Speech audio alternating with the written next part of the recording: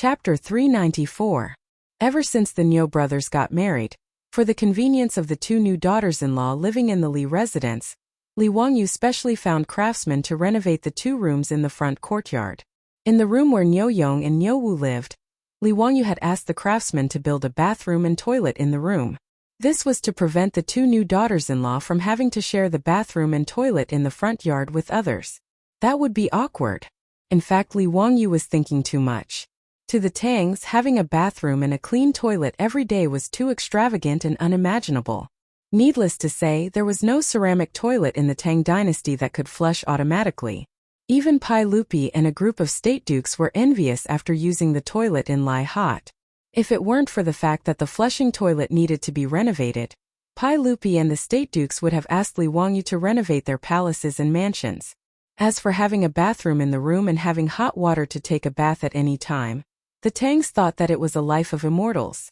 The two daughters-in-law of the Niu brothers who had just entered Lai Hot had made a lot of jokes because of the toilet and bathroom in their mansions. To be able to take a bath with hot water every day, even saints and Empress Zhongsun didn't have such a luxurious life. The Tangs rarely took a bath not because they didn't like it, but because they were limited by their conditions.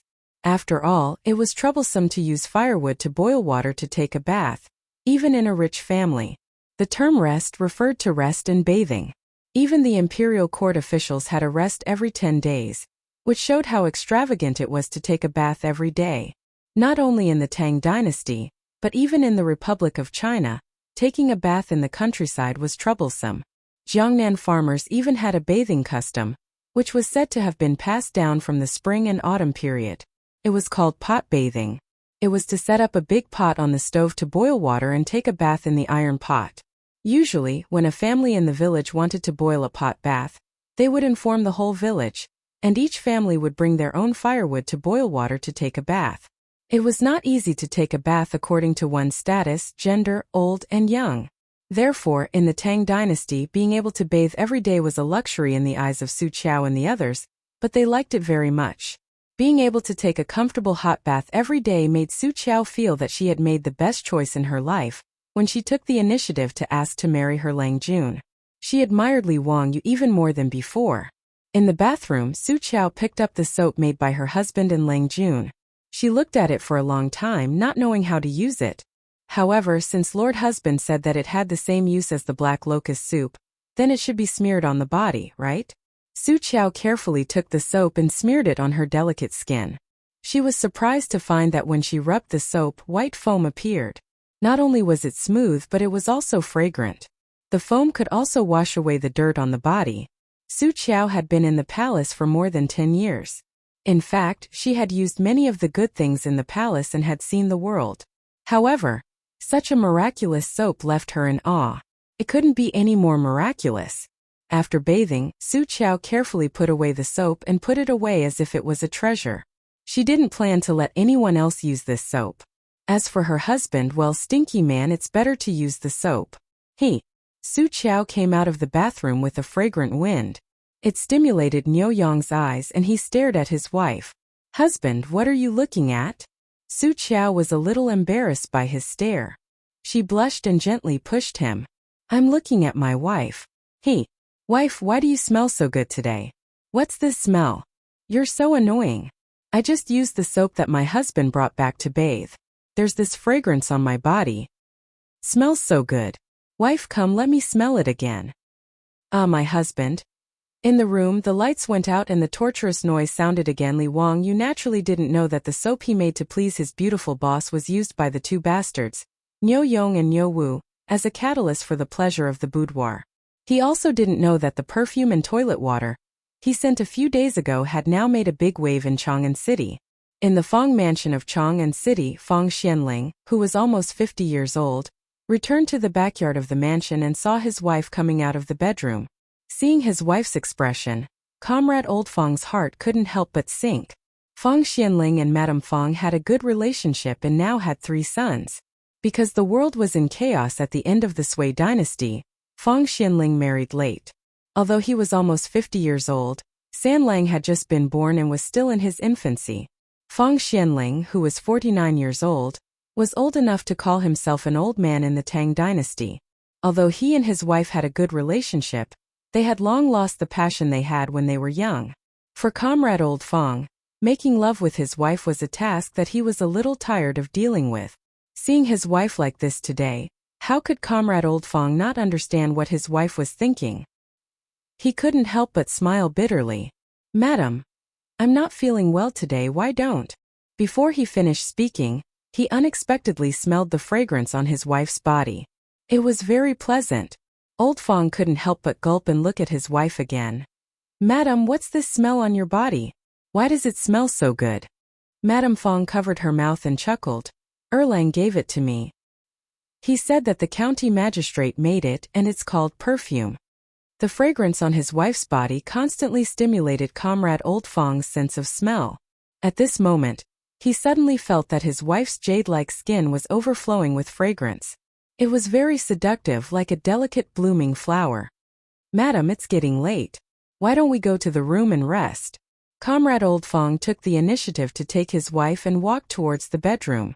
"Husband." That night, the red curtains fluttered and the scene was enchanting. 10 months later, the will of the fourth master of the Fong estate was finally revealed. Li Wangyu's perfume had played an important role in this. In Chang'an City, Li Wangyu only gave toilet water and perfume to the rich. But in Notice Chang'an City, how could there be any secrets? As the rich's old wives lit up the fragrant perfume and went everywhere to attend the noble ladies' gatherings, the perfume made by Huxianzi became a delicious cake in the eyes of these noble ladies. Even Empress Zhongsun, who was in the imperial palace, couldn't help but send an eunuch to Dingzhou village to pass a message and summon Li Wangyu to Li Main Hall after hearing about the perfume. "This nephew greets Aunt. Aunt is in good health. This nephew hasn't seen Aunt for a long time and misses you." I don't think so, right? Does Huxianzi really miss me?" Empress Zhongsun's tone was unfriendly. Even the way she addressed him changed from Zio to Huxianzi, which made Li Wangyu startled. His mind turned like lightning as he thought about how he had offended the empress of the Tang dynasty. However, after thinking for a long time, he felt that he hadn't done anything recently, so why was Empress Zhongsun so dissatisfied? This nephew is wrongly accused. This nephew doesn't know what Aunt is referring to?" Li Wangyu carefully asked. This empress is asking you, why did you give perfume to others and not to me?" Empress Zhongsun's words made Li Wangyu feel as if he was struck by lightning and stood there in a daze. Damn, it was actually the perfume that caused the trouble. Chapter 395. Faced with Empress Zhongsun's censure, Li Wangyu reacted rather quickly. His eyes spun as he hurriedly defended himself. "Aunt, you really have wronged me. It's not that I don't want to give you this perfume. It's just that you can't use it now, so how could I dare to give it to you?" "Oh, why is that?" Empress Zhongsun couldn't help but frown in confusion. "Auntie, you're pregnant now. It's fine to use this perfume normally, but it's not appropriate to use it when you are pregnant. I'm thinking of Uncle's third prince. How could I dare to give this perfume to you?" Li Wangyu's sincere words left Empress Zhongsun speechless. If it wasn't appropriate for pregnant women to use it, then he naturally couldn't be blamed. In reality, Li Wangyu's words were purely to fool Empress Zhongsun. If it was a perfume from the future, pregnant women naturally couldn't use it. Because most perfume contained musk, and musk could cause pregnant women to miscarry, it was naturally not appropriate to use it. However, the petal perfume he made was only made from alcohol, and didn't contain any chemicals. If pregnant women wanted to use it, it wouldn't be much of a problem. This fellow had purely forgotten to send toilet water and perfume to the palace. Hearing that she couldn't use the perfume, Empress Zhongsun couldn't help but feel regret. Even though she was the empress above everyone else, she was still a woman. Perfume naturally had enough allure for her. Fortunately, Li Wangyu still had a way to make up for his mistake. He hurriedly took out an item from his sleeve and presented it with both hands, asking a palace maid to present it to Empress Zhongsun. "Aunt, this is soap that I personally made for you. It can be used for bathing and is several times better than soap soup. After bathing, your body will have a natural fragrance. Please accept it as a token of my sincerity." Li Wangyu was very shameless. Without blushing or skipping a beat, he said that the soap was specially made for Empress Zhongsun. Now his skin was getting thicker and thicker, and this kind of nonsense came out of his mouth. Even the soap that he took out was a sample that he had on him. He had originally planned to go to the eastern and western cities after leaving the palace and find a shop that specialized in making boxes. He wanted to buy some boxes to store soap so that he could use them as gifts. How could Empress Zhongsun know about these twists and turns? She really thought that Li Wangyu was thinking about her. She hurriedly had a palace maid present the soap. The emerald green soap, together with the pattern printed by the mold, looked very pleasing. Zio, thank you for your thoughtfulness. This consort really likes this soap. Empress Zhongsun smelled the light and elegant fragrance of the soap and was very satisfied. Her face that was as cold as ice immediately became as warm as spring flowers blooming. The speed at which Empress Zhongsun changed her face made Li Wangyu almost want to ask her if this was the unique skill of face changing in Sichuan opera. She was Huxian Zi when she didn't give him perfume, and Zio when she gave him soap. What happened to being the mother of the world? What happened to being gentle, kind, and virtuous? Li Wangyu secretly wiped the cold sweat off his forehead. Damn, this woman is too crazy.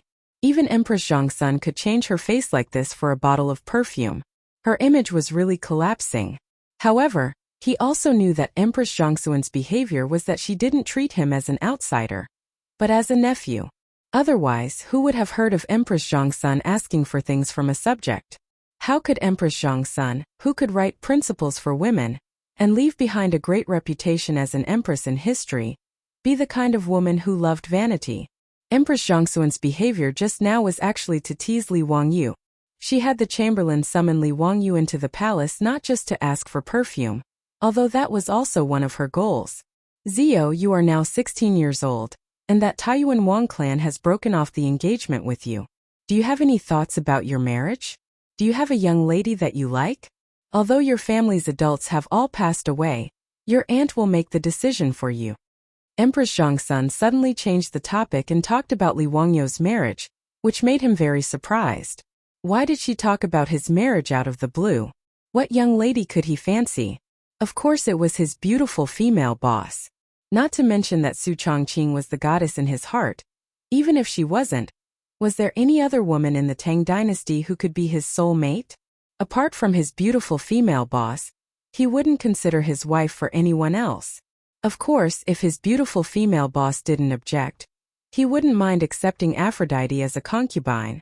Ahem, aunt, my family's adults have only passed away a year ago, and I still need 2 more years to recover, so this matter isn't urgent. Your nephew is still young and isn't in a hurry to get engaged. Li Wangyu casually said. He was well aware that his beautiful female boss was already 24 years old, while his current body was only 16 years old. The age difference between the two was too great, not to mention that his beautiful female boss's current status was unclear. If he directly told Empress Zhongsun that he wouldn't marry anyone other than his beautiful female boss, he was afraid that it would cause a storm.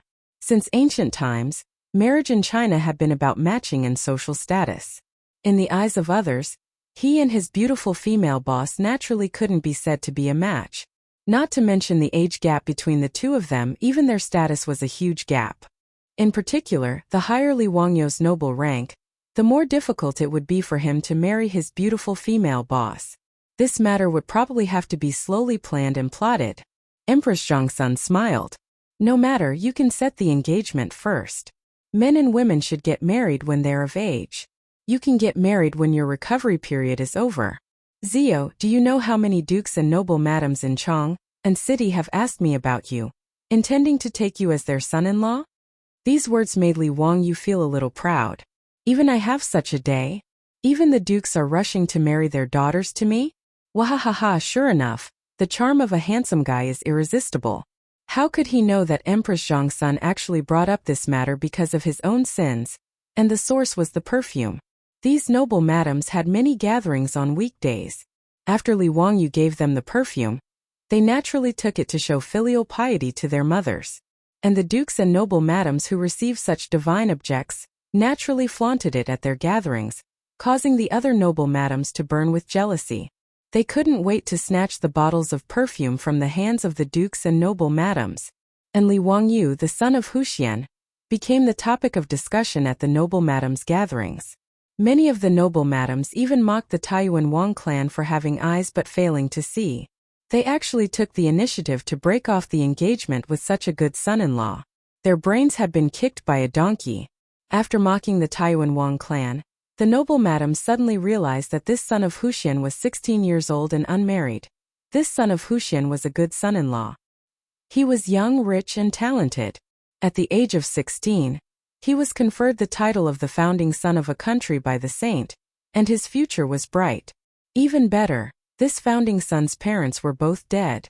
Their daughters wouldn't have to worry about being bullied by their mother-in-law if they married into his family. And if this son of Huxian became their son-in-law, would they have to worry about not having enough perfume? Filial piety couldn't be lacking from the mother-in-law, right? And so, because of a bottle of perfume, Li Wangyu inadvertently became the rich son-in-law, in the eyes of the noble madams. Chapter 396. Li Wangyu no longer had any elders in his household. He had been expelled from the Li clan by Huxian, and everyone knew that the family tree had been changed.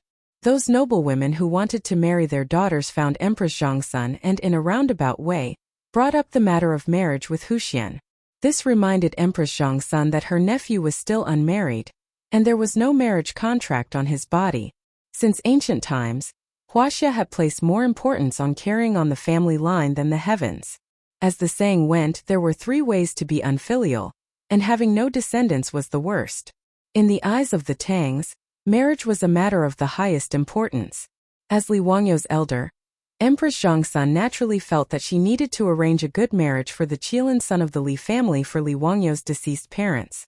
She had the chamberlain summon Li Wangyu into the palace to ask him about his thoughts. If Li Wangyu was interested in a young lady from a duke's residence, then she was naturally willing to propose marriage for Li Wangyu. Li Wangyu quickly shook his head and refused Empress Zhongsun's advice. "And I am still young and do not want to consider marriage for the time being." "Why is that? You are already 16, how can you still be considered young? Your parents are not here, so your uncle and I naturally have to decide on your marriage for you." "Zio, are you too thin-skinned? Embarrassed? Rest assured, I will definitely choose a good match for you. And I really don't want to get married. How about we talk about it 2 years later?" "No. I will discuss this matter with His Majesty. Zio, you don't need to worry about it. I will not harm you and will naturally arrange a good marriage for you. And I really don't want to get married right now, Before Li Wangyu could finish speaking, Empress Zhongsun interrupted him. "Enough, there is no need to talk about this matter. I have my own plans." F***ck. He didn't even have the right to speak about his own marriage. This damned feudal dynasty, was there still any law? Li Wangyu almost forgot that Empress Zhongsun was the law of the Tang dynasty. Seeing that Empress Zhongsun actually had the hobby of being a matchmaker and insisted on setting a marriage contract for him, the cold sweat on Li Wangyu's forehead was about to fall again. Back then, he had finally broken off his engagement with the Taiyuan Wang clan. He did not want to suffer like this again. That day, in order to break off the engagement, he was even expelled by the Li clan of Hu County.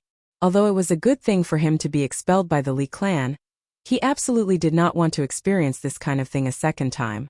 What's more, he wouldn't marry anyone other than a beautiful woman. How could he agree? But he couldn't forcefully refuse Empress Zhongsun, which put him in a difficult position. Li Wangyu's mind spun at the speed of light. He suddenly thought of a poem that seemed to be able to fool Empress Zhongsun and dispel her thoughts of matchmaking him. Thinking of this, Li Wangyu stood up and put his hands behind his back. He looked up at the ceiling of Li Main Hall at a 45-degree angle with a solemn and stirring expression. Empress Zhongsun was bewildered by his actions. What was he trying to do with this posture? Li Wangyu put on a good pose, brewed up his mood, and recited in a clear voice. Bristling with anger, leaning against the railing, the drizzling rain rests. This poem of Yufei's Rivers Run Red was naturally popular in the future. The poem was filled with lofty aspirations and great momentum. Empress Zhongsun couldn't help but be surprised that Li Wangyu suddenly began to recite a poem. Why was this guy reciting a poem when they were talking about a marriage contract? Empress Zhongsun could naturally tell that Li Wangyu's poem was a rare masterpiece. It was a good poem, but what was the meaning of this guy reciting it at this time? Empress Zhongsun couldn't help but want to interrupt him to pull the topic back. and continued to talk about Li Wangyu's engagement. But without waiting for Empress Zhongsun to speak, Li Wangyu opened his mouth again and continued his performance. 16 achievements are dust and soil. 8,000 li of cloud and moon. Don't be idle, your young years are white, empty and sorrowful. Li Wangyu almost didn't recite the 30 achievements are dust and soil line in Yu Fei's original poem. Otherwise it really would be hard to explain. He was only 16 years old. If he recited 30 achievements are dust and soil, how would he explain? The next line, Jingkong's shame has not been wiped away. When will the officials' hatred be extinguished? Li Wangyu was quick-witted and changed it to Wei River's shame has not been wiped away. After all, the change of Jingkong was a matter of 500 years later. It was impossible not to change it. However, his change moved Empress Zhongsun. Although she was a woman, she felt the same way about the Wei River Alliance and felt the same way. Although the Wei River Alliance gave the Tang dynasty a chance to breathe, to be forced to sign the alliance at their doorstep was a disgrace, whether it was Pai Lupi or the officials in the court. When Li Wangyu was reciting the poem, he was also secretly looking at Empress Zhongsun's reaction. Seeing her serious face, he knew that he should be able to smoothly get away, and not let Empress Zhongsun continue to pester him about the engagement. Li Wangyu continued to recite, riding a long carriage, trampling the Helan Mountains, aspiring to eat barbarians' meat, laughing and drinking Xiongnu's blood, waiting to clean up the old mountains and rivers from scratch, facing the heavens. After the river's run red was recited, Li Main Hall was silent. Empress Zhongsun did not know what to say. As for the palace maids and servants, their faces were filled with emotions as they looked at Li Wangyu. Li Wangyu looked at Empress Zhongsun seriously and bowed. He suddenly raised his voice. Your Highness, the Turks have not been wiped out, so how can we have a family? This was a famous line by Hua Tsubing. The Xiongnu have not been wiped out, so how can we have a family? However, Li Wangyu directly changed it to Turks, which was quite appropriate. As soon as he said, the Turks have not been exterminated, how can we establish our home? Someone outside the hall applauded. Good. What a good, the Turks have not been wiped out, so how can we have a family?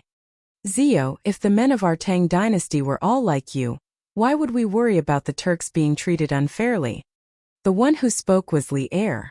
After he had left court, he had heard the eunuch report that Empress Zhongsun had summoned Hu Xianzi for an audience. He knew that it was his wife who had said that she was going to talk about marriage for Li Wangyu. Pai Lupi had nothing to do, so he wanted to join in the fun. He wanted to discuss with Empress Zhongsun to see which duke's wife was suitable for Li Wangyu. When he arrived at Li Main Hall, without waiting for the eunuch to announce his arrival, he heard Li Wangyu reciting poetry in the hall. Pai Lupi quickly stopped the servant from speaking while he stood outside the hall to eavesdrop. When he heard Li Wangyu say, the shame of the Wei River has not been washed away, Pai Lupi could not help but clench his fists and frown. After Li Wangyu finished reciting Rivers Run Red, Pai Lupi was stunned. He was so shocked by the solemn and stirring of the poem that goosebumps appeared all over his body. He was speechless for a long time. It was only when Li Wangyu said, the Turks have not been destroyed, how to build a family, that Pai Lupi could no longer hold back and repeatedly clapped and cheered. Only then did everyone in the hall notice. Seeing that Pai Lupi had arrived, Li Wangyu quickly bowed. Nephew greets uncle. Zio, copy down the short sentences you recited just now. I want to hang it in the legislative hall and study it every day. Pai Lupi laughed heartily and patted Li Wangyu's shoulder. He was very pleased. He then turned to Empress Zhongsun. Guanyin maid, this brat has already said these words. Don't force him anymore. Let's talk about the marriage later. Since Pai Lupi had already said this, Empress Zhongsun could only nod helplessly. Chapter 397. Li Wangyu heaved a sigh of relief when he saw that his performance had finally used the feelings of family and country to fool Empress Zhongsun. As long as she didn't force him to get married, however, Li Wangyu began to worry in his heart again. His marriage was always a hidden danger. Even if it didn't explode now, what excuse could he use to fool Empress Zhongsun in 2 years? In history, in the 4th year of Zhongguan, the Tang dynasty had conquered the Turks, and Pai Lupi was respectfully called Heaven Khan by the chiefs of various tribes in the northwest. At that time, could he still talk nonsense about the shame of the way river has not been washed away? Moreover, he still had to give an explanation to his beautiful boss. He couldn't keep delaying it like this. Li Wangyu was also well aware that this was the reason why his beautiful boss was neither close nor distant to him. The two of them had never had an intimate relationship. Pai Lupi and Empress Zhongsun would certainly not agree to him marrying his beautiful boss. Now, both Li Wangyu and his beautiful boss were very clear about this point. It was just that Li Wangyu had been pretending not to see before, thinking that this matter was still very far away. Until today, when Empress Zhongsun mentioned marriage, he finally had a glimmer of understanding. It turned out that he had been pretending to be an ostrich, burying his head in the sand. He thought that there would always be a solution to the matter between him and his beautiful boss, and they would cross the bridge naturally. But now it seemed that he was just deceiving himself.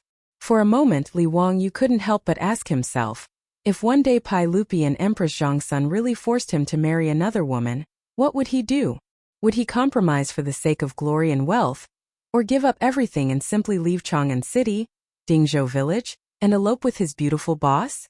It seemed that the only answer was, as long as Li Wangyu thought about marrying another woman and causing his beautiful boss to leave him heartbroken, he faintly felt a tearing pain in his heart. Would he be willing to let go of Su Chongqing? No, absolutely not. Since that was the case, what else did he have to worry about? In the worst-case scenario, he would be roaming the world with his beautiful boss. Li Wangyu suddenly felt that he was really a pig.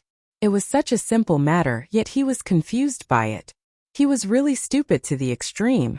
What bullsh *T founding county? What bullsh *T noble title? Did he care for that? Having thought this through, Li Wangyu almost laughed out loud in the Li main hall. He couldn't wait to rush back to Dingzhou Village and loudly tell his beautiful boss that he loved her. *CK the founding county. If he had to make a choice, there was only one choice in his heart. Understanding this, the stone that had been pressing down on Li Wangyu's heart, because of Empress Zhongsun's words, fell to the ground. He immediately felt like the clouds had been lifted and the sun had been seen. Li Wangyu grinned foolishly. After exchanging a few words with Pai Lupi and Empress Zhongsun, he asked to leave the palace. Outside the Taiji Palace, Niu Wu was waiting for him. Seeing his Lang Jun grinning foolishly, he was also confused. Why did he suddenly become hysterical all of a sudden? How could Li Wangyu care about what Niu Wu thought at this time? Without saying much, he directly called Niu Wu back to the residence. The two galloped back to Dingzhou Village. Seeing that his beautiful boss hadn't returned yet, Li Wangyu chased everyone in the residence, including Aphrodite and Perrin, out of the backyard. He made it clear that apart from his beautiful boss, no one else was allowed to enter the backyard without his orders. In response, Perrin pouted so hard that an oil bottle could be hung from her mouth. She looked at her Lang Jun with an aggrieved expression, but Li Wangyu didn't care about this little lass's thoughts at this time. After chasing everyone out of the backyard, he started to get busy. At sunset, his beautiful boss, who had been busy all day in Chang'an City, returned to the residence. To her surprise, she found Aphrodite and Perrin sitting in the central room in a daze. "Hey you two, what are you doing? Where's Li Wangyu?" "Sister Chongqing, Lang Jun chased us all out. He said that you're the only one who can enter the backyard today. Even we aren't allowed to go in." "Humph, Lang Jun must be doing something shameful in the backyard. Big sister Chongqing, you should go and take care of him." Seeing her beautiful superior, Pei Lan immediately pouted and began to complain. Aphrodite only snickered at the side. She seemed to have noticed something, but didn't say anything. The beautiful boss was stunned. She didn't know what was wrong with Li Wangyu today. Why did he chase Aphrodite and Perrin out of the backyard? She curiously walked to the backyard. "I'll go see what he's doing." Entering the backyard, the beautiful boss noticed that the methane lamps in the backyard weren't lit, and the yard was a little dark. Then she noticed that there was a long table in the backyard covered with a white tablecloth and a few lit candles. Before the beautiful boss could react, music rang out in the backyard, accompanied by Li Wangyu's singing. Sitting back to back on the carpet, listening to music and talking about wishes, "The most romantic thing I can think of is to grow old slowly with you." Li Wangyu played music on his phone and sang a love song. He gazed at his beautiful boss lovingly and slowly walked in front of her from the darkness. At this moment, Su Chongqing finally understood what he was doing. She couldn't help but cover her mouth with her hand as tears vaguely flickered in her eyes. After singing a love song, Li Wangyu looked at the beautiful woman in front of him very seriously and said word by word, "I'm sorry, Chongqing. I've always been a fool. I've never told the person I love the most that I love her, and I've never promised her anything. Are you willing to forgive me for being a fool?" Su Chongqing was speechless at this point. She couldn't stop the tears in her eyes from flowing down. She bit her tender red lips and kept nodding her head. "Chongqing, from now on, I'll only love you and spoil you. I won't lie to you and I'll do everything I promise you. Every word I say to you is from the bottom of my heart. I won't bully you, scold you, and believe in you. If someone bullies you, I'll be the first to help you. If you're happy, I'll be happy with you. If you're unhappy, I'll make you happy. I'll always think that you're the most beautiful. I want to see you even in my dreams because you're the only one in my heart." After Li Wangyu finished his mushy words of love, the beautiful boss who was moved to tears just now couldn't help but laugh through her tears. She kept pounding her fist on Li Wangyu's chest. "You're so annoying. If you have the ability, don't say movie lines. I don't believe it." Before she could finish her words, her red lips couldn't make a sound. Li Wangyu directly covered her red lips with his lips. The breath full of male hormones hit her in the face, making the beautiful boss suddenly widen her eyes and her body unconsciously stiffen. However, the beautiful boss didn't push Li Wangyu away. She just slowly wrapped her arms around Li Wangyu's neck. At this moment, the moon seemed to be blushing and retreating behind the clouds. And at the backyard's courtyard door, two heads sneakily popped out. Chapter 398. Li Wangyu hugged and kissed his beautiful superior. They were deeply in love. For a moment, the two of them were kissing passionately in the backyard, while Avro and Perrin, who were peeping at them from the side, were dumbfounded. Since ancient times, there have been very few kissing in China. The word kiss referred to the lips, and just like the word lips, it was a noun and not a verb. Not to mention, Li Wangyu and his beautiful boss were kissing in such a French manner that Avro and Perrin couldn't help blushing, but they didn't even blink as they stared fixedly at the two in the backyard. Unable to control himself, Li Wangyu reached out to lift his beautiful boss up by the waist and returned to the room to continue the indescribable act. But who would have thought that before he could lift his beautiful boss up, he would cry out in pain and almost fall to the ground. 3 exclamations of surprise rang out in the backyard. His beautiful boss hurriedly reached out to support Li Wangyu, while Aphrodite and Perrin, who were peeping from the door of the backyard, couldn't care less about hiding their whereabouts when they saw that their Lang Jun almost fell down. Their exclamations gave their beautiful boss a fright again. Su Chongqing's face turned as red as a piece of cloth when the two of them were having an intimate moment with Li Wangyu in the backyard, and were being watched by the 2 women at home. Fortunately, there were only a few candles on the candlesticks in the backyard, so Pei Lan and Aphrodite didn't notice the redness on her face. "What are you two doing sneaking around? Hurry and help Wangyu into the room. He seems to have sprained his waist." Li Wangyu, on the other hand, really couldn't even straighten his back at this moment. He sprained his waist. In his excitement, he had wanted to princess carry his beautiful boss, but he had forgotten that his current body wasn't the original one from his previous life. Not only was he 16 years old, more importantly, he had never exercised his body and was unbelievably thin and weak. As for his beautiful superior, no matter how light her body was, she was still around 100 pounds. How could his thin and weak body carry her? In the end, Li Wangyu failed to do what he wanted to do, and unfortunately he was lying on the bed groaning. Regarding this, no matter how thick-skinned Li Wangyu was, he felt his old face burning and was too ashamed to face anyone. The beautiful boss held back her laughter and quickly sent someone to the back of the mountain to show the microscopic world, and invite the old Taoist priest, Sun Simiao. Hearing that Huxianzi had sprained his waist, Sun Simiao hurriedly brought his disciple Lu Shunwei to lie hot. After a round of diagnosis, he gave Li Wangyu an acupuncture treatment. He then took out the medicine he had concocted himself and had Lu Shunwei wrap it around his waist. "Alright, Hu Xianzi is fine. He just needs to rest for a few days. Sun Simiao gave his beautiful superior a few more instructions before leading Lu Shanwei back to the Taoist temple. Humph, let's see if you can still be naughty. Now you're obedient. His beautiful superior couldn't help but laugh. Li Wangyu felt even more ashamed to face anyone. He didn't say anything and turned his head to face the wall to reflect on his past. He made up his mind that once his waist was healed, he would have to start exercising. Otherwise it would be too embarrassing. The original owner of this body was simply a good-for-nothing who couldn't distinguish between physical activity and food. He was despised. When the rich playboys found out that Li Wangyu had sprained his waist, they all came to visit him with all kinds of medicine.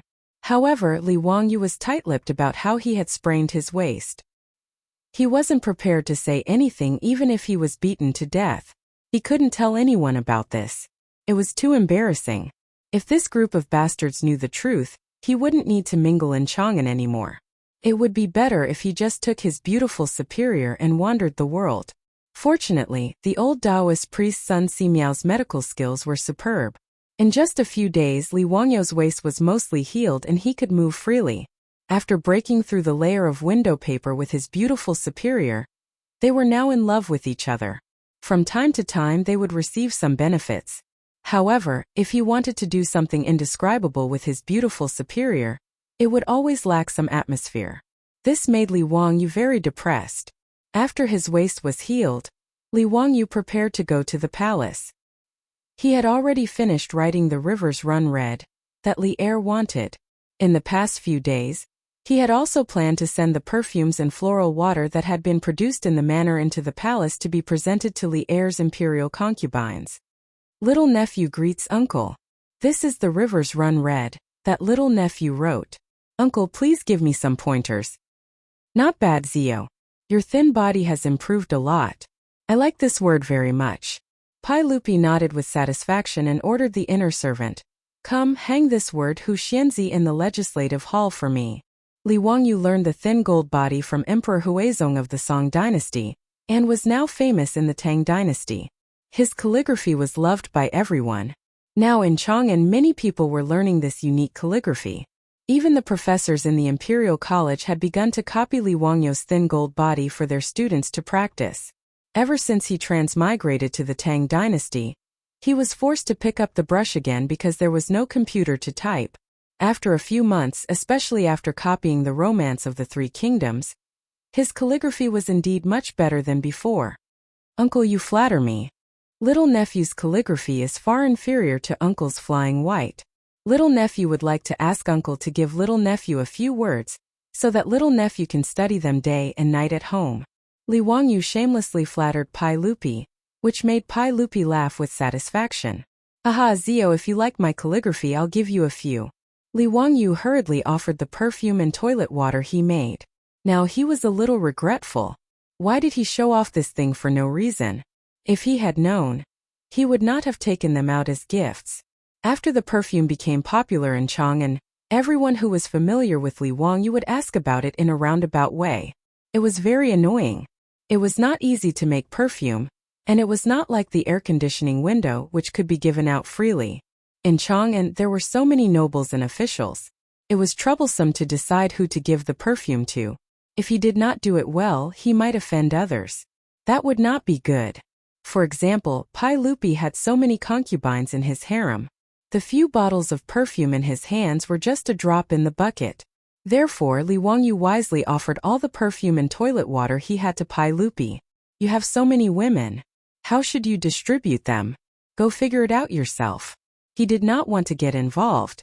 Pai Lupi still did not know what kind of trouble these bottles of perfume would cause in his harem. He did not think much of it and had the eunuchs accept them. Seeing Pai Lupi accept the perfume, Li Wangyu also let out a sigh of relief. He chatted with Pai Lupi for a bit more and planned to leave the palace. Before he could speak, he saw an eunuch stumble in from outside the Hall of Government. He knelt on the ground and panted as he said, Sir, everyone, His Highness the Crown Prince suddenly has an unbearable pain in his abdomen. Everyone quickly go take a look. When Pai Lupi heard this, he jumped up and even knocked the brush and inkstone on the table in front of him to the ground. What did you say? What happened to Changqian? Why does his abdomen hurt? Quickly call for a doctor from the Shangyao Bureau. I've already sent someone to the Shangyao Bureau to recruit a doctor into the palace. Her Highness the Empress has already gone to the Eastern Palace. The eunuch did not dare to raise his head as he replied with his head on the floor. Pai Lupi did not have time to pay attention to him, and prepared to go to the Eastern Palace to see his son. Hearing that Li Wangyu was sick, Li Wangyu hurriedly said, "Uncle, I will also go see Chengqian." Pai Lupi nodded and turned his head to hurry to the Eastern Palace. Li Wangyu hurriedly jogged after him. Chapter 399. In the Xianda Hall of the Eastern Palace, it was a complete mess. Under the command of the doctors of the Shangyao Bureau, the eunuchs and palace maids were running around in a panic. When Pai Lupi led Li Wangyu and a group of eunuchs to the Xianda Hall, the pregnant Empress Zhongsun had already arrived. The group of eunuchs and palace maids hurriedly bowed to Pai Lupi. At this time, Pai Lupi was not in the mood to care about this. He impatiently waved his hand at the crowd and then looked at Empress Zhongsun. "Guanyin servant, how is Chengqian? Why does his stomach hurt all of a sudden?" Chinxia also does not know. Just now, the eunuchs of the Eastern Palace came to report that Chengqian's stomach was in unbearable pain. Chinxia hurriedly sent people to summon the imperial physician and doctors of the Shangyao Bureau. Right now they are still treating him. Empress Zhongsun also appeared very panicked. She had been 7 or 8 months pregnant and her body was not well. Now that she suddenly heard the news of her son's illness, her face paled and she appeared very haggard. Pai Lupi felt sorry for his wife. Seeing Empress Zhongsun like this, he hurriedly called for palace maids to help Empress Zhongsun sit down. "Guanyin servant, it is very inconvenient for you to be pregnant. Why don't you return to Li Main Hall to rest? With me here you do not need to worry." "No, Chunxia will not leave. Chengqian's illness is unknown. How can Chunxia leave?" Empress Zhongsun naturally did not want to leave. Even though she had already given birth to 2 sons and a daughter, and was pregnant herself, Li Chengqian, the eldest son, was still her favorite. Seeing Empress Zhongsun say this, Pai Lupi could only compromise. All right, Guanyin servant, do not panic. Chengqian will be fine. Maybe he just ate something bad. It is not a big problem." Li Wangyu also comforted her. "And do not worry. Chengqian is blessed by the heavens. Also, I know a bit about physiognomy. Chengqian does not have the physiognomy of an unlucky life. Nothing will happen." He dared to say this because in history Li Chengqian had lived well. Although Li Wangyu didn't live for long, only 26 years old, Li Chengqian was only 9 years old now. Li Wangyu naturally didn't think that his life was in any danger. There were many reasons for a child's abdominal pain, but Li Wangyu thought that it was probably the same as Pai Lupi's guess. It was probably just a stomachache. Recalling history, it seemed that Li Chengqian would fall seriously ill in a few years. It was recorded in the old book of Tang. Chengqian was first afflicted with foot problems, making travel difficult. At this time, Li Chengqian's 4 limbs were healthy, and there was no problem with his legs. Li Wangyu looked at the historical analysis of the later generations, and guessed that Li Chengqian might have fallen sick in the 7th year of Zhengguan, causing his legs to be unable to move. In any case, Li Chengqian lived until Zhengguan's 18th year before he died of depression in Guizhou. Now that it was the 2nd year of Kai Zhengguan, Li Wangyu naturally dared to say such words. However, something that surprised Li Wangyu happened. The Shangyao Fingyu of the Shangyao Bureau had a bitter expression as he walked out of the hall, and knelt down in front of Pai Lupi and Empress Zhongsun. "Reporting to Your Majesty, Your Highness, this subject has investigated the Crown Prince's illness. It is intestinal obstruction. This subject is incompetent. This illness is incurable." This Shangyao Fingyu's name was Gung Hong, and he was in his 50s. He was the highest official in the Shangyao Bureau, a lower 5th rank official. The Shangyao Fingyu was normally appointed by the imperial family to be in charge of the imperial family's medical treatment. Gung Hong was also a famous doctor in the Tang dynasty. Although he couldn't compare to Sun Simiao, he was still quite famous. Hearing Gung Fingyu say that her son had intestinal obstruction, Empress Zhongsun's face instantly lost all color, becoming as white as paper. Her body swayed a few times, and just as she was about to fall, Pai Lupi hurriedly reached out to support her. At this time, Pai Lupi's eyes were also filled with anger, as if he wanted to devour someone. What did you say? Our crown prince even came to greet us today, so how did he get this intestinal abscess? We order you to quickly treat the crown prince. If there is even the slightest mistake, we will skin you alive. Your Majesty, this intestinal obstruction, this subject obeys the decree. Gung Fengyu still wanted to explain what intestinal obstruction was. However, seeing Pai Lupi's frightening appearance, he didn't dare to say anything else. He scrambled back into the hall to discuss with the other doctors of the Shangyao Bureau how to treat the crown prince. Empress Zhongsun cried out in pain. She broke free from Pai Lupi's arm and stumbled back into the hall. Pai Lupi was afraid that something would happen to her body, so he hurriedly chased after her. The group of eunuchs and palace maids behind him also followed like a swarm of bees. When Li Wangyu heard the Shangyao Fengyu's words, it was as if he was struck by lightning, and he stood there dumbfounded. What the hell? What happened? How could Li Changqian have intestinal obstruction? There was no record of it in the history books. Intestinal obstruction was appendicitis, and in ancient times, it was an incurable disease. Although there were many vague records in the ancient texts that said that intestinal obstruction could be treated, Chinese medicine did not have this ability. In the modern era, appendicitis was just a minor operation that even fourth-year medical students could easily perform. However, in an era without Western surgery, intestinal carbuncle was definitely an incurable disease. But how could Li Changqian have appendicitis? If Li Changqian had contracted appendicitis in history, how could he have lived until the 18th year of Zhongguan? And how could he have colluded with Hou Junji to rebel? Li Wangyu's mind was blank, and it took him a long while to come back to his senses and run into Xianda Palace. In the bedchambers of Xianda Palace, Empress Zhongsun was sobbing next to the spacious bed. Doctors, eunuchs, and palace maids were kneeling next to the bed, and the atmosphere was extremely oppressive. Li Wangyu rushed over to check on Li Changqian's condition. The crown prince of the Tang dynasty had his eyes closed and was motionless. His forehead was covered in sweat from the pain, and he had already lost consciousness.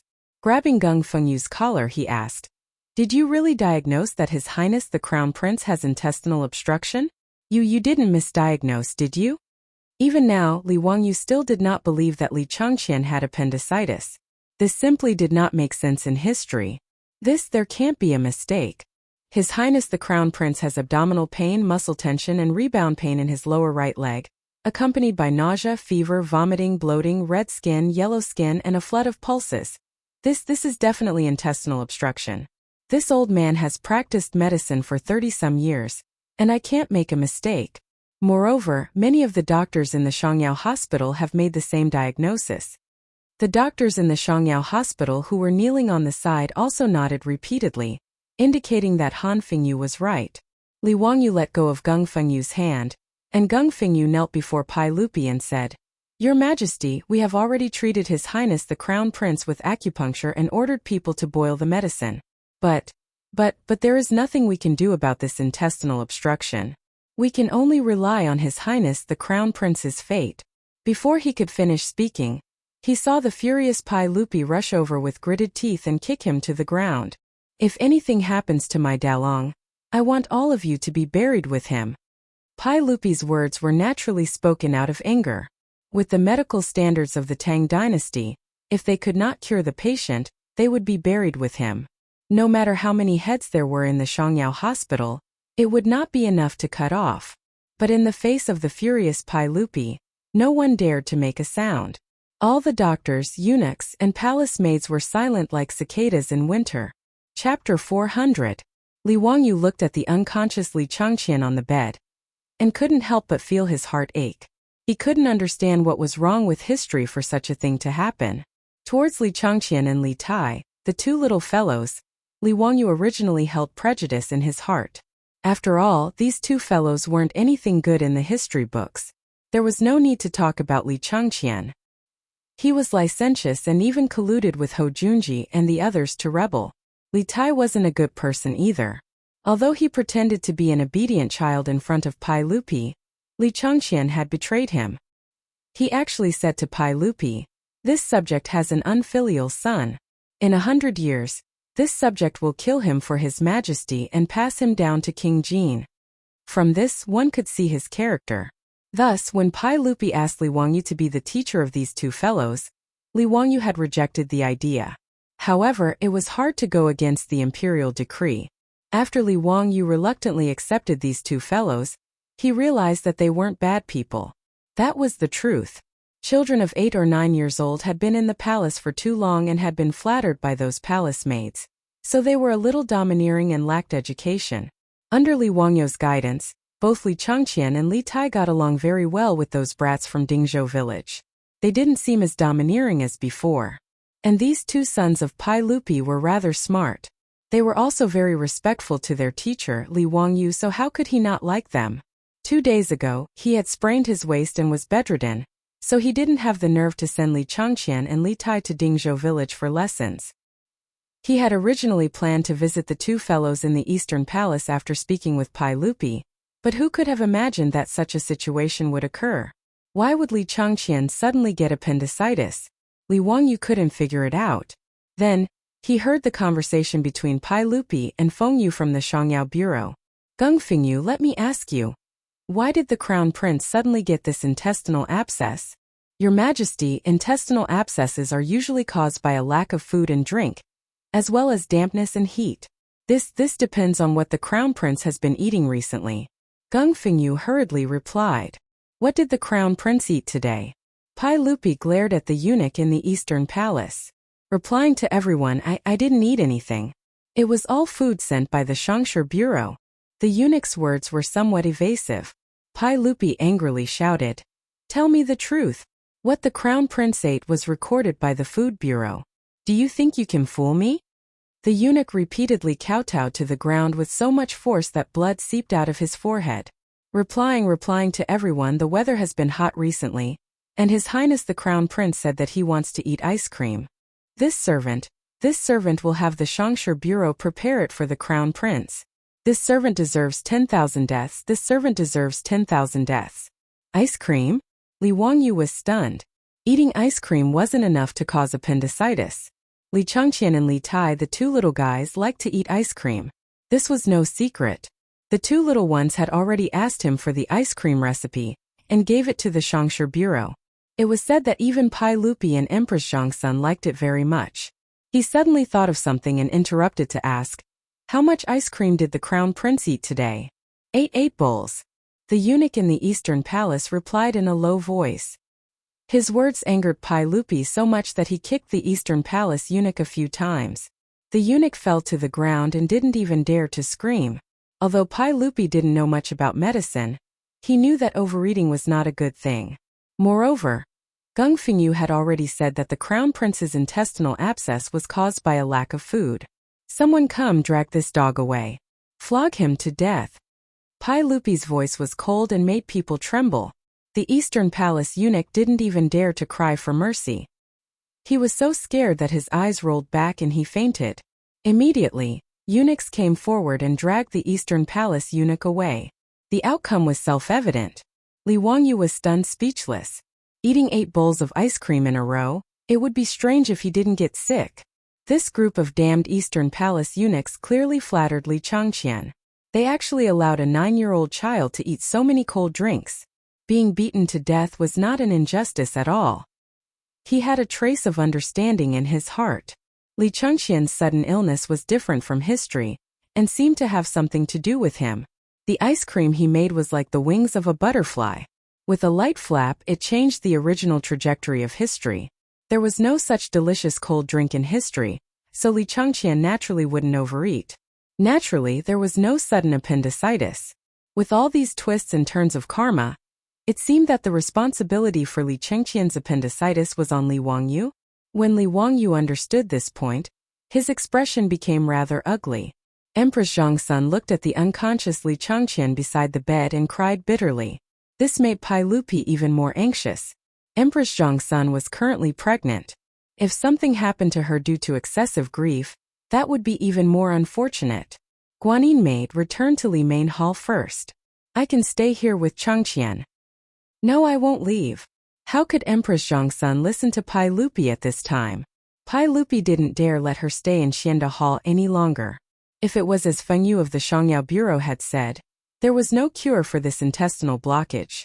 If he let Empress Zhang's son watch Li Changqian die prematurely, who knew what would happen? Come, escort the Empress back to Li Main Hall.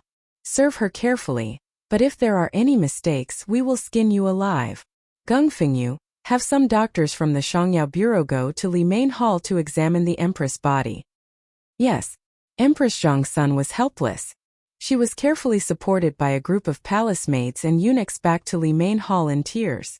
At this time, Li Wangyu was extremely conflicted. Looking at Li Changqian's current situation, it was clear that Feng Yu and the doctor's diagnosis was correct. It should be because he suddenly ate too many cold drinks that caused acute appendicitis. He vaguely remembered that he had once seen a report saying that a certain hospital had treated more than 20 patients with acute appendicitis in a short 2 months. Most of them were youths between 5 and 15 years old. The reason was because they ate too many cold drinks during the summer, so the public was reminded not to give children too many cold drinks during the summer. In the modern world, acute appendicitis required surgery, but this was the Tang dynasty. Who could operate on Li Changqian? Li Wangyu admitted that he didn't have this ability. He had seen some time-traveling TV dramas where the main character didn't care about the consequences and would cut open someone's stomach and use a knife. He felt that it was incomparably absurd. If it was so easy to save someone, would there be a need to study clinical medicine for 5 years? If Li Wangyu was given a scalpel and had him go to the operating table, then it would be better to directly inform the patient's family and arrange a funeral. However, if he didn't do the surgery, Li Changqian's chances of survival were extremely slim. If he didn't do anything and just watched Li Changqian die, Li Wangyu was afraid that his conscience wouldn't be at ease for the rest of his life. This was neither right nor left. Li Wangyu was so aggrieved that he almost wanted to bang his head against a pillar. Just as he was feeling conflicted, his hand suddenly inadvertently touched the dagger at his waist. The item inside reminded him. Li Wangyu's eyes couldn't help but light up. Chapter 401. Li Wangyu felt that there were a few pieces of crystals in the box. The medicine king, Sun Simiao, had entrusted these crystals to him to help make microscopes. Today, Li Wangyu had brought them with him to Chang'an. He planned to go to the eastern and western cities after leaving the palace to see if there were any shops that specialized in grinding crystals. When he felt the crystals, he thought of Sun Simiao. Although Sun Simiao didn't know how to perform appendicitis surgery, he knew that Sun Simiao had some surgical skills based on the fact that he had removed the rotten flesh from Niu Yang's wound and stitched it up. Since Sun Simiao knew how to debridement, suture, and bandage a broken intestine, he could try to let Sun Simiao perform surgery on Li Changqian. At least it was better than watching Li Changqian die in pain in front of him. However, the risk of doing so was extremely high. If Sun Simiao's surgery failed, Pai Lupi would blame him. He couldn't afford to take the blame.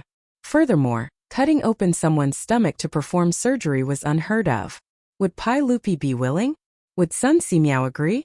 Li Wangyu hesitated and opened his mouth for a long time, but he didn't know how to tell Pai Lupi his thoughts. Just as he was hesitating, he heard Feng Yu from the medicine bureau whisper to Pai Lupi, "Your Majesty, we have already performed acupuncture on His Highness and given him medicine. However, His Highness's pulse is getting weaker and weaker. I'm afraid it will be difficult to save him. We are willing to die 10,000 times. Your Majesty, please be prepared." Hearing this, Pai Lupi's body couldn't help but shake. A line of tears rolled down his face. When he heard Feng Yu and the doctor say that his eldest son had an intestinal abscess, he had already guessed the result. Pai Lupi sadly sat beside Li Changqian's bed and reached out to hold Li Changqian's burning hand. After a long time, he ordered in a hoarse voice, "If His Highness dies, don't tell the Empress for now. The Empress is pregnant and shouldn't be agitated. Do you understand?" Yes. Inside the Xianda Hall, the eunuchs and maids all knelt on the ground. From time to time, the sound of weeping could be heard. The hall was filled with a mournful atmosphere, as if Li Changqian had already died. At this point, Li Wangyu did not have time to think too much. He suddenly said, "Uncle Changqian can still be saved." His words shocked Pai Lupi so much that he raised his head abruptly. He stared at him and asked word by word, "Zio, what did you say?" "I said Changqian can still be saved." Zio, you know medicine? How to treat it? Pai Lupi grabbed Li Wangyu's shoulder and said anxiously. Li Wangyu shook his head. I don't know anything about medicine, but the old immortal Sun Simiao does. Uncle, have you forgotten that old immortal Sun is currently in Dingzhou village? Pai Lupi was stunned when he heard this, and then he was overjoyed. Zio, why didn't you remind me earlier? Come, quickly go to Dingzhou village in Hu County and summon Sun Simiao into the palace to save the crown prince. Uncle, I'm afraid others are not familiar with the way and will waste time. My troops are outside the palace. Let him go. Pai Lupi nodded. I will have the palace guards and eunuchs go with him. They have to be quick. Let the horses from the palace gallop along Vermilion Bird Avenue. Li Wangyu nodded. I still have some things that I need my troops to bring to save Changqian. After he finished speaking, he pulled over an eunuch and asked for a brush and paper. He quickly wrote down some things he needed on the paper and handed it to the eunuch. Following Pai Lupi's order, the palace guards and eunuchs immediately rushed out of the palace gates. After meeting up with Niu Wu, a few strong horses galloped directly onto the wide imperial road in the middle of Vermilion Bird Avenue and galloped south. Uncle, don't worry. Old immortal Sun will definitely be able to save Changqian. Li Wangyu comforted. I hope so, Sai. Pai Lupi sighed deeply. Even though Pai Lupi was the emperor of the Tang dynasty, he had no choice but to place his hopes on Sun Simiao. Inside Xianda Palace, Geng Fingyu's expression became a bit ugly after Li Wangyu mentioned Sun Simiao's name. As the highest-ranking official of the Shangyao Bureau and a lower fifth-rank official of the Tang dynasty, he did not have a good impression of Sun Simiao. On one hand, they were rivals in the same field, and Sun Simiao's reputation among the people was much higher than his. On the other hand, Sun Simiao had once threatened his position. In the 9th year of Wuda, Pai Lupi had once invited Sun Simiao into Chang. He wanted to give Sun Simiao the title of nobility and give Sun Simiao the responsibility of the Shangyao Bureau, but Sun Simiao refused. Since then, Sun Simiao had become the name that Geng Fingyu did not want to hear the most. Now that the crown prince was critically ill and the Shangyao Bureau was helpless, Hu Xianzi had actually recommended Sun Simiao to Pai Lupi at this time. Geng Fingyu could not help but feel even more stifled. He could not help but say, Your Majesty, forgive me for speaking so boldly, but even Sun Simiao might not be able to save His Highness the Crown Prince. This intestinal blockage is an incurable disease. Apart from the legendary Hua Tuo, who can cure intestinal blockages, no one has ever heard of anyone being able to save someone with intestinal blockages. The medical books have recorded Hua Tuo's divine prescription for intestinal blockages. We have already made medicine according to this prescription and fed it to His Highness the Crown Prince, but there was no effect. I'm afraid. Before he finished speaking, Li Wangyu could not help but interrupt. Shut up. It's fine if you're useless, but what do you mean by saying that His Highness the Crown Prince is incurable? Geng Fingyu had always been like a crow, saying that Li Changqian was incurable. He had even told Pai Lupi to prepare for the funeral in advance. Li Wangyu had long since been annoyed by his words. Now that he had sent someone to invite Sun Simiao, he was blabbering on and on about how Sun Simiao could not cure Li Changqian. It really made people want to beat him up. When Pai Lupi kicked Geng Fingyu, Li Wangyu felt that the old man did not have it easy. Now he felt that Pai Lupi's kick was too light. How can you humiliate this old man like this? Hu Xianzi, this old man is also a fifth-rank official. I have practiced medicine for more than 30 years and have saved countless people. How can I be incompetent? Geng Fingyu immediately exploded when he heard Li Wangyu's words. He then knelt before Pai Lupi and spoke in an aggrieved and tearful voice. Your Majesty, please see clearly. Ever since this subject took over the Shangyao Bureau, I have not dared to slack off in the slightest. This subject naturally hopes that His Highness the Crown Prince will be healthy. However, this intestinal abscess is difficult to cure with medicine. This subject is not incompetent. Please see clearly, Your Majesty. Pai Lupi's mood was irritable. Even though he knew that intestinal abscess was incurable, as Li Changqian's father, how could he not have a glimmer of hope in his heart? He naturally hoped that Li Wangyu's words would be true, and that Sun Simiao could save his eldest son. Alright, what's the point of saying all this now? Continue to treat the crown prince. Everything can be discussed after Sun Simiao arrives. Pai Lupi's words left Gung Fengyu speechless. He could only shut his mouth. However, his gaze towards Li Wangyu carried a bit of resentment. Li Wangyu naturally could not be bothered to pay attention to Gung Fengyu. He walked to the side and beckoned for an internal eunuch to come over. His words caused the internal eunuch's expression to become somewhat hesitant. However, when he saw the restless Pai Lupi, he did not dare to report. He could only comply and turn around to leave the hall. Chapter 402. While Pai Lupi and Li Wangyu waited anxiously, Sun Simiao finally arrived at Taiji Palace 3 hours later. Even though the old Taoist's body was quite good, he was still an old man in his 90s. By the time he reached Taiji Palace, Sun Simiao was so tired that he almost fainted. With Pai Lupi's orders, Taiji Palace's imperial guards didn't dare stop Sun Simiao's group. They directly rushed to the Eastern Palace's Xianda Hall. Hearing that Sun Simiao had arrived, Pai Lupi and Li Wangyu immediately came out to welcome him. "Thank you for your trouble, Minister Sunday. The Crown Prince is critically ill. Please treat him quickly." Sun Simiao didn't bother with pleasantries. He casually cupped his hands toward Pai Lupi and quickly walked into the hall.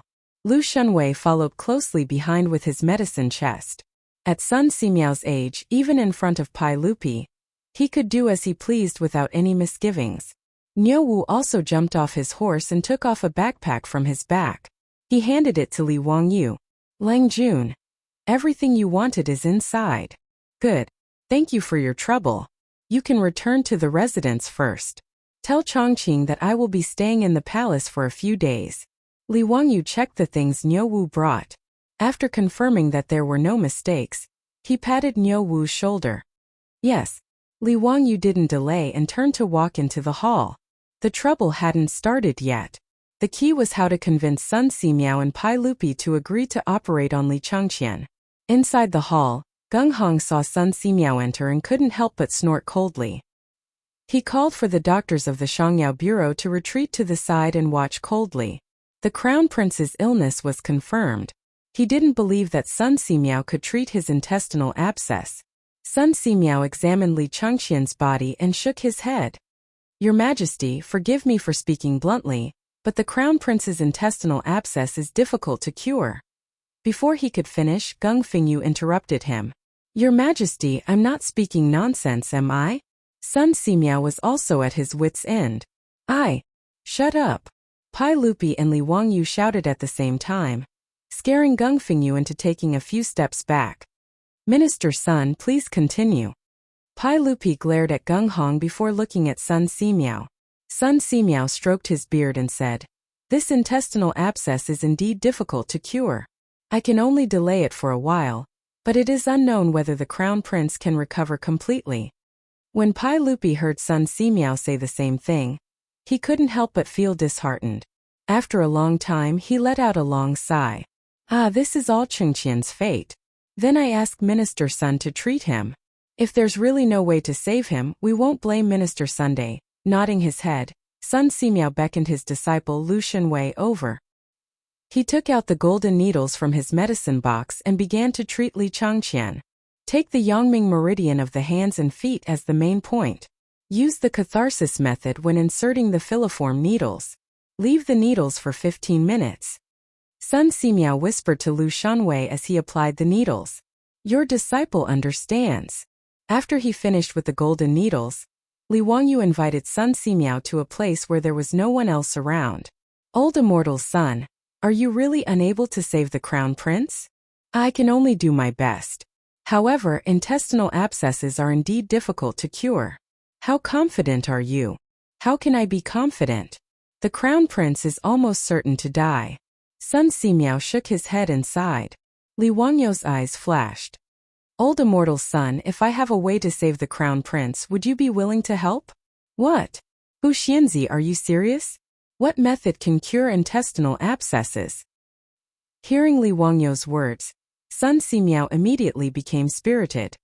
"May I ask old immortal Sun, what is intestinal abscesses?"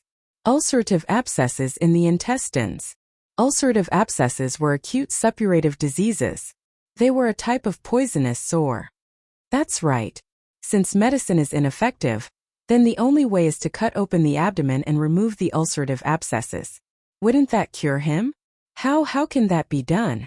If this person's abdomen is cut open, how can he survive? Even though Sun Simiao would be revered as the medicine king in the future, when he heard Li Wangyou's words, he couldn't help but jump in fright and shake his head. Why can't he survive? Old immortal son, didn't you once tell me that people with severed intestines can be stitched up and bandaged and survive? Why can't the person live after removing the ulcerative abscesses? Li Wangyou's words stunned Sun Simiao. He had never thought of such a thing. How can that be the same? People with severed intestines often have their abdomens cut open on the battlefield by lethal weapons. Sun Simiao was halfway through his words, but he couldn't continue. On the battlefield, there were many people who had their abdomens cut open and their intestines cut open. Many of the soldiers could survive if they received timely treatment. He had experienced the chaos of the world and saved countless wounded and disabled soldiers. If the soldiers who had their abdomens cut open could survive, then if he cut open the crown prince's abdomen and removed the ulcerative abscesses, he might be able to survive. Sun Simiao was silent for a moment before carefully saying, "This method may work, but I have never tried it before. It may not be able to save the crown prince's life. Furthermore, the saint may not agree. This is cutting open the crown prince's abdomen. As long as old immortal Sun is willing to help, I will explain it to the saint." Sun Simiao calculated the gains and losses in his heart for a long time before finally nodding gently. "As long as the saint agrees, I am willing to try." Seeing that he had convinced Sun Simiao, Li Wangyu didn't dare to delay. He walked in front of Pai Lupi and carefully asked, "Uncle, I do have an idea that may be able to save Chengqian, but..." Hearing him say this, Pai Lupi was like a drowning person who had found a life-saving straw. He immediately asked, "But what?" "Zio, if you have an idea, just tell me. I will not blame you." "Uncle, do you know what the pathology of intestinal abscess is?" Hearing this, Pai Lupi couldn't help but frown. He only knew that intestinal abscess was an incurable disease, but he didn't know the pathology. Pai Lupi raised his eyes to look at Gung Hong, the Minister of Medicine at the side. Gung Hong immediately answered, "Your Majesty, intestinal abscess is a carbuncle in the intestines." Li Wangyu glanced at Gung Hong and continued, "So, uncle, the intestines are spoiled, and the medicinal stone can't do anything about it. There is only one way to cure the disease."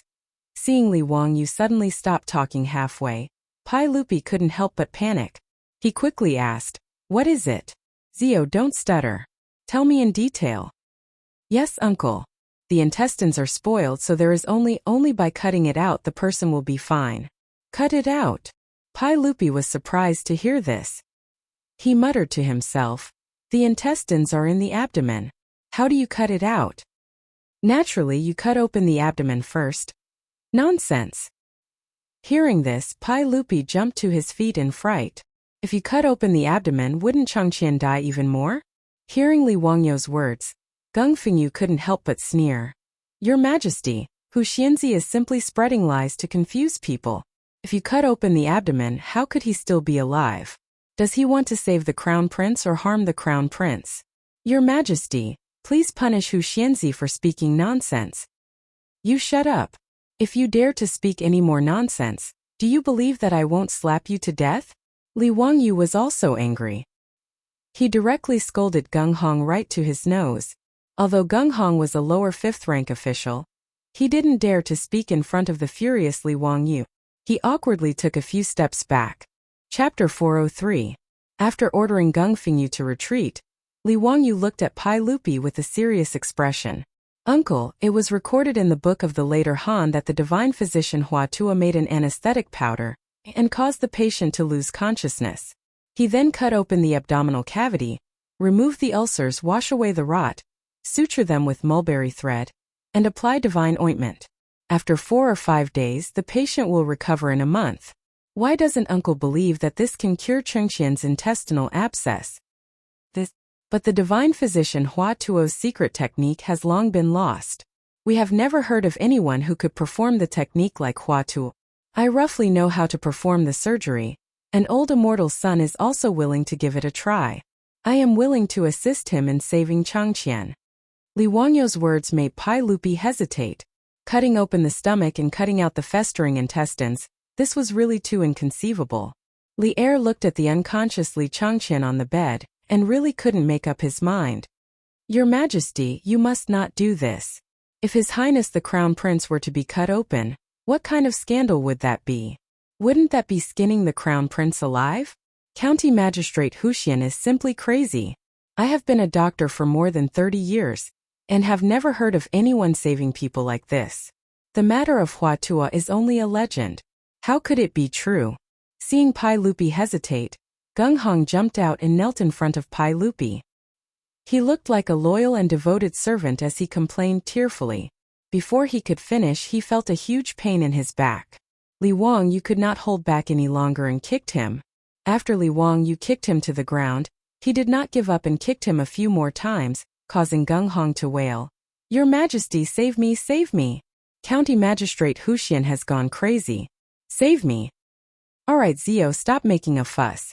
After Pai Lupi spoke, Li Wangyu kicked Gung Hong again to stop beating this County Magistrate Huxian. However, his actions frightened the doctors of the Shangyao Bureau quite a bit. They didn't dare to look at this young county magistrate who had founded the country, for fear that they would also be beaten up. Their own superior, a lower fifth-rank official of the Medicine Bureau, had been humiliated by Huxian Zi, but His Majesty had only reprimanded him. This allowed them to clearly see Huxian Zi's position in the saint's heart. Uncle, please forgive your nephew for being rude. It's just that this dog official is too infuriating. Changqian is my disciple. Why would I harm him? As matters stood, this was the only way to save Changqian. Could it be that uncle has the heart to watch Changqian pass away like this? His words moved Pai Lupi. He turned to look at Li Changqian on the bed. How confident are you? 50%. Li Wangyu was very determined. If something happens to Changqian, uncle, you only need to remove my title of nobility and demote me to a commoner. In reality, he didn't have much confidence. He didn't even have a 10% chance. He didn't even know where the appendix was or what it looked like. He didn't know how to operate or how to close the wound. All of this depended on Sun Simiao. However, if he didn't say this, why would Pai Lupi agree to operate on Li Changqian? Li Wangyou's only weapons were alcohol and cephalosporin. Alcohol could disinfect, and cephalosporin could reduce inflammation. With these two things, his survival rate would increase by a lot. Otherwise, if he rashly operated on him, he really didn't know whether he was saving or hurting people. This was also what he had Niu Wu bring back from Dingzhou village. Li Wangyou's words made Pai Lupi silent for a long time. His heart was in a mess. Originally, the Medicine Bureau and Sun Simiao's diagnosis had both sentenced Li Changqian to death. This had already made Pai Lupi heartbroken. When Li Wangyu said that he had a way to cure the Crown Prince, Pai Lupi was like a ray of light in the darkness. However, he didn't think that Li Wangyou's method would be to cut open his own son's stomach. How could he believe such a thing? Although Li Wangyu said that the history books recorded the matter of Hua Tuo, that was only a legend. Who had actually seen it? Pai Lupi hesitated for a long time before shaking his head. He slowly said, Ziyu, I can't take this risk. If the Crown Prince dies, that's his fate. I can't let Changqian be buried with a broken body. Pai Lupi's words made Li Wangyu about to go crazy. This was the only way to save Li Changqian, and Pai Lupi actually rejected it? Uncle. Li Wangyu still wanted to continue persuading him. However, Pai Lupi waved his hand and interrupted him. Ziyu, don't mention this again. Your Majesty is wise. On the side, Gung Hong heard Pai Lupi's words and actually came over. Li Wangyu was so angry that he wanted to hit him again. Seeing that Pai Lupi didn't allow him to carry out the operation, Li Wangyu was so angry that he turned and left. This bastard was too stubborn. Hiding a disease for fear of treatment. This was the classic case of hiding a disease for fear of treatment. Li Wangyu somewhat understood why the divine Dr. Hua Tuo had lost his life when he wanted to treat Cao Cao's head disease. Sad, it was too sad. Walking out of the Xianda Palace, Li Wangyu felt suffocated when he thought of the little brat who usually called him teacher, and was about to be separated by life and death. Ah! Li Wangyu clenched his fists and let out a heart-wrenching scream. It startled the guards and eunuchs near the Xianda Palace. After venting, Li Wangyu slowly calmed down. In the eyes of the Tangs, disemboweling someone was indeed incomprehensible. It was no different from murder. Now that Pai Lupi didn't agree to carry out the operation, Li Changqian would definitely die. This feeling of powerlessness when there was a chance to save someone was really terrible. Li Wangyu felt that he couldn't just let it go like this. He had to find a way to save Li Changqian. Even if the chances were low, he had to try. Li Wangyu wanted to find Empress Zhang's son. If she agreed, perhaps the operation could be carried out. But now Empress Zhang's son was pregnant. According to the history books he knew, she would give birth in more than a month. At this time, he didn't dare to tell Empress Zhang's son that he could save her son, but he needed to disembowel him and cut something out. If something happened to Empress Zhang's son, he would really be finished. In a fit of rage, Pai Lupi would probably push him to Shi City and behead him. After thinking for a while, Li Wangyu made up his mind and thought of a method that wasn't really a method. Li Wangyu returned to the Xianda Palace again and found Sun Simiao. Old immortal son, tell me the truth. How much longer can the crown prince last? Sun Simiao hesitated, then replied, I've performed acupuncture on the crown prince, but there was no improvement. The crown prince's pulse is weak.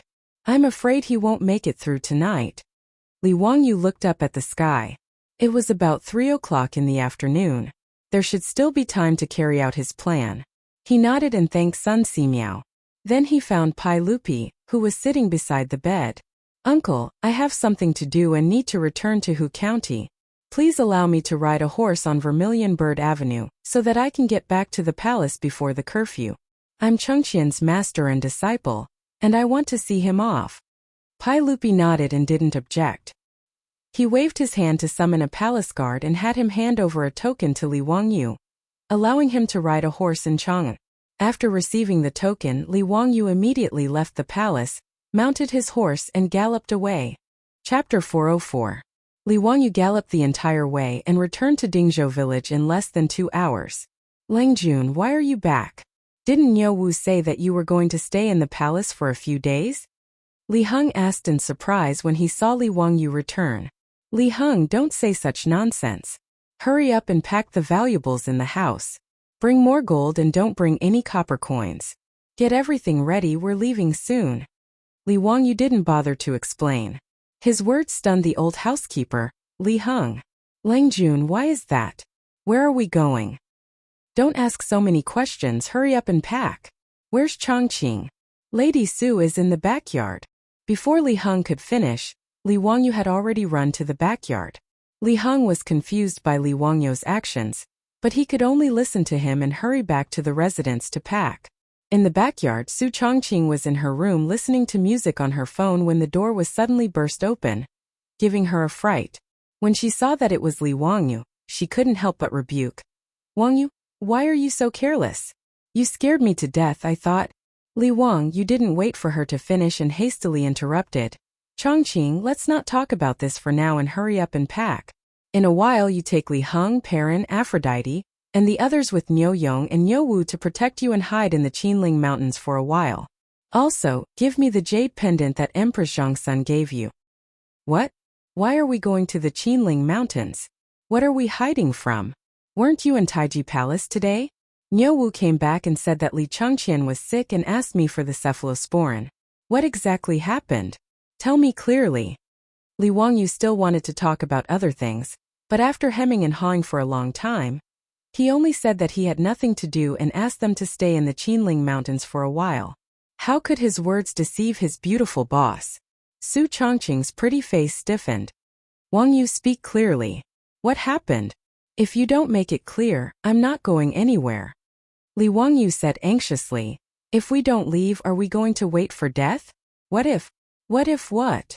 Seeing his beautiful superior being so stubborn, Li Wangyu knew that if he did not explain things clearly, she would definitely not leave. Thus, he could only helplessly tell her what had happened in the Taiji Palace today.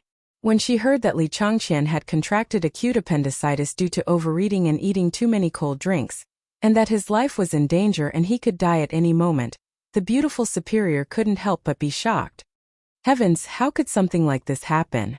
Shouldn't Li Changqian be alive and well? How could he die prematurely? He was only 9 years old. Wouldn't an appendicitis surgery do the trick? Why didn't he do the surgery immediately? Li Wangyu smiled bitterly. Miss, this is the Tang dynasty. How could there be surgery? Appendicitis is an intestinal abscess. For the Tang people, it's an incurable disease. Hearing this, the beautiful superior was also stunned. She also liked Li Changqian, Li Tai, and Li Lizzie very much. These three smart little guys. Every time Li Changqian and the others came to the residence to learn from Li Wangyu, she would make all kinds of delicious food for them to try, play games with them, and read books and stories to them. Thinking that the little guy Li Changqian was in imminent danger, the beautiful superior's eyes immediately turned red. Wangyu, Sun Simiao is a divine doctor. Didn't Niu Wu come back today and invite Sun Simiao to the palace? Is there nothing he can do? Li Wangyu nodded sadly. Right now, surgery is the only way. Sun Simiao also agreed to give it a try. But Pai Lupi, that damn bastard, I tried my best to persuade him, but he still wouldn't agree to do the surgery. The beautiful superior suddenly guessed something and looked at Li Wangyu in disbelief. Wangyu, then you want us to hide in the Qinling Mountains? Don't tell me you want to. Yes, right now this is the only way. I also have a certain amount of responsibility for Li Chengqian's appendicitis. I can't just watch a 9-year-old kid who called me his teacher die in front of me, especially when I clearly had the chance to save him. Li Wangyu paused and continued. So, I plan to do the surgery for Li Changqian privately. No matter what, I have to give it a try. But it's very risky to do the surgery in the Tang dynasty. If I can't save Li Changqian, I'm afraid that Pai Lupi will do something irrational in his rage. So, I thought of asking Niu Yong and Niu Wu to protect you and hide in the Qinling Mountains first. Before he could finish his words, his mouth was blocked by his beautiful superior's flaming red lips, and he couldn't say anything else. After a long time, the lips and teeth parted. Su Chongqing stared into his eyes and said slowly, I'm not leaving. I'll go with you to the Taiji Palace to save Li Changqian.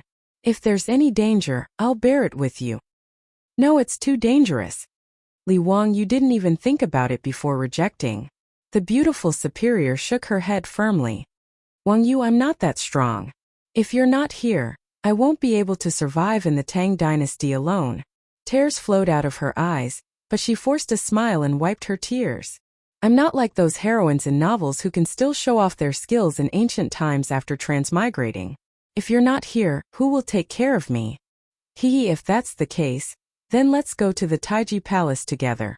The beautiful superior's words made Li Wangyu's heart clench. He reached out and hugged the beautiful woman in front of him. Chongqing, we're not going. We're not going to the Taiji Palace. Pai Lupi, that bastard son of a bitch, I'm not going to play with him anymore. It's his own son. If he wants to die, then let him die. It's none of my business. We're not going. We're not going. We're staying in Dingzhou village. We're not going anywhere. Li Wangyu was a little out of control by the beautiful superior's words. He only wanted to let the beautiful superior and the others hide far away.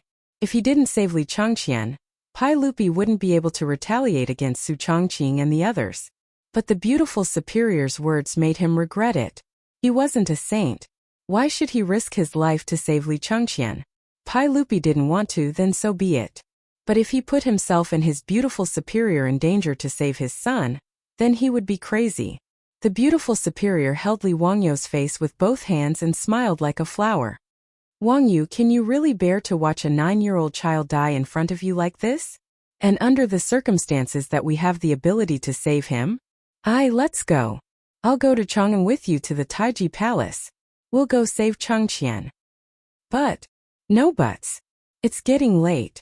If we don't leave now, the city gates of Chang'an will close. No matter what, we know that we're doing the right thing. That's enough, isn't it? As for the outcome, let's leave it to the heavens. I think the heavens wouldn't be so blind to throw the two of us into the Tang dynasty. The beautiful superior's words finally convinced Li Wangyu. He nodded fiercely, grabbed the beautiful superior's hand, and ran out the door. Chapter 405. Before leaving, Li Wangyu still instructed Niu Yong and Niu Wu, the two brothers, to bring his wife and everyone in the residence to temporarily move to the village to live. If he really couldn't save Li Changqian, everyone in the mansion wouldn't be implicated by him. Li Heng and the others were confused by Li Wangyu's arrangements. Li Wangyu didn't explain and just let them do as they were told. After settling everyone in the mansion, the sky gradually darkened. Li Wangyu didn't dare to waste time. He and his beautiful superior rode Zhao Yebai and Jade Flower Kong. They whipped their horses and rushed toward Chang'an City. As the two galloped, they discussed what to do in the Taiji Palace. With his beautiful superior giving Li Wangyu advice, Li Wangyu's rough plan was quickly perfected. Hurrying, the two of them finally rushed into Taiji Palace at the same time as the drum of dusk sounded.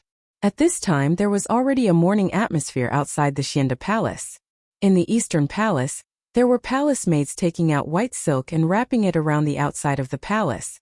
From time to time the sound of crying could be heard. Li Wangyu couldn't help but feel upset. Could it be that he was too late? Li Chengqian had died?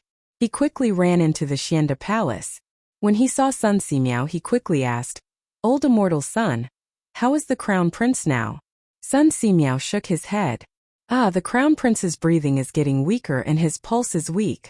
I'm afraid he won't be able to hold on much longer. Just now, His Majesty has already arranged for everyone in the Eastern Palace to prepare for the crown prince's funeral under the advice of Feng Yu of the Shangyao Bureau. Hearing that Li Chengqian was still alive, Li Wangyu was slightly relieved. Then he flew into a rage. Damn it, the crown prince wasn't dead yet, and he was already in a hurry to prepare for the funeral. This Gung Fengyu, even if he was beaten to death, it wouldn't be an injustice. Li Wangyu was so angry that the roots of his teeth itched. He was so angry that he almost rushed in and beat that damned old man again. However, saving Li Chengqian was more important now. Li Wangyu didn't have the time to find trouble with Gung Fengyu. He stretched out his hand to summon a palace attendant and asked where Li Tai, the king of Yu, was. As Li Tai was still young, he lived in the Chongren Palace. Chongren Hall was adjacent to Lijian Hall where Empress Zhongsun lived. Today, Crown Prince Li Chengqian was critically ill. Li Tai obediently stayed in Lijian Hall to accompany his mother. After asking about Li Wangyu's whereabouts, Li Wangyu and his beautiful superior hurried over to Li Main Hall. Most of the imperial guards and eunuchs in the Eastern Palace knew Li Wangyu and knew that he was the Crown Prince's imperial tutor. Naturally, they wouldn't stop him. As for his beautiful superior, she often went to the Li Main Hall, so the imperial guards in the palace were even more familiar with her. The two of them had a smooth journey and arrived at Lijian Hall to seek an audience with Empress Zhongsun. "Greetings, Auntie." "Greetings, Your Highness." At this time, Empress Zhongsun's face was full of worry, and her eyes had lost their usual vigor. She weakly nodded towards Li Wangyu and her beautiful superior. "Ziyu Chongqing, have you gone to see Chengqian? How is he now? Is there any improvement? I want to go see Chengqian, but Erlang won't agree no matter what." "Auntie, don't worry. Nothing will happen to Chengqian." Li Wangyu could only comfort her like this. Thank you for your auspicious words. I hope the Taoist ancestor blesses Chengqian, so that he can successfully survive this disaster. Li Wangyu and his beautiful superior comforted Empress Zhongsun for a bit, and then used the excuse that Pai Lupi wanted to summon Li Tai to Xianda Hall. Empress Zhongsun didn't suspect anything and nodded for Li Tai to follow Li Wangyu. After leaving Lijian Hall, Li Wangyu stopped the little fatty Li Tai. "Qingke, right now your brother is critically ill. Do you want to save him?" "Teacher, of course I want to save brother. Is brother's illness very serious?" "Teacher, you can save brother, right?" The little fatty nodded and immediately asked. At this time, Li Tai and Li Chengqian naturally wouldn't turn against each other like they did when they became adults and fought for the throne. In addition to Li Wangyu's education of the two little ones, Li Chengqian and Li Tai could be said to be brothers who respected each other and were as close as real brothers. The little fatty didn't know what illness his brother had. He only knew that his mother had hugged him and cried the entire time today. The intelligent Li Tai also faintly had some bad guesses in his heart. Li Wangyu didn't immediately answer Li Tai's question. Instead, he waved his hand and had the eunuchs behind Li Tai move a bit further away. Only then did he whisper a few words into his ear. "Qingke, are you willing to help me with this matter that teacher has asked of you? If I do this, I can save brother." The little fatty asked suspiciously. "Qingke, you don't believe your master? When have I ever lied to you?" Li Wangyu said with a stern expression. Li Tai tilted his head and thought for a while. Last time, teacher said that children who play with fire will wet the bed. Later, brother and I played with fire when we returned to the palace, but we didn't wet the bed. You lied to us. Also, you said that you would take us swimming after we memorized the incantation for mental abacus. You still haven't fulfilled that promise. Also, Li Wangyo's face darkened and he hurriedly stopped the little fatty, who was counting on his fingers and counting the number of times Li Wangyu had lied to them. Those were just jokes. Cough cough. Today's matter concerns your brother's life and death. I won't lie to you. Li Tai's face was full of suspicion as he raised his eyes to look at his beautiful superior. Only when his beautiful superior nodded, indicating that Li Wangyu wasn't wrong, did little fatty Li Tai finally nod in agreement. His reaction almost angered Li Wangyu to death. What kind of disciple was this? He actually didn't believe his words. If it weren't for the fact that they were in a hurry to save Li Changqian, he would definitely teach this little fatty what it meant to respect one's teacher. After dealing with little fatty Li Tai, the group continued their journey to Xianda Palace. By the time they arrived at Xianda Palace, the sky had already darkened and the lights in the Eastern Palace had already been lit. Li Wangyu gave Li Tai a look that said, "Good luck, I have faith in you." Then he pulled his beautiful superior to him and stood in the darkness outside the palace. Li Tai jogged towards Xianda Palace. Father, mother said that her stomach isn't feeling well. She asks you to go to Lijian Palace. Pai Lupi, who was sitting next to Li Changqian's bed with a worried expression, jumped up in fright when he heard his son's words. Qingke, what did you say? What's wrong with your mother? Where is she feeling unwell? Mother said that her stomach isn't feeling well and wants you to go.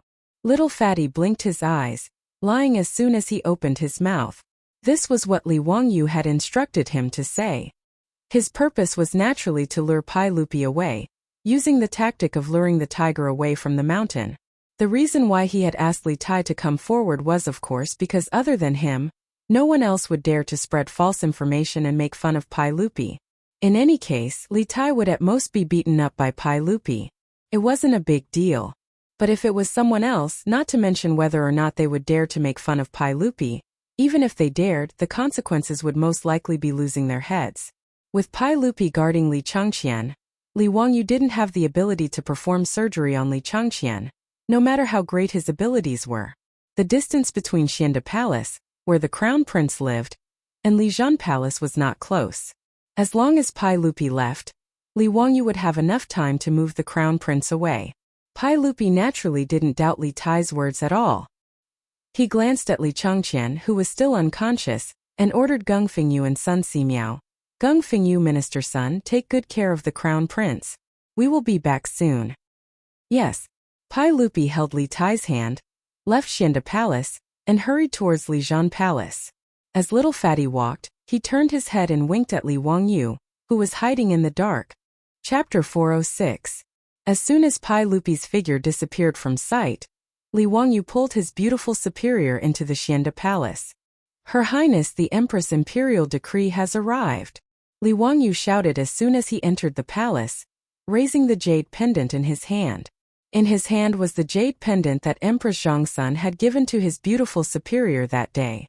The front of the jade pendant was carved with the phoenix that symbolized the Empress, while the back was carved with the words, Ding has fire virtue, he is a phoenix. To some extent, this jade pendant represented Empress Zhongsun. Li Wangyu's words caused everyone in the Xianda Palace to immediately kneel and prepare to receive Her Highness the Empress' imperial decree. Although it was strange that the imperial decree had not been delivered by an eunuch, but rather by Hu Xianzi holding the Empress' jade pendant, no one thought too much about it. By Empress Zhongsun's imperial decree, the Crown Prince Li Changqian is suffering from intestinal obstruction and is beyond cure. Today, Hu Xianzi, Li Wangyu and Sun Simiao are to immediately treat the Crown Prince without delay. However, those who obstruct will be severely punished. After Li Wangyu finished speaking, the eunuchs and palace maids in the Xianda Palace naturally did not react. However, Geng Hong, who was kneeling on the side of the Shangyao bureau, immediately jumped up. This is impossible. How could Her Highness the Empress issue such an imperial decree? You are falsifying the imperial decree. Hu Xianzi, what are your intentions? Must you cut open His Highness the Crown Prince's stomach and cripple his body? Shut up. I have Her Highness the Empress jade pendant as proof. Do you dare to not accept the imperial decree? Li Wangyu demanded as he raised the jade pendant in his hand. I don't believe it. I will go and report to Her Highness the Empress. This official will not allow you to harm His Highness the Crown Prince. Gung Fengyu lifted his robe and turned to run out of the palace. How could Li Wangyu let him go out? If he ran out now and bumped into Pai Lupi, who had not gone far, everything would be exposed. He lifted his leg and kicked Gung Fengyu again. Gung Fengyu screamed and rolled a few times on the ground. Men, tie up this criminal official who doesn't obey Her Highness the Empress's decree. Li Wangyu shouted to the eunuchs in the hall. These eunuchs didn't care how much Gung Fengyu shouted. In any case, they recognized the Empress Jade token in Li Wangyu's hand. Since this was the case, they naturally listened to Master Huxian's orders. Moreover, Master Huxian was a relative of the saint. In the palace he called Pai Lupi uncle, so these eunuchs were naturally willing to listen to him. After Gung Fengyu was tied up, the old man was still yelling. Li Wangyu was too lazy to talk nonsense. He simply pulled a rag and stuffed it into the old man's mouth. As for the doctors of the Shangyao Bureau, no matter how unwilling they were, no one dared to say anything when they saw that their superiors had been tied up. After dealing with Gung Hong, Li Wangyu bowed to Sun Simiao. Old immortal's son, thank you for your trouble. Now that Her Highness the Empress has agreed, let's hurry up and prepare to treat His Highness the Crown Prince. Sun Simiao looked at Li Wangyu with deep meaning, as if he had already seen through the problem. However, Sun Simiao, who had lived for more than 90 years, wouldn't say anything. Since Li Wangyu had the Empress Jade token and faked a decree, he would pretend that he didn't know. This humble Taoist naturally has no problem.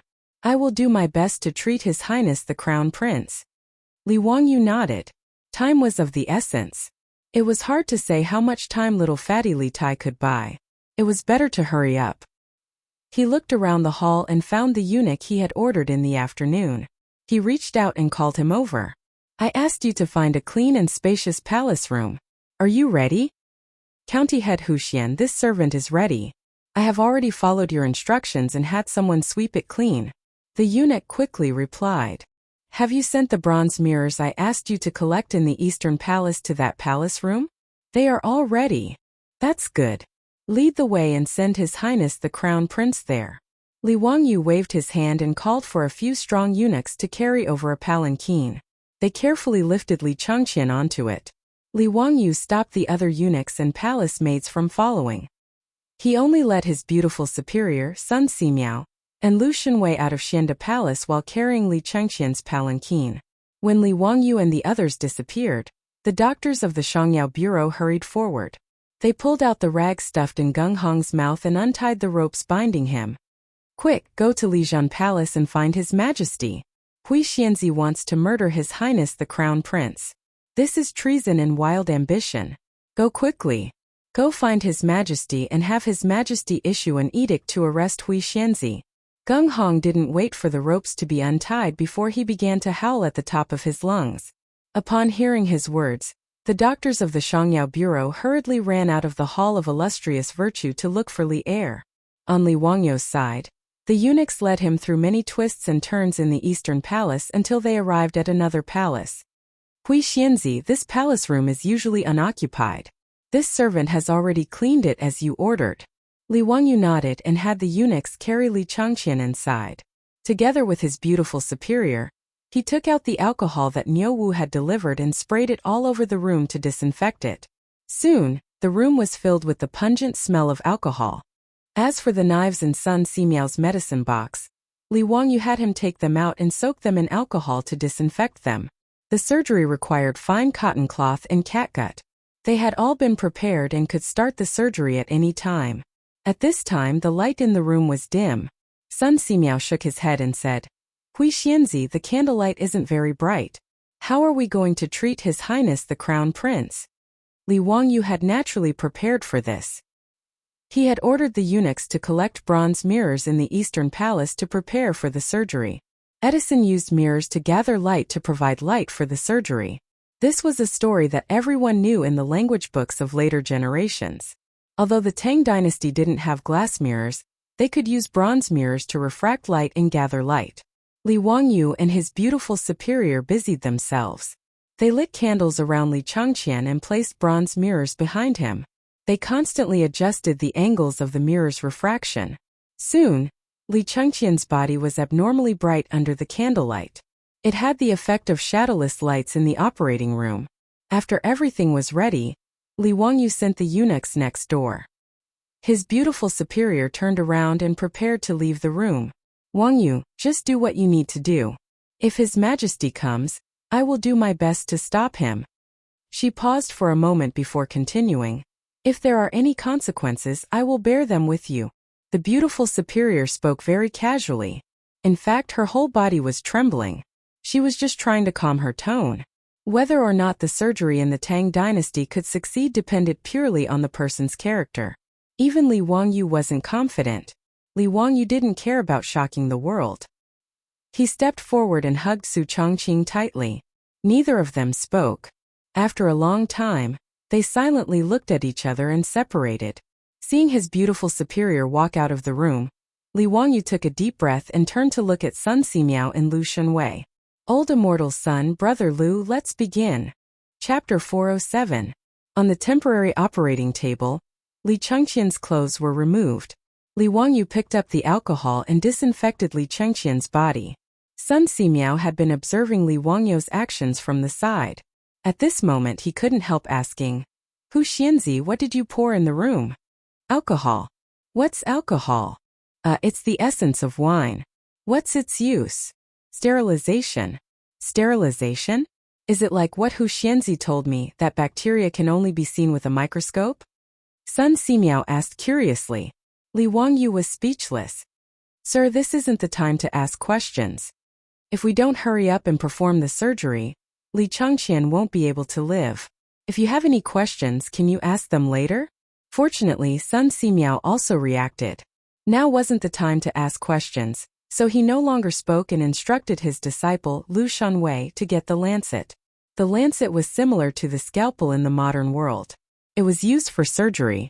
Since Sun Simiao was too old and Lu Shunwei was in his prime, they decided to have Lu Shunwei as the chief surgeon for safety reasons. Sun Simiao and Li Wangyu would assist from the side.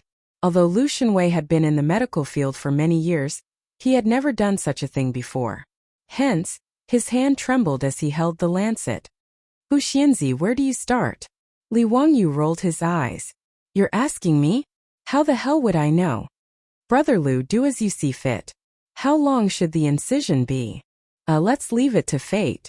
Li Wangyu's words angered Lu Shunwei so much that he almost threw the lancet in his hand at Li Wangyu. Was this still something a human would say? What do you mean by let fate? Why don't you let fate take a look? Seeing Lu Shunwei glaring at him, Li Wangyu felt wronged. He wasn't a doctor, so why would he ask him? Fortunately, Sun Simiao was experienced. Although he had never performed surgery before, he still had a rough judgment. The intestinal abscess is in the lower right abdomen, so it should be there. My disciples, start from here. Don't cut it too long. Slide it 3 inches away and take a look. Lu Shunwei nodded. Taking a deep breath, he tightly gripped his lancet and lightly pressed it against Li Wangyu's lower right abdomen. Just as he was about to slice down, he suddenly heard Li Wangyu shout, "Wait!" Lu Shunwei's hand trembled, and he almost dropped his saber. He felt as if 10,000 alpacas were galloping past him. He and Sun Simiao both looked up at Li Wangyu, wondering what he was shouting about. Li Wangyu couldn't help but wipe the sweat from his forehead. He was also nervous. Old Immortal's son, I forgot something. What is it? Anesthesia. We haven't given the Crown Prince any anesthetic yet. Li Wangyu's words made Sun Simiao and Lu Shunwei look at each other in dismay. Sun Simiao couldn't help but let out a dry cough to hide his embarrassment. How embarrassing. Both the master and disciple had completely forgotten about this matter. The main reason was that they were going to cut open someone's abdomen for the first time, and the patient was the crown prince of the Tang dynasty. Even the old Taoist Sun Simiao was a bit nervous. In addition, Li Changqian had been unconscious all this time. In a moment of panic, The master and disciple had completely forgotten about this matter. Sun Simiao smiled embarrassedly. How can we decoct anesthetic now? But it's not a problem. This humble Taoist will still use the golden needles to pierce the acupoints to reduce the crown prince's pain. That day in Dingzhou village, Sun Simiao had cut off the rotten meat for Niu Yong. Li Wangyu knew how powerful Sun Simiao was, so he didn't say anything. Sun Simiao took out the golden needles and pierced them into the acupoints on Li Chengqian's abdomen. Only then did he let Lu Shunwei pick up the lancet and get ready to start the operation again. Lu Shunwei took a deep breath and gripped the lancet tightly. The muscles on his arm bulged. The incomparably sharp lancet instantly cut open Li Chengqian's skin on his abdomen. Blood immediately seeped out. At the side, Li Wangyu's heart almost jumped out of his throat when he saw this. After the incision was about 3 inches long, Lu Shunwei's forehead was already sweating. "Teacher, what should we do now?" Sun Simiao looked at Li Wangyu with an inquiring gaze. "County head Huxian, what do you think?" "What do I think? I'll King use my own eyes to see." Li Wangyu was also about to faint. How would he know what to do next? He didn't even know what the inside of the abdominal cavity looked like, let alone what the appendix looked like. "Old immortal son, can you see if there's any lesion? If there's any ulcerated intestines, it should be enough to just cut it out." Li Wangyu, Sun Simiao, and Lu Shunwei were like bad students going to an examination hall. At this moment, they could only rely on their intuition to perform the operation on the crown prince of the Tang dynasty, Li Chengqian. At this time, before Pai Lupi and Li Tai arrived at Li Main Hall, someone hurried over from behind. The person was stopped by the palace guards and hurriedly shouted, "I'm a doctor from the Shangyao Bureau. I have something important to report to His Majesty. Let me pass." Pai Lupi couldn't help but frown when he heard the commotion behind him. He was in an extremely bad mood today. At this time, there were still people who didn't open their eyes and were making noise in the palace. This made him even more irritated. What's going on? Why is it so noisy? Replying to everyone, "It's a doctor from the Shangyao Bureau. He said that he has something important to report." The eunuch quickly replied, "Let him come over." Pai Lupi's heart thumped. He was afraid that the news of the crown prince's death had come. The doctor from the Shangyao Bureau was brought to Pai Lupi and hurriedly knelt down. "Your Majesty, just now County head Huxian went to the Xianda Palace with Her Majesty the Empress's jade pendant. He said that Her Majesty the Empress ordered him and Sun Simiao to immediately treat His Majesty the Crown Prince. We feel that this matter is strange and have come to ask Your Majesty, is this true?" "What? Say that again." Li Wangyu said that he was following the Empress's imperial decree? Pai Lupi asked in disbelief. Yes, Gung Fengyu wanted to stop him, but he was beaten by County head Huxian. We were incompetent and couldn't stop County head Huxian from acting recklessly. Pai Lupi suddenly turned his head and looked at the uneasy Li Tai. "Qingke, does this matter have anything to do with you? Tell us honestly, did your mother really tell you to go to the Xianda Palace to find us?" Only now did he come to his senses. If Empress Zhongsun was truly unwell, she would have sent an eunuch to inform her. How could she have let a brat like Li Tai go to the Xianda Palace? Li Tai was frightened by his father's glare. He hurriedly knelt down and honestly replied, "Father, it was my teacher who told me to say this. My teacher said that this was the only way to save elder brother." The little fatty was very happy to sell out his teacher. When Pai Lupi heard Li Tai's words, he naturally understood everything and couldn't help but fly into a rage. "Li Wangyu, what does he want to do? How daring of him! He actually dares to pass down a false imperial decree. Men, immediately go to the Xianda Palace and arrest that county head Huxian. Do not let him harm the crown prince." "Yes, father." At Pai Lupi's order, the group of palace guards following Pai Lupi immediately turned and rushed to the Xianda Palace. Pai Lupi also hurriedly followed. He didn't have time to deal with Li Tai. Li Tai saw his father hurriedly leave and couldn't help but stick out his tongue. He turned and ran to Li Main Hall. If his father wanted to beat him, he would have to ask his mother for protection. However, when the guards arrived at the Xianda Palace, Li Wangyu was nowhere to be seen. Even Crown Prince Li Chengqian had disappeared. Chapter 408.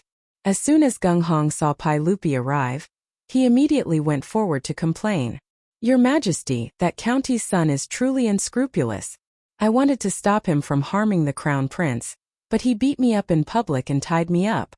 Pai Lupi's eyes were red as he angrily stared at Gung Hong. Where is the crown prince now? I don't know. After Li Wangyu tied me up, he found a few eunuchs to carry the crown prince away on a palanquin. He must be looking for a place to cut open the crown prince's stomach. Before Gung Hong could finish his sobbing words, another wave of pain came from his body. He was kicked to the ground by the furious Pai Lupi. If anything happens to the crown prince, I will have someone cut open your stomach. You bastard, what did I tell you before I left? Is this how you take care of the crown prince? Your Majesty, I am innocent. That Li Wangyu has the Empress Jade tablet, so I can't do anything to him. Gung Hong repeatedly kowtowed. Pai Lupi ignored him and angrily said, Scram! Men, search the area immediately. You must find the crown prince. Don't let that Li Wangyu hurt the crown prince. Following Pai Lupi's orders, the Eastern Palace was like a hornet's nest being poked. There were imperial guards and eunuchs carrying lanterns everywhere, searching for traces of Li Wangyu and the crown prince. There were only so many rooms in the Eastern Palace, and the room Li Wangyu was in wasn't a hidden place, so it was quickly discovered by the imperial guards. However, when the imperial guards wanted to rush into the room to rescue the kidnapped crown prince, they were stopped outside by their beautiful superior holding the Empress Jade tablet.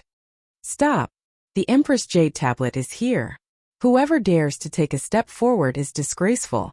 The crown prince is currently being treated inside, so no one is allowed to enter. Do you want to kill the crown prince? His beautiful superior was like a mother hen protecting her chicks. She spread out her arms and blocked the entrance of the palace. This put the imperial guards in a difficult position, and they did not dare to act rashly. They simply surrounded the palace and hurriedly sent someone to inform Pai Lupi. Pai Lupi, who had received the news, was escorted by many palace guards and eunuchs to the outside of the palace where the surgery was taking place. Lady Su, get out of the way. You can't stop these guards. I don't want to hurt you. As long as my crown prince is not harmed, I can let bygones be bygones. Don't make a mistake. Pai Lupi's mood was unusually irritable, but he still showed some mercy to Su Chongqing, who was standing outside the hall with his bare hands. The beautiful boss bit her lower lip and shook her head with unusual firmness. Your Majesty, forgive me for speaking bluntly, but the only ones who can save the crown prince are Li Wangyu and Sun Simiao. Your Majesty, you must believe in Wangyu. He is Chengqian's teacher, why would he harm him? He really does want to save Chengqian. The corner of Pai Lupi's mouth twitched. He had also thought that Li Wangyu would not harm his son. However, he did not believe Li Wangyu's words. Could cutting open someone's stomach save a life? Could it cure an intestinal abscess? Lady Su, get out of the way. No matter what Li Wangyu wants to do, let me go take a look at Chengqian first. No, Your Majesty. Right now the crown prince is being treated inside. If you charge in, the crown prince will die without a doubt. The beautiful boss's words made Pai Lupi hesitate. Naturally, he was not willing to risk his son's life. Seeing Pai Lupi hesitate, the beautiful boss continued. Your Majesty, as far as I know, the doctor at the Shangyao Bureau said that the crown prince will not make it through tonight. An intestinal abscess is an incurable disease that cannot be cured. If Li Wangyu is not trying to save the crown prince, why would he do such a thing? What good would it do him to do such a thing? Your Majesty, do you really not want to save the crown prince's life? Would you rather see the crown prince die? He is only 9 years old. The beautiful boss's words finally moved Pai Lupi. Can Li Wangyu really save my crown prince? Yes. I guarantee it with my life. In reality, Su Chongqing did not have much confidence. With the medical conditions of the Tang dynasty, whether or not Li Chongqian could survive depended on whether or not his life was strong enough.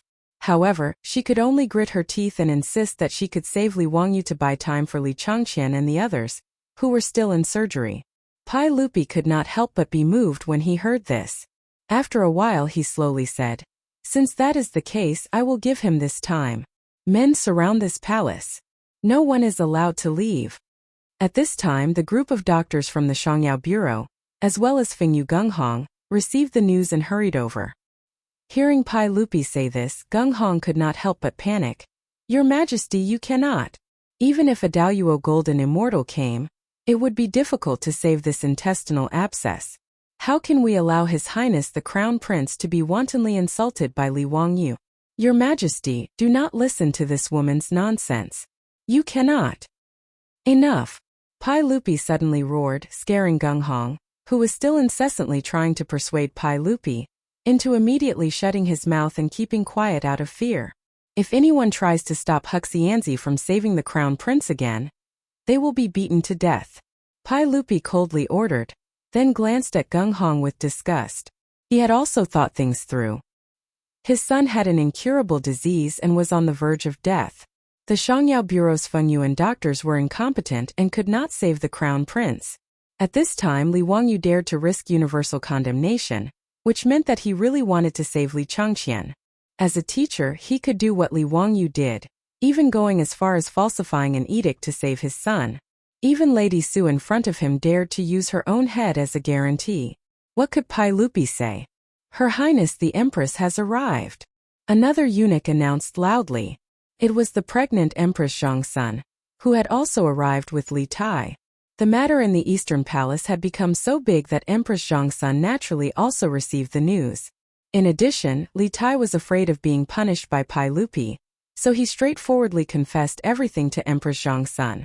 After learning that Li Wangyu had faked her imperial edict and kidnapped Li Changqian from Xianda Hall, how could Empress Zhongsun sit still? She did not care whether Pai Lupi allowed it or not. She led a group of eunuchs and palace maids and hurried to the Eastern Palace. Erlang, how is Changqian? How could Zio cause trouble like this? I will definitely take care of him later. Pai Lupi hurriedly and carefully supported his wife. Guanyin maid, didn't I tell you to properly rest in Lijian Hall? Changqian's matter is with me, why are you doing this? He then glared angrily at the group of eunuchs and palace maids behind Empress Zhongsun. I ordered you to take good care of the Empress. Why did you let the Empress come here? Erlang, don't blame them. It was I who wanted to come. Quickly tell me, how is Changqian right now? Pai Lupi grimaced and pointed at his beautiful superior blocking the door to the palace. I also don't know. This Lady Su is fighting with her life and will not allow me to enter the palace. She said Li Wangyu, that bastard, is currently treating Changqian. Empress Zhongsun finally noticed Su Chongqing and hurried forward. Niece Chongqing, is it possible for me to go in and take a look at Changqian? I will go in alone and not bring anyone else. Your Highness, it is not that I do not want you to enter. It is that Li Wangyu and the others are doing their best to treat the Crown Prince and cannot be distracted. Also, you have not disinfected it. If you rashly enter, it will be easy to cause the Crown Prince's wounds to fester and endanger his life. Pai Lupi and Empress Zhongsun did not fully understand Su Chongqing's words, but now it was too late to say anything. Li Wangyu acted first and reported later. No matter how nervous the husband and wife were, they could only wait patiently outside the palace and hope for the blessings of the heavens. Chapter 409. Inside the palace, Li Wangyu and the others naturally heard the commotion outside. However, Li Wangyu could only choose to trust his beautiful boss and hope that she could stop Pai Lupi. He had no time to be distracted. Huxianzi, do you think we should remove this part? This section of intestine looks like it has ulcerated, so it should be the lesion. Old immortal son, do as you see fit. Li Wangyu looked at Li Changqian's abdomen and almost vomited. He had never seen a living human organ before. He only felt that it was a mess of flesh and blood. How could he tell if there was a lesion in the intestine? Lu Shenwei's voice trembled. Teacher, should we cut it? Cut. Sun Simiao was still calm and gave his disciple an encouraging look. Lu Shenwei calmed himself down and swung the lancet in his hand. The next moment, a section of intestine stained with blood was thrown in front of Li Wangyu. Li Wangyu, who was already feeling nauseous, could no longer hold it in. He covered his mouth and ran to the side hall. He grabbed a decorative porcelain bottle and vomited. He had overestimated his own mental endurance, but Li Wangyu couldn't be blamed for this. Even in the future, many new medical students would vomit during their first dissection class. This was a normal physiological reaction.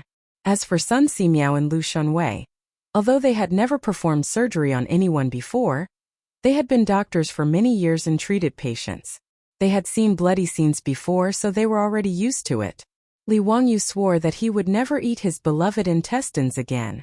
Yes, he would not eat them for at least a week. After vomiting for a long time, Li Wangyu wiped his mouth clean and rinsed his mouth with water before returning to the operating table.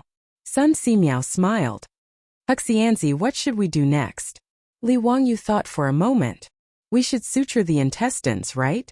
And then? Then we should suture the cut abdomen. That should be it. Li Wangyu was not sure. Why didn't his beautiful boss bring a medical manual with her when she transmigrated to the Tang dynasty? When Sun Simiao saw that Li Wangyu could not say anything more, he could only follow medical common sense and discuss with his disciple to continue the surgery. An hour later, Li Chengqian's abdomen was finally stitched up. Sun Simiao applied some ointment on the wound on his abdomen and carefully wrapped it with a cotton cloth. That's it? Li Wangyu looked at Sun Simiao, then at Lu Shunwei. Sun Simiao didn't say anything. He just gently placed his finger on Li Chengqian's wrist to feel his pulse. After a while, Sun Simiao smiled and nodded at Li Wangyu. Although the Crown Prince's pulse is weak but strong, it has already improved. There should be no danger to his life for the time being. When Li Wangyu heard Sun Simiao's words, he couldn't help but let out a long sigh. At this time he felt that his legs were sore and weak, and he almost sat on the floor. Old immortal's son, when will the Crown Prince wake up? Anytime. Okay, then let's wait. When he thought of the furious Pai Lupi outside the door, Li Wangyu decided to wait for Li Chengqian to wake up before opening the door. Otherwise, when the Pai Lupi came in and saw his son lying on the operating table with intestines in the porcelain basin next to him, under this kind of stimulation, wouldn't the Pai Lupi have the imperial guards behead him on the spot? That would be too much of an injustice. Sun Simiao and Lu Shunwei had the servants in the side hall bring in clean water to wash their hands. They also wiped away the blood that had seeped out during the surgery. The operating table finally didn't look so scary. After waiting for the time it takes to burn a stick of incense, Li Wangyu acutely noticed that Li Chengqian's eyelids trembled a few times before he slowly opened his eyes. Ugh, so painful. Commander, is that you? Where am I? I'm so scared. Li Chengqian blinked his small eyes and turned his neck left and right to look around. When he saw Li Wangyu, the rims of his eyes immediately turned red. Chengqian, be good. Don't be afraid. When you were sick before, I helped you with old immortal son and the others. Chengqian, listen to us and you'll get better soon. I promise to bring you and Qingke to swim. Li Wangyu used his hand to gently stroke Li Chengqian's small head and comforted him. Although he took such a big risk to let Sun Simiao perform surgery on Li Chengqian, he still couldn't say that Li Chengqian was safe and sound. Removing the appendix was only the first step. The more important thing was to prevent the wound from getting infected. Forget about performing surgery in the Tang dynasty. Even in the future, before penicillin was invented, most of the wounded soldiers on the battlefield died from wound infections after surgery. In the TV dramas of the anti-Japanese war, there were often such scenes. The underground workers risked their lives and fought a battle of wits and courage to obtain the medicine penicillin and send it to the rear to save the wounded. Penicillin was penicillin. Although it couldn't be taken seriously in the TV dramas, it indirectly reflected how dangerous it was for the wound to fester. Li Wangyu was already very careful. Before the surgery, he disinfected all the instruments with alcohol. Because they didn't have rubber gloves, Li Wangyu not only let Lu Shunwei and Sun Simiao wash their hands several times, but also carefully wiped them with alcohol. In addition, he still had the remaining cephalosporin capsules. If Li Chengqian's wound still got infected, then he really couldn't do anything. Now he could only do his best and leave it to fate. He hoped that God would bless him. After Li Chengqian woke up, Li Wangyu called the anxious servants in the side hall and asked them to carefully serve Li Chengqian. Li Wangyu walked to the door of the palace and pushed it open with a creak. The scene outside the door gave Li Wangyu a fright. The palace guards, clad in armor and holding torches, tightly surrounded the palace. Li Wangyu almost cried. Wasn't it just a surgery? Was there a need to make such a big fuss? When Pai Lupi and Empress Zhongsun saw the door of the palace open, they hurried forward. Li Wangyu, you bastard, you still dare to come out. You really have guts. You actually dared to send a fake edict and even kidnap the crown prince. You really want to kill me. I ask you, how is Changqian now? Pai Lupi was truly anxious. His words were incoherent. Li Wangyu secretly curled his lips. What do you mean I still dare to come out? Am I going to stay in this palace forever? Now that Li Changqian had already woken up, Li Wangyu's courage had increased a bit. Uncle, hey, why are you so angry? Nephew greets aunt. Aunt, you also came? Humph. Stop laughing and smiling here. How is Changqian? Can I go in and see Changqian now? Pai Lupi still remembered what his beautiful superior had said to scare him. Something about there being germs on his body and not being disinfected. Although he was anxious, he didn't dare to rush in rashly. Li Wangyu made a gesture of invitation. The crown prince is safe and sound. Uncle, aunt, please. Pai Lupi and Empress Zhongsun looked at each other. The couple lifted their feet and walked into the palace. Gung Hong and a group of doctors from the Shangyao Bureau also wanted to follow in, but they were stopped by Li Wangyu. Stop. His Highness the Crown Prince is recuperating inside. The Shangyao Bureau and dogs are not allowed to enter. When he said this, Gung Fingyu and the group of doctors' faces changed. Their old faces instantly flushed red. They glared angrily at Li Wangyu, so angry that their bodies trembled. Chapter 410. Li Wangyu doesn't care how Gung Fingyu and the other doctors of the Shangyao Bureau glares at him. He doesn't allow them to enter. As a cynical man, Li Wangyu holds a grudge. He has already written down the names of Gung Fingyu and the others who spoke ill of him in the black notebook. Pai Lupi also heard Li Wangyu's words, but he ignored them and helped his wife into the hall. The little fatty Li Tai blinked and quickly followed. Pai Lupi naturally doesn't have a good impression of Gung Fingyu from the Shangyao Bureau. If Li Wangyu really saves Li Changqian, it undoubtedly proves the incompetence of Gung Fingyu and the group of doctors in the Shangyao Bureau. What's more, Pai Lupi now understands. After all, Li Wangyu is his nephew. He dares to take such a big risk and insists on saving Li Changqian. Naturally, he has his reasons.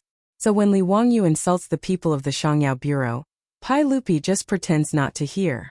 Li Wangyu pulls his beautiful boss into the hall, turns around and closes the door with a bang. Gung Fingyu and the others are so angry that they stomp their feet outside. Father, mother. Li Changqian, who is still lying on the operating table, immediately cries when he sees Pai Lupi and Empress Zhongsun. Changqian, don't cry, don't cry. How is it? Does your stomach still hurt? Empress Zhongsun is overjoyed to see her son wake up. She gently caresses Li Changqian's pale little face with her hand. Tears of heartache fall like pearls from a broken necklace. Hurts, it still hurts. Li Changqian's words scared Li Wangyu to the side. His face is almost white. F***ck, could it be that Sun Si Miao and Lu Shenwei cut the wrong place? But before it was abdominal cramps. Now it doesn't hurt, but the stomach still hurts. Li Wangyu finally breathed a sigh of relief. This stinky boy, he speaks with a big pause. Since the abdominal cramps are no longer there, it means that the inflamed appendix has been removed. As for the stomachache, that was not strange. No matter who it was, they would feel pain when their stomach was cut open. Empress Zhongsun and Pai Lupi didn't understand the difference. Hearing Li Wangyu say that his stomach hurt, they couldn't help but turn to look at Li Wangyu. Pai Lupi was even more furious. Li Wangyu, you bastard, didn't you say you treated Changqian? Why was his lower abdomen still hurting? Is this intestinal abscess cured or not? Li Wangyu hurriedly picked up the porcelain basin that contained the removed appendix. Uncle, aunt, this is Changqian's ulcerated intestine. It has already been removed by old immortal Sun and his disciples' miraculous hands. The pain that Changqian feels now is only from the wound on his abdomen. After a few days of rest, the wound will heal completely. When Empress Zhongsun saw the bloody appendix in the porcelain basin, she couldn't help but exclaim. She covered her face with her hands and didn't dare to look again. Pai Lupi didn't have much of a reaction. He even moved closer for a closer look. He was an emperor on horseback and had been on the battlefield for a long time. He had killed countless people with his own hands. How could he be afraid of this intestine? Yes, it really is ulcerated. Was this really removed from Changqian's body? Of course. Uncle, look, the wound is still here. Li Wangyu pointed at the bandaged wound on Changqian's abdomen. Then has Changqian's intestinal abscess been cured? Empress Zhongsun didn't have time to cover her eyes and asked impatiently. Li Wangyu hesitated for a moment but still answered honestly. "And we still have to see if Chengqian's wound will become infected or inflamed in the next few days. As long as it isn't inflamed, when the wound heals, Chengqian will be as good as new." Empress Zhongsun didn't understand medicine and could only look at Pai Lupi. Pai Lupi understood Li Wangyu's meaning, but because of this, his expression was bitter. "Ziyu, do you know that less than 1 in 10 of the wounded soldiers in the army survive because their wounds become infected? Chengqian is so young. Can he really make it through?" Pai Lupi had seen the section of intestine that had been removed and no longer had any doubts about Li Wangyu's earlier words. The way he addressed Li Wangyu also returned to how it was before. However, when he thought of the fatal problem of the wound becoming infected, his heart, which had just been half at ease, couldn't help but tighten again. "Uncle, this is the reason I didn't let you in earlier. Can you smell anything in this palace?" Pai Lupi couldn't help but twitch his nose a few times at his reminder. "Seems to be the smell of alcohol, but it's also different." Uncle is wise. "This is the smell of alcohol. The alcohol is the essence that I extracted from the alcohol. It is specifically used to disinfect wounds to prevent infection." Li Wangyu simply used the words he had used to fool Sun Simiao and explained to Pai Lupi and Emperor Zhongsun what bacteria were and what disinfecting was. He also explained that Sun Simiao was trying to make the miraculous medicine, penicillin. As for the matter of the cephalosporin capsule, he concealed it and didn't mention it. After all, the cephalosporin had been used up after saving Li Changqian. He also couldn't explain the origin of the cephalosporin capsule to Pai Lupi, so he simply concealed it and didn't mention it. Pai Lupi listened to everything half believing and half doubting. After learning that Sun Simiao was currently experimenting with penicillin, he became excited and grabbed Li Wangyu's shoulder tightly. "Does penicillin really have such miraculous effects? Can it really prevent wounds from becoming infected? If so, then wouldn't most of the wounded soldiers in the army be able to survive? Damn it, do you know how many of my comrades in the army died because their wounds became infected after they were injured? If you dare to deceive me, I won't forgive you." Li Wangyu was startled by Pai Lupi's excited appearance. What was he doing? How could he know that Pai Lupi's heart was in turmoil when he heard about the miraculous medicine penicillin? In the era of cold weapons, there weren't many people who were directly hacked to death by weapons on the battlefield. Most of the wounded soldiers died because of the lack of effective first aid on the battlefield, as well as the lack of effective methods to prevent wounds from becoming infected. This led to the high mortality rate. Even a miraculous doctor like Sun Simiao couldn't prevent Niu Yang's wounds from becoming infected after he was injured. Needless to say, there was no need to talk about the lack of hygiene on the battlefield. Hearing that there was a way to prevent wounds from becoming infected, Pai Lupi didn't even care about his son who was lying on the operating table. Compared to a miraculous medicine like penicillin, the Crown Prince's safety wasn't worth mentioning. "Uncle, please be gentler. This nephew can't bear Uncle's domineering aura." Li Wangyu's face was bitter as he begged for mercy. His shoulder was in pain from being grabbed. This damned Pai Lupi's strength wasn't any less than Chang Yaojin's. This bastard Pai Lupi didn't know how to control his strength. He actually dared to destroy the flower bud of his motherland. He really didn't deserve to be a son. "Don't talk nonsense. Quickly answer my question. If this penicillin can really be produced, then it can be used to prevent wounds from becoming infected. However, this nephew doesn't know if old immortal Sun can succeed." Pai Lupi immediately looked at Sun Simiao. "Minister Sun, are you confident in producing penicillin? This subject will do his best." "Good. Then I'll have to trouble Minister Sunday. I'll allocate another 100,000 strings of cash for Minister Sun's expenses. Once the penicillin is produced, I'll reward you handsomely." Pai Lupi didn't hesitate to allocate a large sum of money. It could be seen how important this penicillin was to him. When Li Wangyu heard this, his eyes couldn't help but light up. He rubbed his hands and smiled. "Uncle, this nephew also has a presumptuous request." Chapter 411. Li Wangyu rubbed his hands together and smiled awkwardly. "Uncle, I also have a presumptuous request. Old immortal Sun wants to experiment with penicillin, but he needs to make a microscope first. Heh. I wonder if Uncle can order the supervising craftsman to help me make a microscope?" Pai Lupi glared at him.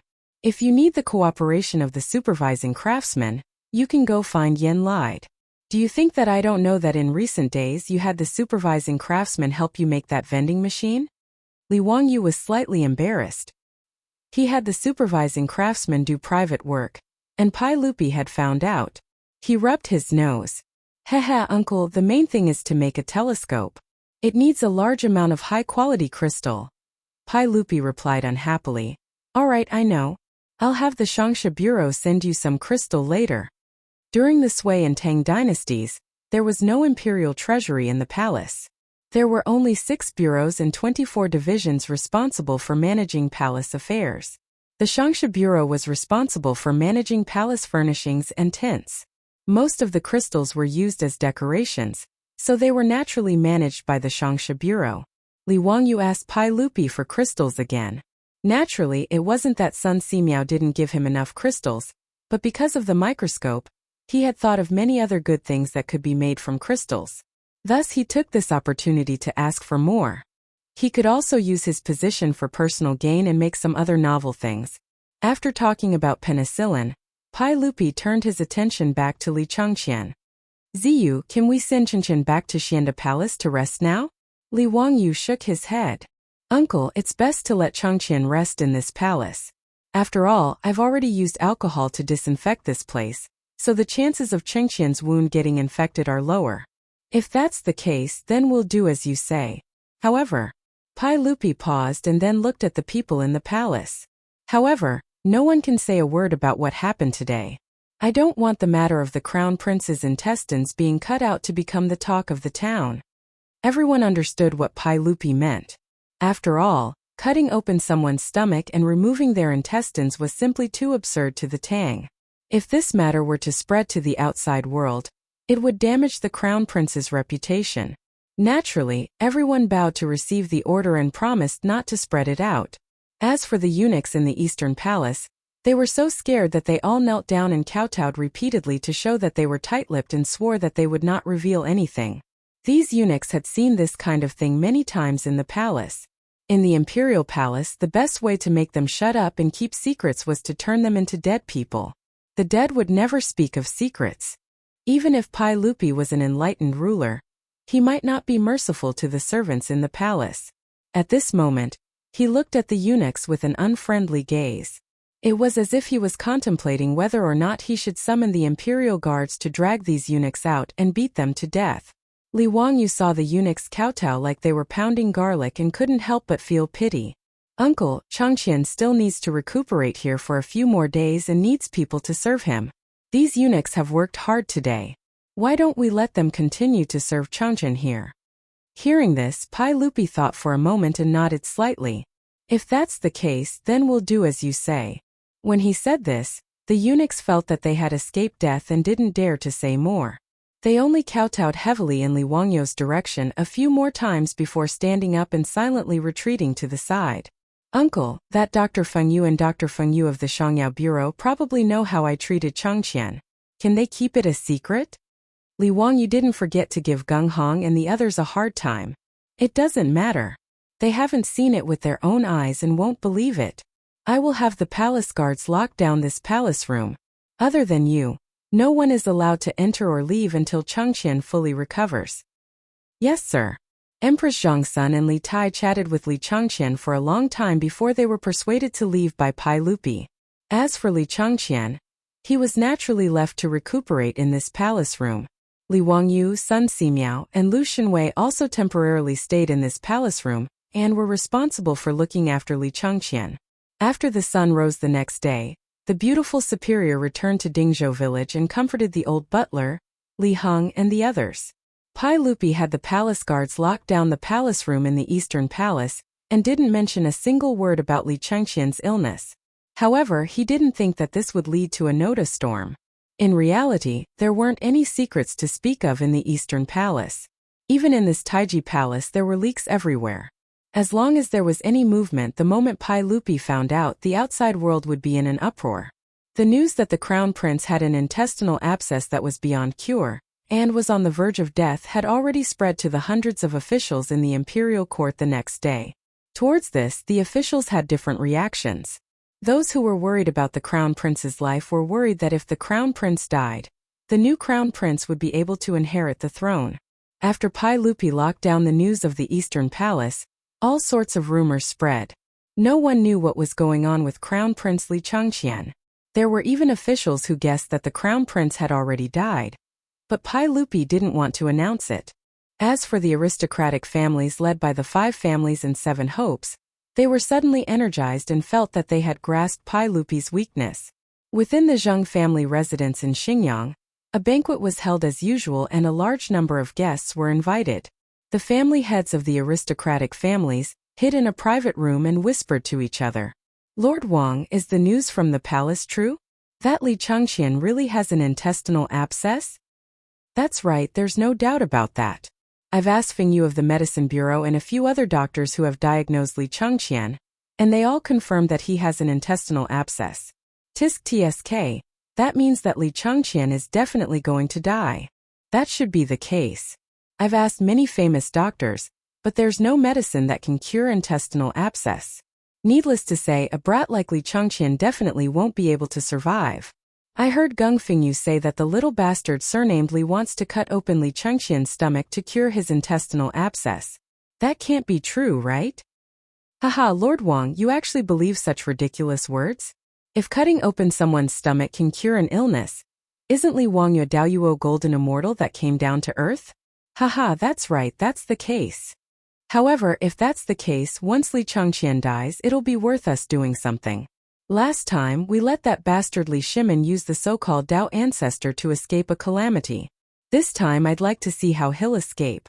Lord Lu, Lord Chui, Lord Wang, I won't hide it from you guys. I've already ordered people to get in touch with the retired emperor. In the private room, Zhang Yuanshou lowered his voice and whispered to the aristocratic family heads. The burning candles in the private room cast the figures of the people on the wall, making them appear especially sinister. Chapter 412. In recent days, the atmosphere in Chang had become strange. Whether it was the streets or the imperial court, it was filled with the atmosphere of a coming storm. The news that the crown prince was seriously ill and might even have passed away had inadvertently spread throughout the 108 streets of Chang'an. Regarding this, the people were all discussing it. As for the imperial court, the atmosphere was even more strange. Although the daily court sessions seemed to be no different from usual, even a general like Chang Yaojin could sense that something was wrong. In the past, when discussing local government affairs, the officials from aristocratic families would always argue endlessly with the officials who represented the interests of the imperial court. It was not rare for them to quarrel. However, ever since the news of the crown prince Li Changqian's illness spread, the imperial court had suddenly quieted down. It seemed that when discussing government affairs in the daily court sessions, the officials were absent-minded and hastily finished their work. Chang Yaojin and the other high dukes naturally knew that it had something to do with the crown prince Li Changqian's illness. Relying on his close relationship with Pai Lupi, he had also indirectly asked Pai Lupi about the crown prince's condition. However, no matter who came to inquire, Pai Lupi only pretended to be profound and smiled without saying anything. Even Chang Yaojin and the other high dukes could not make heads or tails of this. The news that spread from the Eastern Palace was that the eunuchs and palace maids had not seen the crown prince for some time. This news was naturally known by the 100 Horsemen Department and reported to Pai Lupi. Li Er only laughed at this and did not care at all. There was no need to care about this kind of nonsense. Once his son fully recovered, he would naturally be able to slap the faces of these gossiping officials. He would visit Li Changqian in the Eastern Palace every day. Li Changqian's condition was getting better and better. Pai Lupi, who was originally stubborn, had no choice but to believe that disemboweling someone could really cure the illness. With Li Wangyue's alcohol disinfection and the lethal cephalosporin capsule, as well as the meticulous treatment by Sun Simiao and Lu Shanwei, Li Changqian's wounds were healed. Not only was Li Changqian's wound not infected after the surgery, but he could also get off the bed and walk slowly. He would recover in a few days. Therefore, Pai Lupi didn't take the 100 Cavalry Department's report to heart. However, Pai Lupi had not expected that by hiding Li Changqian's illness, he would detonate a huge bomb in the imperial court. On the 7th day of the 7th month of the 2nd year of Zhengguan, it was the day of the imperial examination. The 1st and 15th of every month was the time for the imperial court assembly. All civil and military officials above the 9th rank would enter Taiji Palace to participate in the imperial court assembly. The imperial censor Wei Zheng led his subordinates to the Taiji Palace hall, urging the hundreds of officials to go to work. In the main hall, the officials and civil servants were on the left and the generals on the right. Pai Lupi ascended to the throne, and all the officials kowtowed.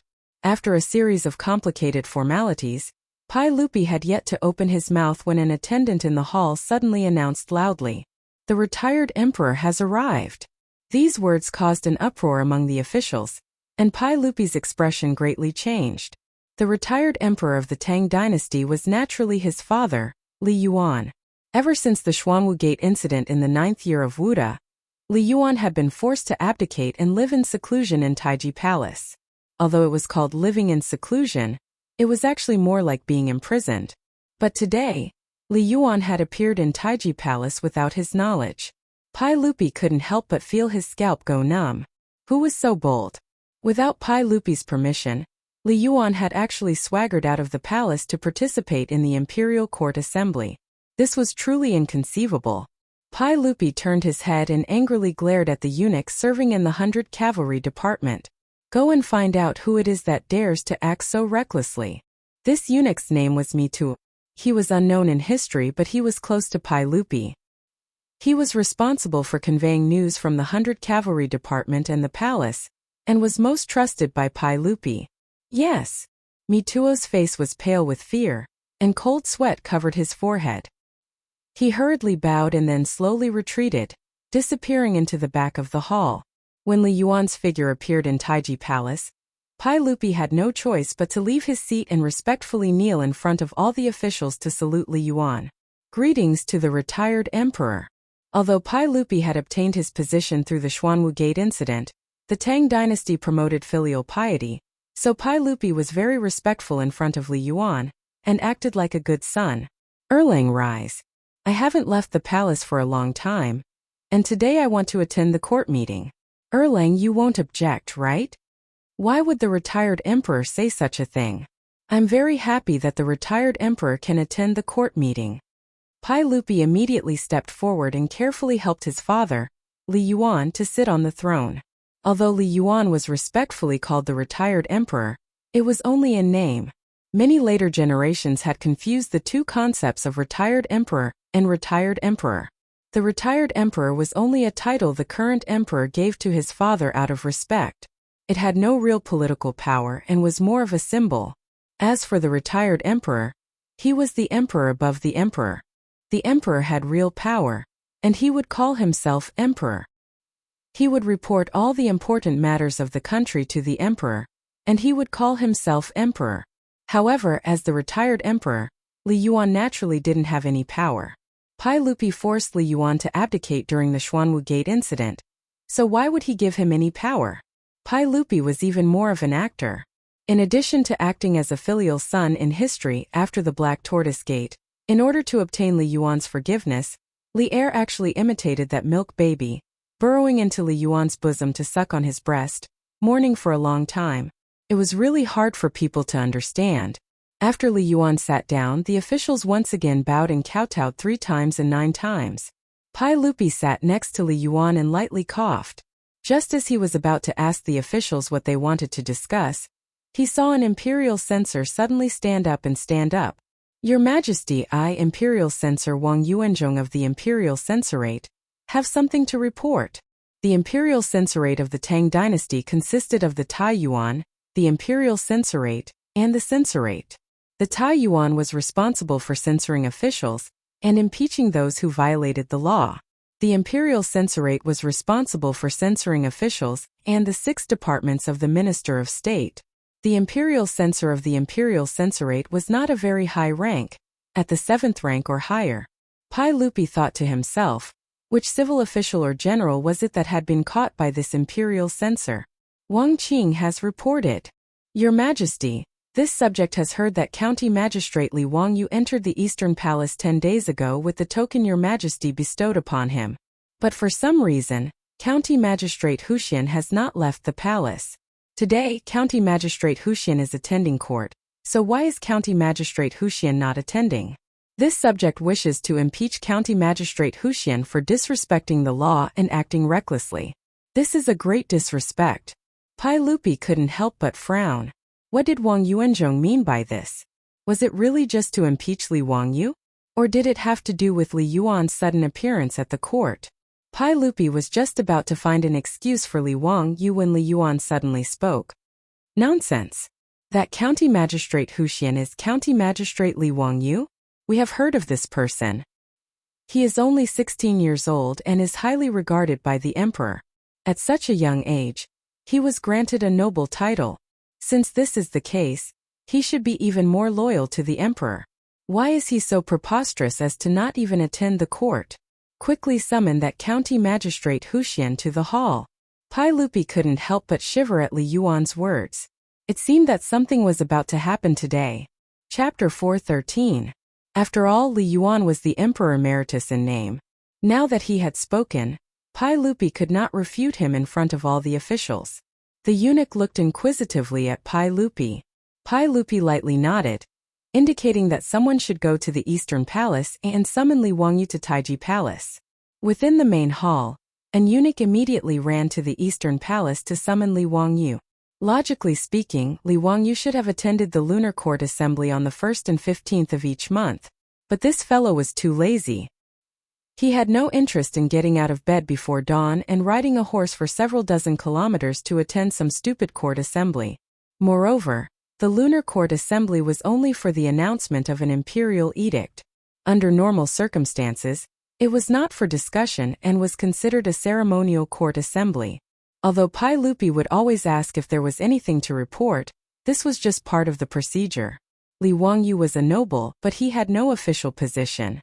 Thus, every time the Lunar Court Assembly was held, he would find all sorts of excuses to ask for leave. In the end, Pai Lupi just let him do as he pleased. Today was the same. Li Wangyu would rather sit in the Eastern Palace and chat with that devilish brat Li Changqian than attend the court assembly in Taiji Palace. But it was clear that someone wanted to use today's court assembly as an opportunity to make trouble for him. Just like a few months ago during the plague of locusts, they wanted to force Pai Lupi to issue an imperial edict. Pai Lupi was well aware that this imperial censor Wang Yuanzhong's sudden mention of Li Wangyu's disrespect for the law was probably just a pretext to make a fuss. Although he was furious, he did not show it on his face. He wanted to see what his father wanted. It didn't take long for Li Wangyu, still dressed in white, to be summoned to Taiji Palace by an eunuch. This subject, Li Wangyu, the founding son of this county, pays respects to the Emperor Emeritus and Your Majesty. Li Wangyu was also confused. Why had he been summoned to the Taiji Palace for no reason? As for Li Yuan, who was sitting on the throne, it was the first time he had seen him, so he hurriedly greeted him respectfully. However, Li Yuan was not polite at all. He opened his mouth and reprimanded, "County Head Huxian, why didn't you come to Taiji Palace to pay your respects today? Who gave you the guts to be so impudent?" Li Wangyu was stunned when he heard this. He couldn't help but steal a glance at Pai Lupi. What was going on? Pai Lupi rolled his eyes and couldn't help but speak up for Li Wangyu. Replying to the retired emperor, Master Huxian has been treating the crown prince's illness in the Eastern Palace. Today's court meeting was specially permitted by this emperor to not attend. Treat the crown prince? What qualifications does he have to treat my imperial grandson? Jean heard from the chamberlain that Jean's imperial grandson is suffering from intestinal obstruction. Erlang, is this true? Li Yuan narrowed his eyes and stared at Pai Lupi as he asked. That's right. Changqian is suffering from intestinal obstruction. Li Yuan suddenly slapped the armrest of the throne. His tone was unyielding. Then how is Jean's imperial grandson now? Why is Li Changqian nowhere to be seen in the Eastern Palace? What illness is this county head Huxian treating? Li Wangyu couldn't help but say, replying to the retired emperor, His Highness the Crown Prince is already out of danger and is currently recovering. He had yet to finish speaking when Li Yuan shouted explosively, "Shut up! You're full of nonsense. Who has ever heard of intestinal obstruction being treatable? Where is the imperial physician of the medicine bureau?" Among the officials, Gung Hong of the Medicine Bureau hurriedly stood up. Imperial Physician of the Medicine Bureau, Gung Hong, greets the retired emperor. Jin asks you, is there a way to treat intestinal obstruction in your medical knowledge? Replying to the retired emperor, intestinal obstruction is incurable. It is a terminal illness. I have practiced medicine for more than 30 years and have never heard of this illness being treatable. Gung Hong continued, however, I have heard that County Head Huxian is preparing to cut open His Highness the Crown Prince's abdomen and cut out the ulcerated intestines. He says that this can treat intestinal obstruction. I do not dare to speak nonsense. Perhaps it is because my medical skills are not good enough that I cannot understand County Head Huxian's thoughts. Scoundrel, cutting open someone's abdomen? Can that person still live? Is this a treatment or a plot to kill Zhang's imperial grandson? Li Yuan's tone became increasingly agitated. He slapped the armrest of the throne loudly. Pai Lupi watched Gung Fengyu and his father echo each other in the great hall and couldn't help but sneer in his heart. He gave Li Wangyu a reassuring look and then said nothing, allowing Li Yuan to do as he pleased. As soon as Li Yuan finished speaking, the imperial censor of the imperial censorate, Wang Yuanzhong, who had previously threatened to impeach him, stood up again. County Head Huxian, tell me the truth. How is His Highness the Crown Prince? Is he still deceased? Nanny? Li Wangyu was taken aback by this fellow's words. What did he mean by the Crown Prince was deceased? Li Chengqian was alive and kicking right now. If it weren't for Pai Lupi forbidding him from showing himself before he recovered, this little brat would have already run wild in the Eastern Palace. When Wang Yuanzhong saw Li Wangyu's dumbfounded expression, he thought that he had grasped Li Wangyu's weakness and left Li Wangyu speechless. He immediately put on a sorrowful expression and bowed to Li Yuan on the throne. Reporting to the retired emperor, if this subject's guess is correct, it seems that the Crown Prince has already passed away. I ask the retired emperor to restrain your grief. This subject wishes to impeach County Head Huxian Li Wangyu for his treachery and deliberate concealment of the Crown Prince's death. He truly harbors ill intentions. Li Wang, you didn't know whether to laugh or cry at this fellow. Which eye of his saw that Li Chengqian was dead? He actually dared to speak with such certainty? Was he really not afraid of losing his head? Li Yuan glanced at the stone-faced and silent Pai Lupi and asked, how can you be so sure that my imperial grandson has already passed away? This matter is of great importance. You cannot speak irresponsibly. Wang Yuanzhong quickly replied. The retired emperor can ask the Shangyao Bureau's Gung Fengyu about this matter. Gung Hong quickly replied. Reporting to the retired emperor, the Crown Prince fell ill 11 days ago in the Eastern Palace's Xianda Hall. At the time, this subject and 9 doctors under the Shangyao Bureau made a joint diagnosis and confirmed that His Highness the Crown Prince was suffering from intestinal obstruction. This subject can vouch for this with my head. This subject has practiced medicine for many years and rarely has anyone with intestinal obstruction lasted more than 3 days. He then pointed at Li Wangyu. Moreover, that night, County Head Huxian falsely issued an imperial edict to Her Highness the Empress, beating this subject and kidnapping the Crown Prince. Later, he falsely claimed that he had cured the Crown Prince. However, other than His Majesty and Her Highness the Empress, no one has seen the Crown Prince's face. Even this subject has never seen the Crown Prince, much less been able to treat him. As for why there has been no news of His Highness the Crown Prince, this subject does not dare to make wild guesses. Li Yuan turned his head to look at Pai Lupi. Erlang, is this Gung Fengyu speaking the truth? Pai Lupi was expressionless as he lightly nodded. Erlang, do you mean that my imperial grandson, the Crown Prince of the Tang dynasty, has already passed away? Pai Lupi shook his head. That is definitely not the case. County Head Huxian has already said that Changqian is recovering. Since that is the case, why not have the County Head Huxian and the doctors of the Shangyao Bureau treat the Crown Prince? Their medical skills are lacking. My medical skills aren't good enough. Erlang, at this point are you still going to lie to us? Li Yuan roared as he slapped the armrest of the throne. Pai Lupi naturally did not even bat an eyelid at his father's rebuke. He remained silent and pretended not to hear. Wang Yuanzhong spoke again. Reporting to the retired emperor, the Crown Prince has passed away. This is a warning from the heavens.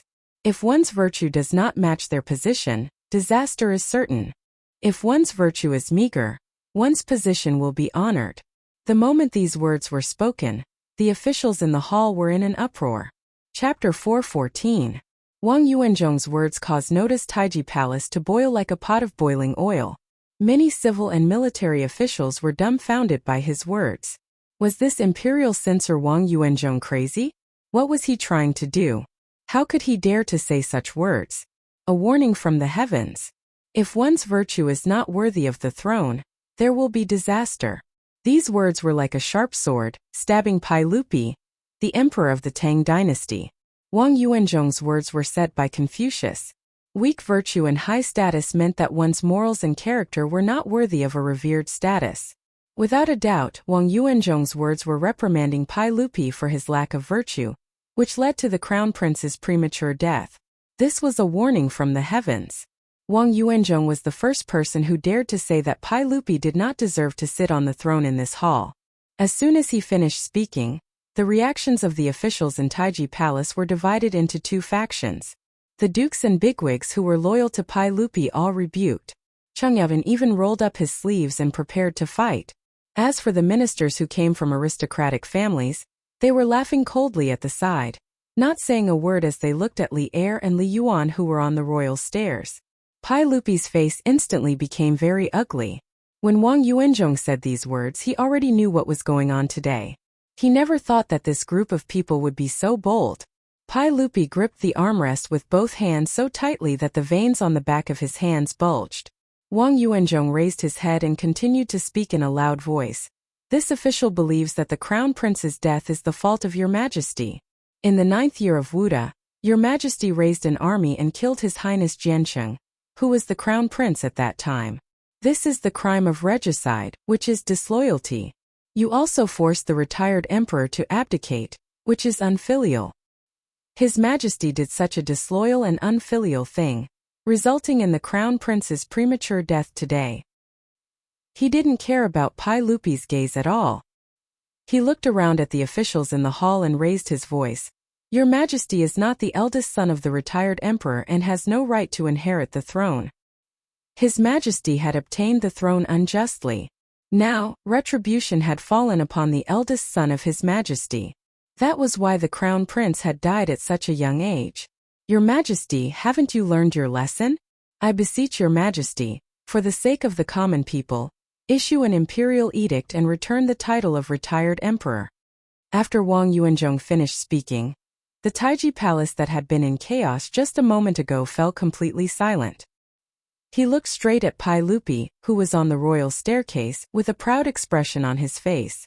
At this point Wang Yuanzhong felt that he was a moralist today. Even if Pai Lupi immediately ordered people to drag him out and beat him to death, he was not afraid at all.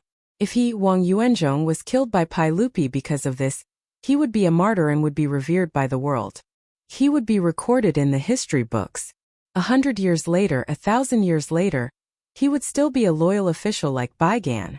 He, Wang Yuanzhong, was not afraid of death. He even wished that right now, Pai Lupi would order him to be executed in Shi City to fulfill his reputation as a martyr. After Wang Yuanzhong finished speaking, nearly half of the officials in the hall suddenly knelt down. They didn't say anything. They just quietly knelt like this, but their gazes were fixed on Pai Lupi. The meaning was self-evident. Forcing the abdication. This was the aristocratic family's overt plot. During the court conference, they used the crown prince's death to mobilize the officials to force Pai Lupi to abdicate, welcome back the retired emperor, and support Li Yuan to ascend the throne again.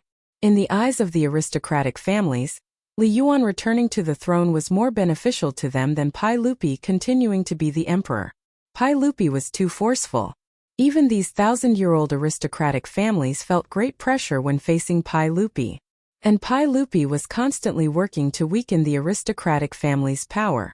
This made the 5 clans and 7 aristocratic families feel even more threatened.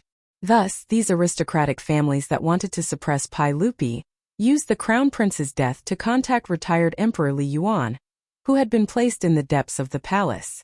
They tried in vain to force Li Yuan to abdicate and return him to the throne.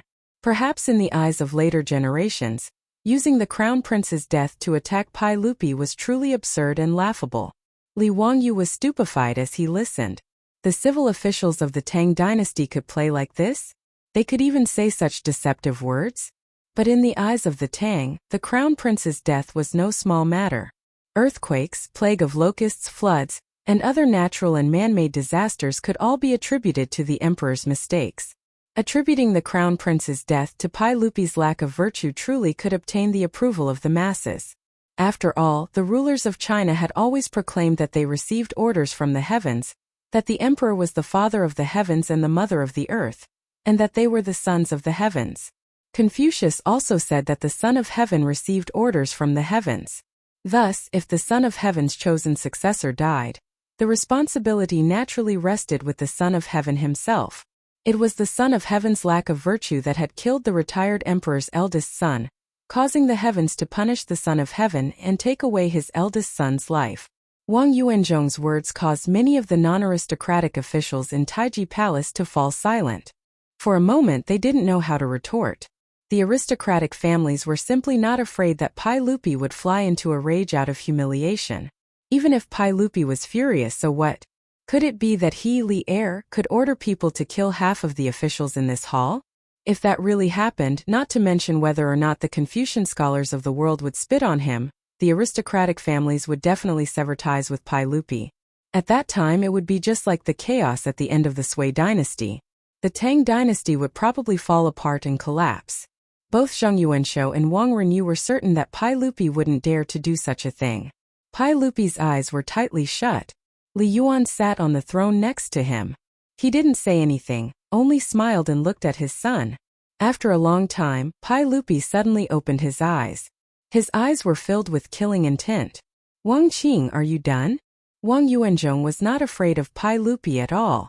Your Majesty, this subject asks Your Majesty to execute the founder of Hu County Li Wangyu. This person has misled the public with his lies and falsified imperial edicts.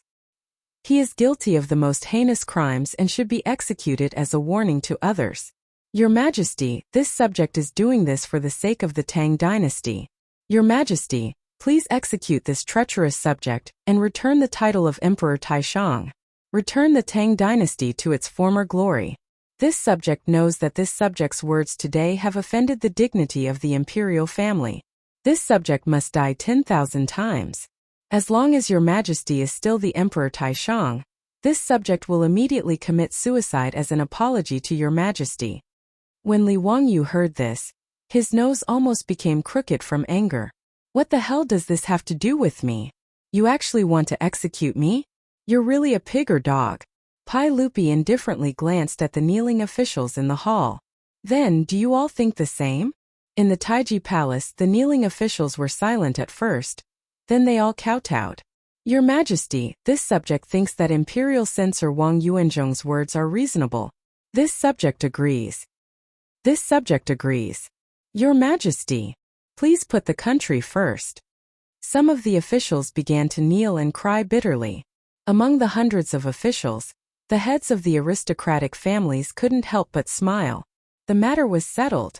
Sitting on the throne, Li Yuan didn't say anything, but the hint of a smile on his face couldn't be concealed. Now that things had come to this, he was the victor. This was the human heart. In the Taiji Palace, the atmosphere was extremely oppressive. Suddenly, there was a sneer that attracted everyone's attention.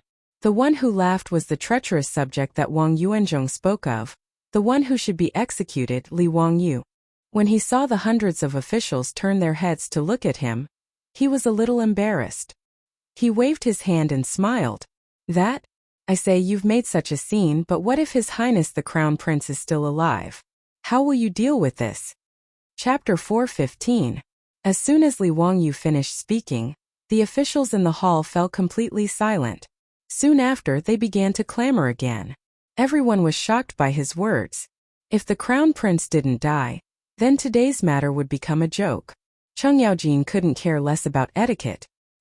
He rushed to Li Wangyu and slapped him on the shoulder. Brat, hurry up and tell me what's going on with His Highness the Crown Prince? Is he dead or alive? Li Wangyu rolled his eyes. Uncle Cheng, didn't I just say it? The crown prince has just recovered from a serious illness and is currently recovering. You can't joke about this. Is that true? Li Wangyu shrugged. Why didn't anyone believe the truth these days? Uncle Chung, why would I lie to you? Even if you don't believe me, didn't His Majesty say it just now? You don't even believe His Majesty's words? Wahahaha, that's good. I want to see how these bastards are going to deal with this. Chung Yaojin raised his head and laughed. Wang Yuanzhong sneered. How could the crown prince live?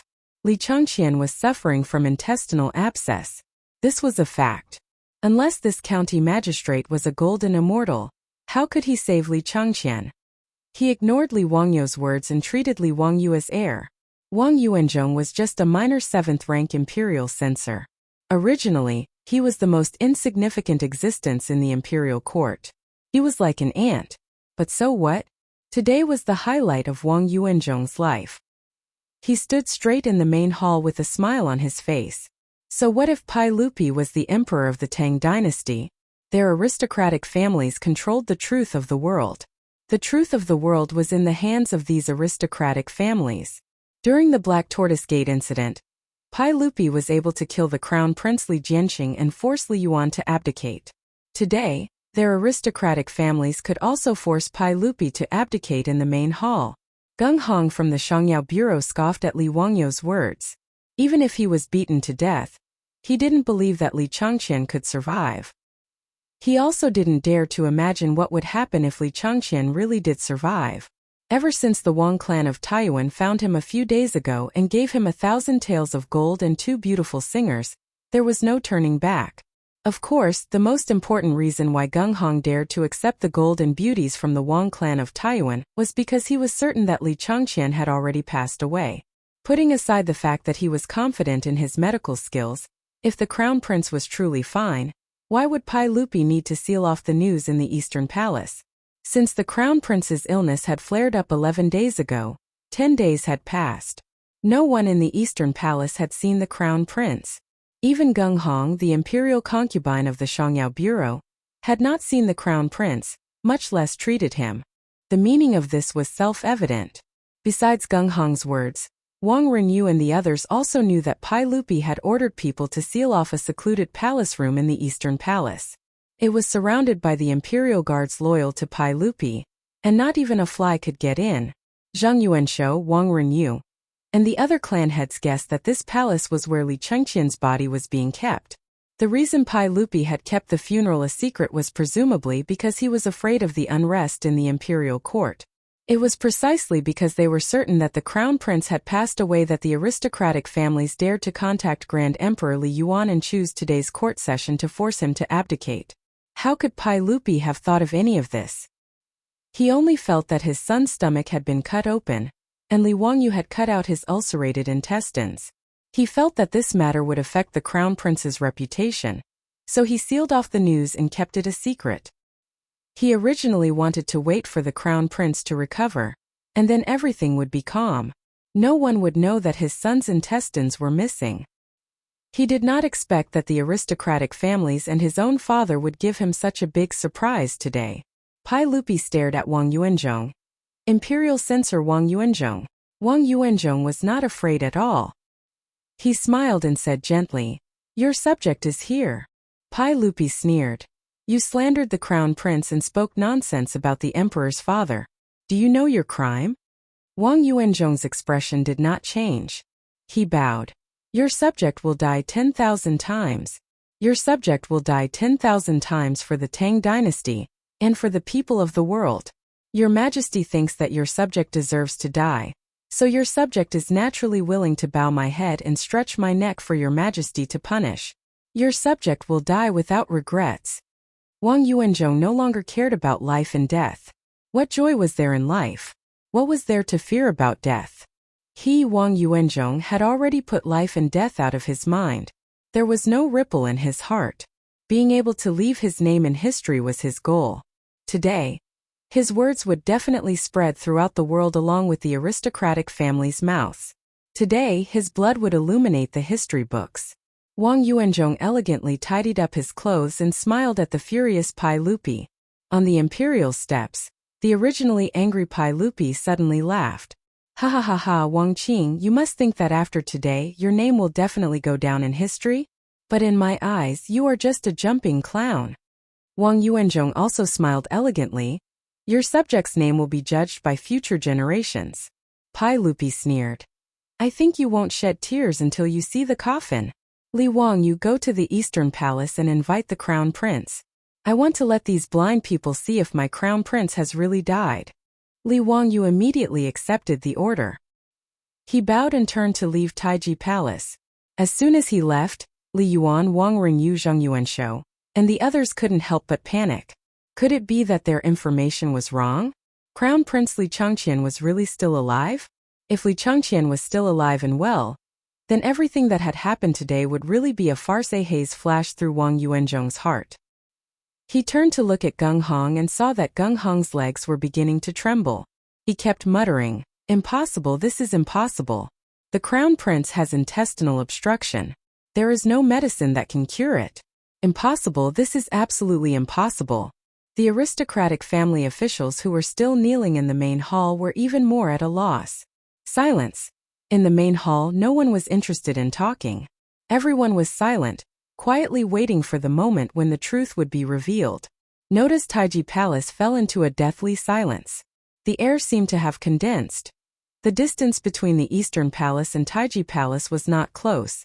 Everyone in the main hall waited in this anxious and uneasy atmosphere for the time it took for a stick of incense to burn. Finally, footsteps came from outside Taiji Palace.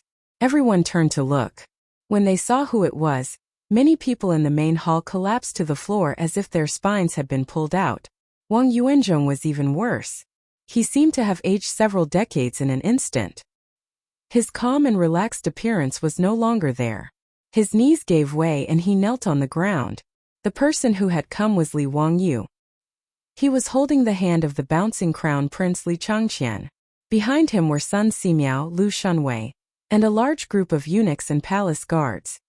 Your subject Li Changqian greets your majesty and grand emperor. Chapter 416. After Li Changqian entered the palace, he respectfully knelt down and paid his respects to his father and grandfather. In formal situations, the crown prince still needed to refer to himself as a subject. Although his face was slightly pale, anyone with a discerning eye could see that Li Changqian's body was fine. The so-called passing away was even more of a joke. Li Yuan's face was as dark as water, but he had to squeeze out an extremely ugly smile. Our good imperial grandson, you've recovered? In response to Grand Emperor, this subject's illness has recovered. Many thanks for Grand Emperor's concern. We heard that Changqian had an intestinal abscess. How was it cured? Li Yuan asked again. Grand Emperor, it was this subject's teacher Li Wangyu, the founder of Hu County, who cured this subject's illness. Li Changqian very cleverly pointed at Li Wangyu and said with great grievance, this subject heard that some people have cursed this subject to pass away. Grand Emperor, please uphold justice for this subject and punish these bad people. Although Li Changqian was only 9 years old, being born in a royal family, he matured much earlier than normal children. On the way to Taiji Palace, Li Wangyu had already explained to him what had happened in court today in a few words. Hearing that the aristocratic family officials had actually cursed him to be dead, Li Changqian, this little brat, was extremely angry. Li Changqian's words caused Li Yuan's face to redden involuntarily. He had already been embarrassed by Li Changqian's appearance. Now that his imperial grandson had said this, he felt his old face burn with pain. Wasn't he Li Yuan the bad person that Li Changqian spoke of? Li Yuan coughed lightly and stood up. We are a bit tired and will return to the inner palace to rest. We will leave the matters of court to Erlang. You can handle Changqian's matters as you see fit. Don't let Changqian suffer any grievances. Today's so-called abdication had already become a farce. Continuing to stay in the palace would only increase the number of jokes. Li Yuan saw that things were not going well and prepared to slip away. As for those aristocratic families, why would Li Yuan care about their lives? Moreover, Li Yuan also felt resentment towards the aristocratic families. If it weren't for these bastards swearing that Li Changqian had already passed away, how would he have lost so much face in front of the officials today? Farewell, retired emperor. Pai Lupi smiled and bowed. but he almost laughed out loud in his heart. Hundreds of officials also knelt down one after another to respectfully send off the retired emperor. However, the expressions of those aristocratic family officials were as ugly as they could be. Wang Yuanzhong and Geng Hong, the two people who stood out, could no longer speak. Their faces were even paler than Li Changqian, who had just recovered from a serious illness. There was no trace of blood in them at all, and their bodies were trembling. Li Yuan had just walked down the royal stairs and hadn't even gotten into the carriage when he saw Pai Lupi's personal attendant, Mito, hurriedly walk in from outside the hall. Li Yuan had also been on the battlefield for a long time. He immediately noticed the strong smell of blood on Mituo's body. The eunuchs of the Tang dynasty wore the same clothes as the officials, according to their rank. As Pai Lupi's most trusted eunuch, Mituo was pardoned from his position as a lower third-rank official, and wore a purple robe. Li Yuan's eyesight was also very good. He was already 60 years old, but he could still keenly notice that there were some fresh bloodstains on Mituo's purple robe. Mituo respectfully bowed to Li Yuan. Reporting to retired emperor, this servant just received a notice that there were a few eunuchs in the Crane Feather Palace who were not clean and had stolen from the palace. This servant acted on my own initiative and beat those eunuchs to death. This servant, as the eunuch of the eunuch, is not strict enough. Please forgive this servant, retired emperor. The Crane Feather Palace was the palace where Li Yuan lived after he abdicated his position. As for the eunuchs that Mituo mentioned, if there was no accident, they must be Li Yuan's remaining trusted eunuchs. This time, the internal and external contact with the aristocratic families was also carried out through these eunuchs. Li Yuan wanted to get angry, but he couldn't say anything. He knew very well that this was a warning from his son. The eunuch of the emperor was an organization that managed the internal affairs of the palace. Mituo was the eunuch of the eunuch of the eunuch of the eunuch of the eunuch, a lower third-rank official. If he wanted to beat a few eunuchs with dirty hands to death, what could Li Yuan do about it? Could it be that he had to shed all pretense of cordiality with his son? After living in the palace for 3 years, Li Yuan was like a tiger without fangs. He had long lost his courage. Mituo's actions were naturally ordered by Pai Lupi. As the eunuch of Pai Lupi, he was the most trusted eunuch. During the 23rd year of Taizong Xingguan, he was the only eunuch who was given a lower third-rank official position. Pai Lupi had made a rule that the eunuch of the eunuch would not have a third-rank official. Fourth-rank eunuchs were the highest. For Mituo to be given a lower third-rank official position, it could be seen how much Pai Lupi trusted him. He went to Li Yuan's palace to investigate who was colluding with the aristocratic families. Without much effort, he found a few eunuchs in Li Yuan's palace. After getting their confessions, Mituo didn't care about Li Yuan's face and beat the eunuchs to death. Li Yuan could only grit his teeth and bear with Mituo's impudent actions. I know. Li Yuan's face was gloomy and he didn't say anything else. He sat on the carriage and planned to return to the Crane Feather Palace. Mituo stopped in front of the carriage and continued to report. Retired Emperor, I also found that in the Crane Feather Palace, there were concubines in the harem who were disorderly and promiscuous. I also beat them to death. I didn't ask for retired emperor's permission and acted on my own. I asked for retired emperor's forgiveness. He said it casually, but in Li Yuan's ears, his body couldn't help but shake.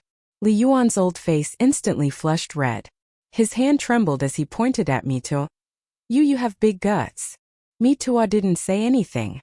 He just smiled and bowed. After a long time, Li Yuan put down his arm. He didn't say anything. He waved his hand and indicated that the eunuchs who were carrying the carriage could leave. In Li Yuan's harem, there were beauties from aristocratic families who were very much favored by him. After he abdicated, there was nothing else to do in the harem. Doting on beauties became his only hobby. From abdication to death, in a few years, Li Yuan, who was 60 years old, gave birth to 17 younger brothers and 18 daughters for Pai Lupi in the harem. He could be called a stallion among stallions. Now, Mituo actually told him so casually that some of his concubines were also beaten to death. This was simply a naked humiliation. But the situation was pressing. Even if Mituo was so presumptuous, Li Yuan could only grit his teeth and endure. Beating his father's eunuchs and concubines to death was just a warning to Pai Lupi. After all, Li Yuan was his father. No matter how dissatisfied he was, he could only do this. He even had to pretend to be a filial son in front of the officials and the world.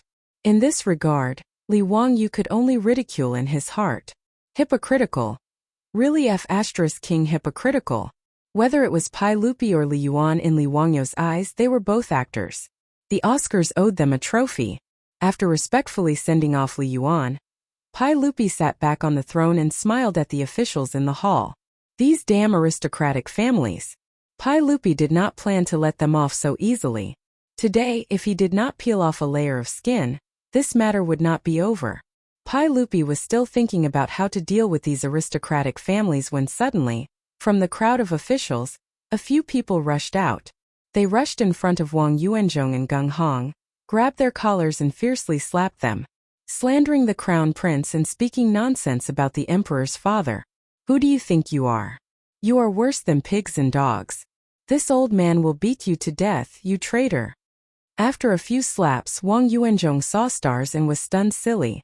Gung Hong was hit until his face burned with pain.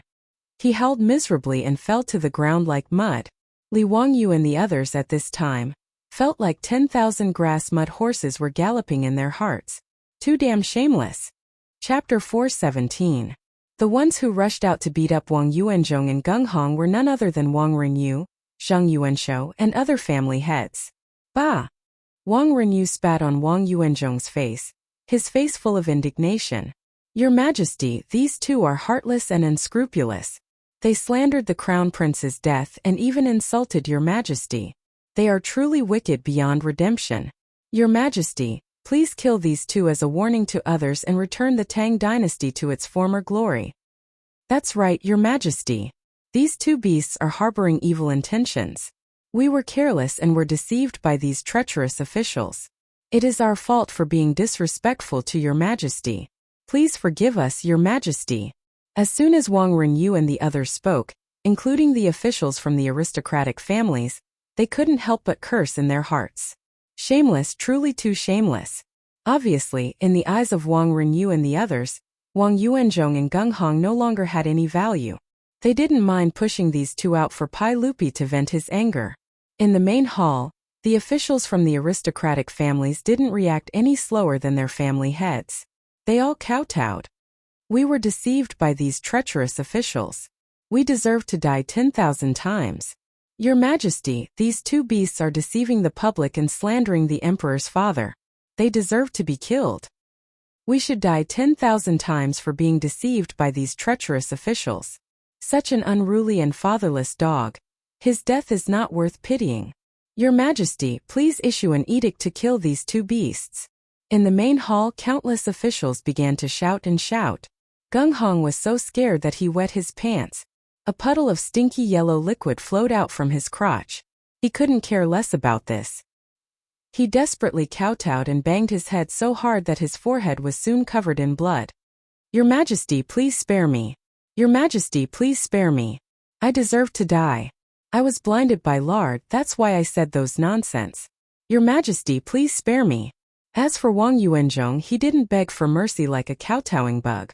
He just lay on the ground and shivered. Wang Yuanzhong wasn't afraid of death. He even wanted Pai Lupi to give the order to kill him, but now he felt a deep sense of fear.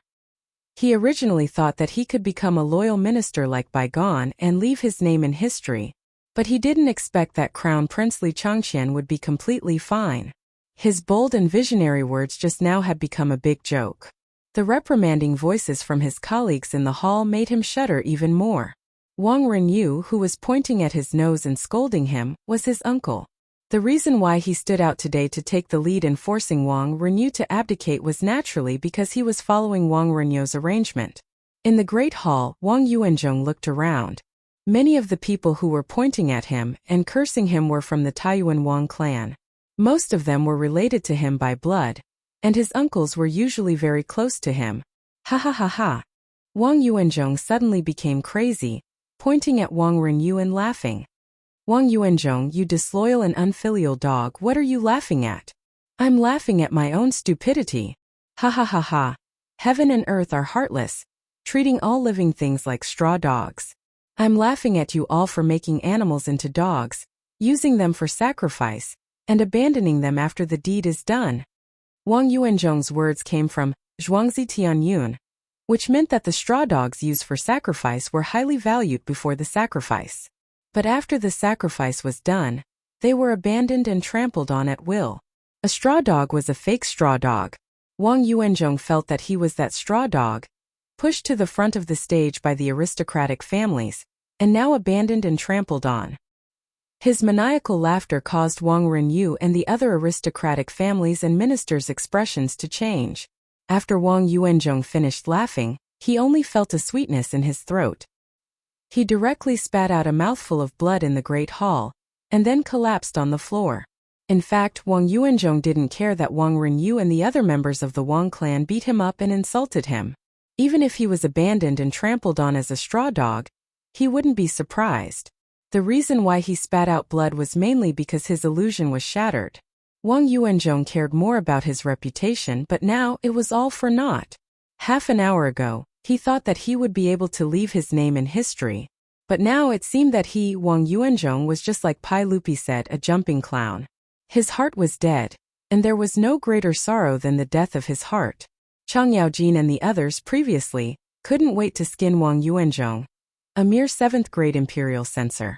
But now, seeing him being beaten up by this group of shameless aristocratic family heads, and being despised by everyone, they even felt some sympathy for this person. Hateful, lamentable, pitiful. Pai Lupi didn't know whether to laugh or cry at the actions of Wang Renyu and the others. Who were they trying to trick? Did they really think that he, Pai Lupi, was blind? Couldn't see who was behind all this? However, Pai Lupi really couldn't do anything to Wang Renyu, Zhang Yuanshou, and the other aristocratic family heads. Not to mention that he couldn't do anything to Wang Renyu and the others. He could only reprimand these aristocratic family officials who were still kneeling on the floor and let them go. What else could he do? Should he let the imperial guards arrest all of these officials and send them to the imperial censor's prison? Then the empire of the great Tang would be finished. Pai Lupi slightly raised the corner of his mouth and said indifferently, Wang Yuanzhong, now that things have come to this, do you have anything else to say? Wang Yuanzhong crouched on the floor. I only ask for death. If you want to die, I will naturally fulfill your wish. Men dragged Wang Yuanzhong and Gung Hong away and beat them to death.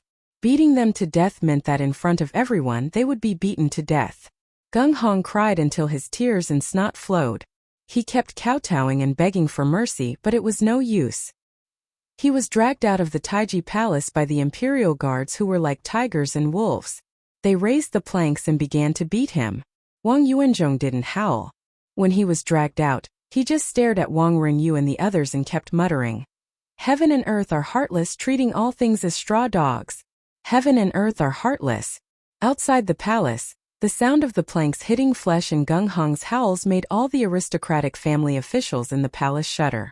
Gung Hong's howls became softer and softer, and soon there was no more movement. Not long after, the sound of the planks hitting disappeared and the imperial guards entered the palace to hand in the order. Imperial physician Gung Hong and imperial censor Wang Yuanzhong of the imperial censor were both beaten to death outside the Taiji palace. Pai Lupi smiled and looked at the officials in the palace. Everyone, how should I deal with you now? In the palace, the aristocratic family officials bowed again. We will die 10,000 times, Your Majesty, please punish us. Although these words were pleasant to the ears, everyone knew that this matter was over. The bird that stuck out had been beaten to death, and the aristocratic families had lost face because of Pai Lupi. At most, Pai Lupi would reprimand them a little. Both sides would find a way out and return to their respective homes. Pai Lupi smiled and said nothing. After a while, he suddenly turned to Li Wangyu and asked, County Magistrate Huxian, how do you think we should deal with them? Li Wangyu looked at the officials and suddenly smiled. Your Majesty, since they all say that they will die 10,000 times, why don't we just kill them all? The palace was in an uproar when he said this. Li Wangyu, you're worse than a pig or a dog, but you're actually so ambitious. In their hearts, the officials had already developed a relationship beyond friendship with Li Wangyu's 18 generations of ancestors, and they were cursing him endlessly. Chapter 418. Li Wangyu's words not only stunned the officials in the hall, but even Pai Lupi didn't know whether to laugh or cry. Li Wangyu had naturally said this on purpose to disgust these shameless aristocratic clans. In any case, even if he was an idiot in politics, he knew that Pai Lupi couldn't kill these officials. Unexpectedly, Pai Lupi was also a drama queen. He actually played along with Li Wangyu's words. County Magistrate Hu Xian's words are reasonable. Slandering the emperor's father should be executed. Since that's the case. Before he could finish speaking, the aristocratic clan's officials were already so frightened that their faces turned pale. Li Er must have gone crazy from the shock today, right? Why wasn't he following the script?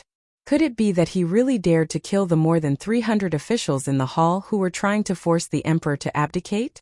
Wang Renyu, Zhang Yuanshou, and the other aristocratic clan's big shots all paled.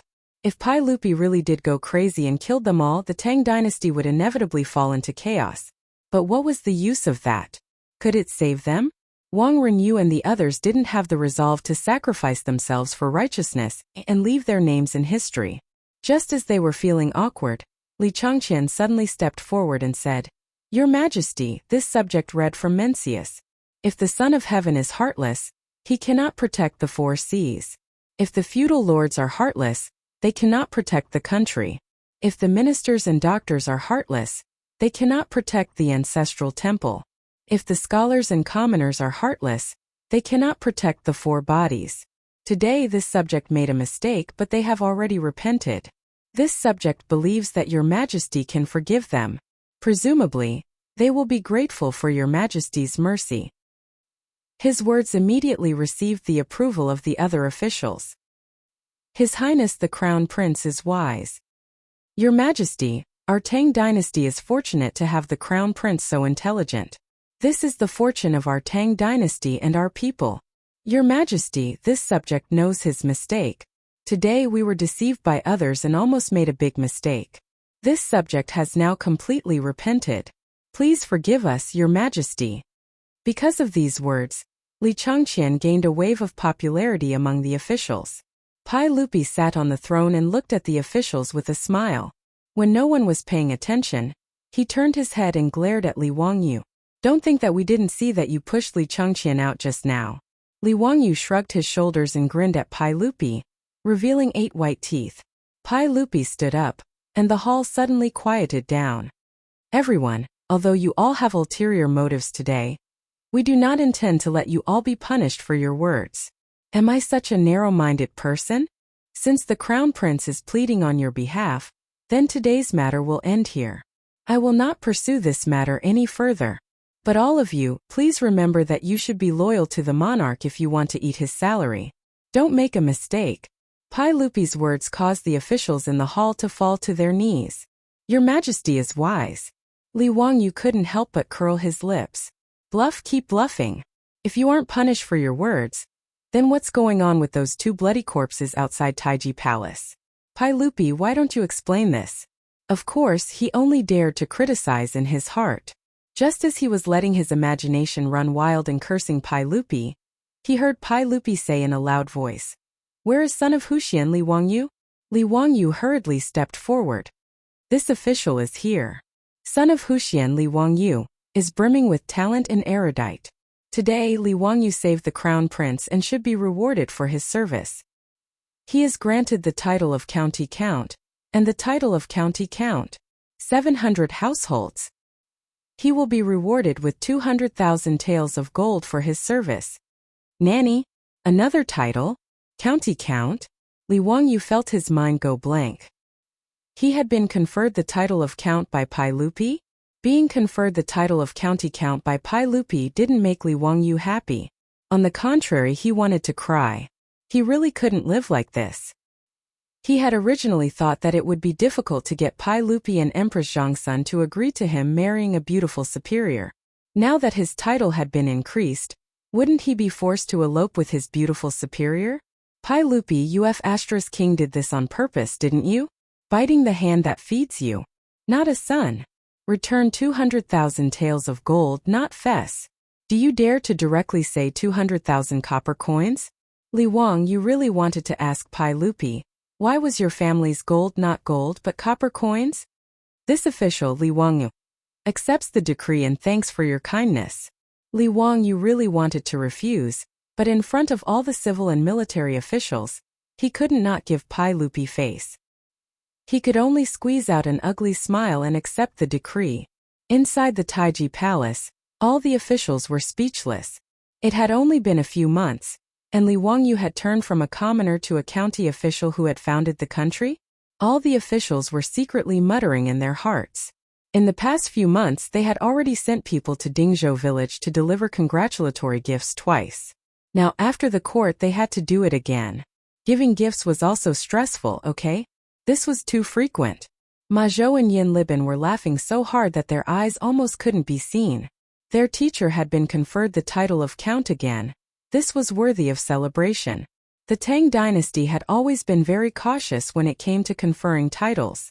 Many old officials would only be conferred the title of Count when they passed away. But Li Wangyu's title was like it didn't cost money. In just a few months he had been conferred the title 3 times. Even Yu Shernan, an old member of the Duke of Qin's household and a great scholar of the era, had yet to be conferred the title of Count.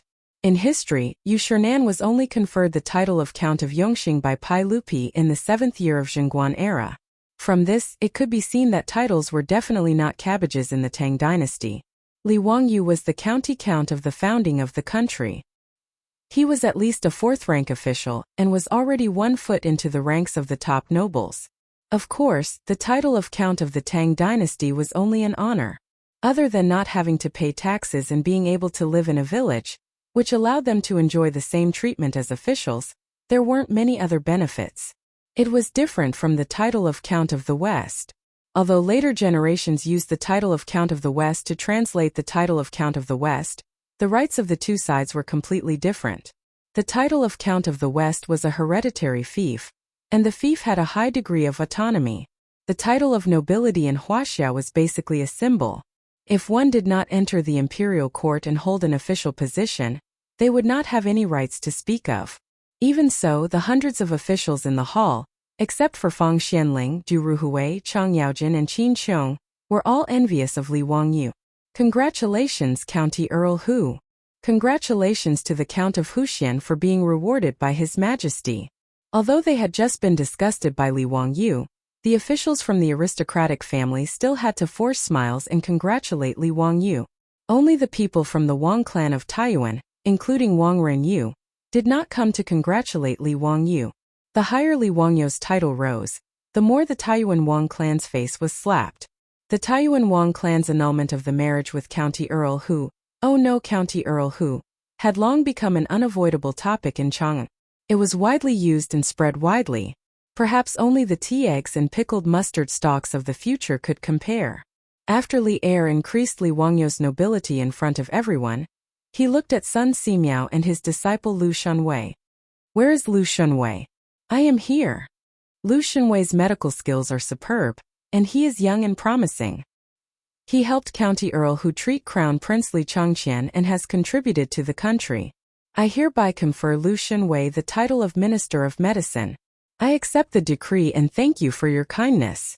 In truth, Pai Lupi wanted to confer Sun Simiao a title, but the old Taoist still refused. Therefore, Pai Lupi could only take a step back and confer Lu Shunwei the title of Minister of Medicine.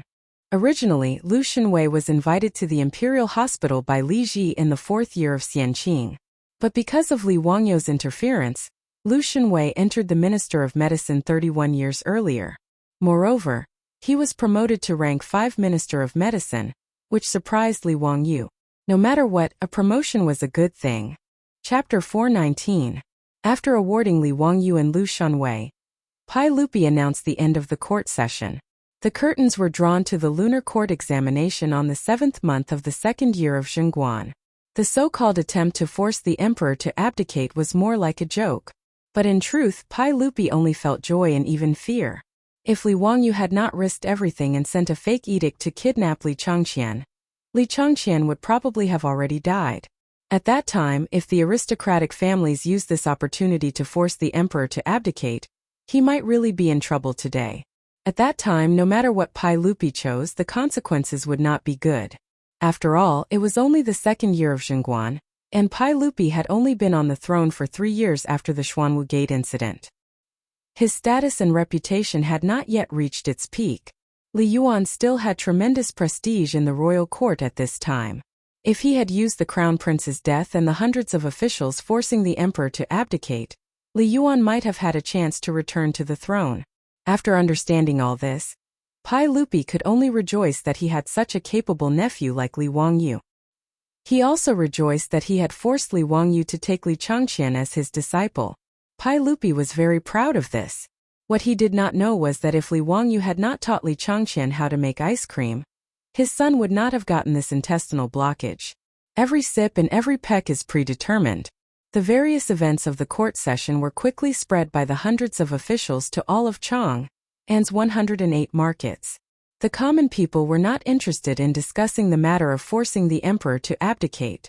To the common people, it made no difference who sat on the throne in Taiji Palace. But they were rather interested in the matter of the crown prince, who was rumored to have died, being brought back to life by County Count Hu's miraculous hands. Even the crown prince with intestinal blockage could be saved. This was truly inconceivable. All the doctors and medical workers in Chang'an had said in unison that there was no cure for intestinal obstruction, which made Li Wangyu even more mysterious. Li Wangyu, who was worshipped by many people as the god of wealth, was now rumored to be a Daoyuo golden immortal, who had descended to the mortal world. He could regrow flesh and blood and had the ability to bring people back from the dead. Li Wangyu's name was so popular in Chang'an, and that he could be said to be an internet celebrity of the Tang dynasty. Fortunately, cameras had not been invented in the Tang dynasty. In Notice Chang'an, only a few people knew Li Wangyu. Otherwise, he really didn't need to go out. Walking on the streets, he would definitely be surrounded by people like a rare animal. The rumors about County Count Li Wangyu's medical skills became more and more exaggerated, and many nobles and officials even believed them. After all, this was what Pai Lupi had said in front of everyone in Taiji Palace. Li Wangyu had even been promoted to County Count because he had saved the crown prince. Therefore, many officials and generals who were ill really went to Dingzhou village in Huxian to ask Li Wangyu for medical treatment. Li Wangyu felt extremely annoyed about this. How could he know any medical skills? He had only saved Li Changqian by chance. Moreover, the ones who had actually operated on Li Changqian were Sun Simiao and Lu Shenwei. He had only been talking from the side. Facing the officials who were asking for medical treatment, Li Wangyu could only patiently explain over and over again that he didn't know how to treat illnesses and didn't know any medical skills. The one who had saved Crown Prince Li Changqian was the divine doctor Sun Simiao. Regardless of whether they believed it or not, Li Wangyu could only introduce Sun Simiao to them. Fortunately, Sun Simiao was now in the Xianwei outside Dingzhou village, so these nobles and officials who had specially come to see him wouldn't have made a wasted trip. Sun Simiao's reputation was big enough. After all, even Pai Lupi knew about him. With an old immortal like Sun Simiao treating them, these officials who had specially come to Dingzhou village weren't disappointed. Even so, many officials expressed their doubts about Li Wangyu's claim that he didn't know any medical skills. In private, they felt that County Count Hu was too arrogant. The fact that his master was a divine doctor naturally couldn't be hidden from the villagers of Dingzhou village. After all, the villagers of Dingzhou village had to travel to Chang'an City every day. Most of them were well-informed merchants. They were like taxi drivers in the future when it came to all kinds of news in Chang'an. They belonged to the profession that was the most well-informed. However, the villagers of Dingzhou village, from the old village chief to the naughty children in the village, had long been accustomed to Li Wangyu's shocking abilities. Even when their master was given a title and became the county count of the founding county, most of the villagers' reactions were, "Oh, Lang Jun has been given a title again. Amazing, amazing." After that, there was no more after that. They each went about what they were supposed to do and were quite calm. After all, to be given a title 3 times in a few months was too frequent. It really wasn't exciting. Even the old housekeeper Li Heng's first reaction when he learned that his Lang Jun had been given a title by the saint was, the plaque that was hung on the door of the manor with the words Founding County Count, written not long ago, was a waste. A waste. The villagers of Dingzhou village mostly had the same thought. However, none of the villagers came to seek medical treatment like those nobles and officials.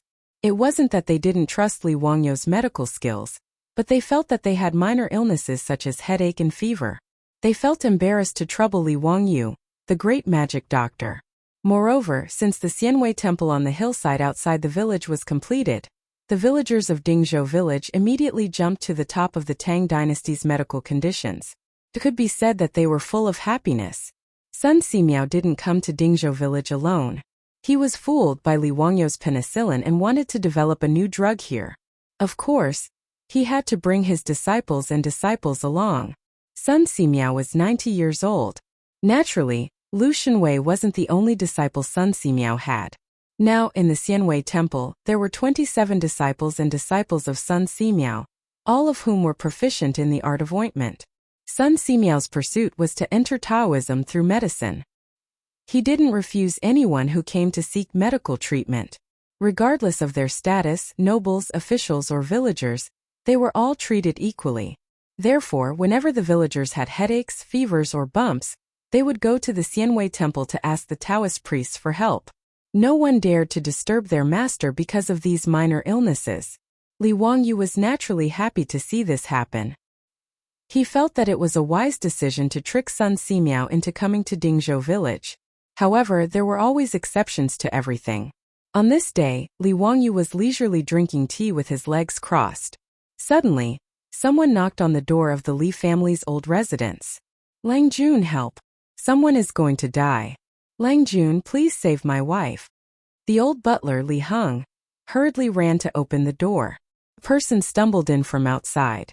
It was Carpenter Lu's eldest son. Lu Dalong, why are you in such a panic? Don't worry, speak slowly. Li Wangyu quickly stood up and asked. Lu Dalong's forehead was covered in sweat. He said in a panicked tone, Lang Jun, my wife is going to give birth today. Li Wangyu was baffled. Damn, what does your wife giving birth have to do with me? Go find the midwife.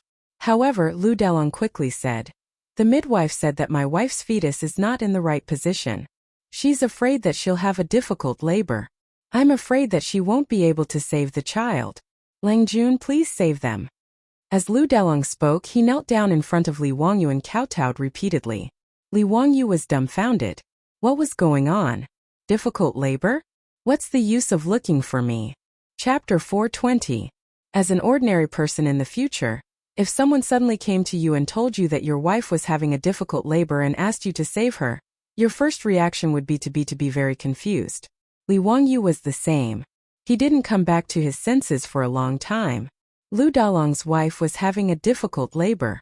Why was she looking for him? Lu Dalong, you idiot. What are you waiting for? Hurry up and ask old immortal's son for help. Why are you looking for me? Lu Dalong said with a crying face. My father has already asked old immortal's son for help. He said the same thing. He said that my wife's child is in a wrong position and the umbilical cord is wrapped around the neck. He can't do anything. Lang Jun, please save my wife and child. Li Wangyu was even more dumbfounded when he heard that Sun Simiao couldn't do anything. If even the king of medicine couldn't do anything, what could he do? While he was in a daze, he heard a commotion outside. His beautiful superior, who had come out to see what was going on, heard that Lu Dalong's wife was having a difficult labor. She subconsciously blurted out, hurry up and do a cesarean section. Why are you still in a daze? What? Cesarean section? Li Wangyu looked at his beautiful superior in a daze. Are you sure you're not talking nonsense? Who knows how to do a cesarean section? Is it you or me? Or Sun Simiao? Wangyu, you and Sun Simiao can perform an appendectomy for Li Changqian. You should be able to do a cesarean section, right? Li Wangyu was speechless. How could they be the same thing? Besides, if they cut open Lu Dalong's wife's stomach, how could they prevent her wound from getting infected? They didn't have any cephalosporin capsules. As for the penicillin that Sun Simiao wanted, they couldn't even find it. If they really cut open Lu Dalong's wife's stomach, whether she could survive or not would depend on her luck. Wangyu, why are you still in a daze? Hurry up, it's more important to save people. The beautiful boss was also anxious and pushed Li Wangyu out. I. Li Wangyu was so anxious that he started sweating. He said incoherently, ask Niu Wu to bring the alcohol from home. Sai, what's going on? Got it. Hurry up and go. I'll have Niu Wu send the things over later. the beautiful boss said anxiously. Li Wangyu was at his wits' end. He could only wait and see. He could only follow Lu Delong out of the manor and jog towards Carpenter Lu's house. Lu Delong thought that Li Wangyu was running too slowly, so he bent down and carried Li Wangyu on his back before running home. This fellow was worried about his wife, so he ran as fast as he could. However, Li Wangyu, who was lying on his back, was jolted so much that he almost vomited. When Lu Delong ran back to his house and put Li Wangyu down, Li Wangyu's little face was pale and cold sweat was dripping down his forehead. He glared at Lu Delong angrily, but he didn't have the time to find trouble with this idiot. He hurried into the house. Since ancient times in Huaxia, giving birth to a child was akin to a woman breaking through the gates of hell.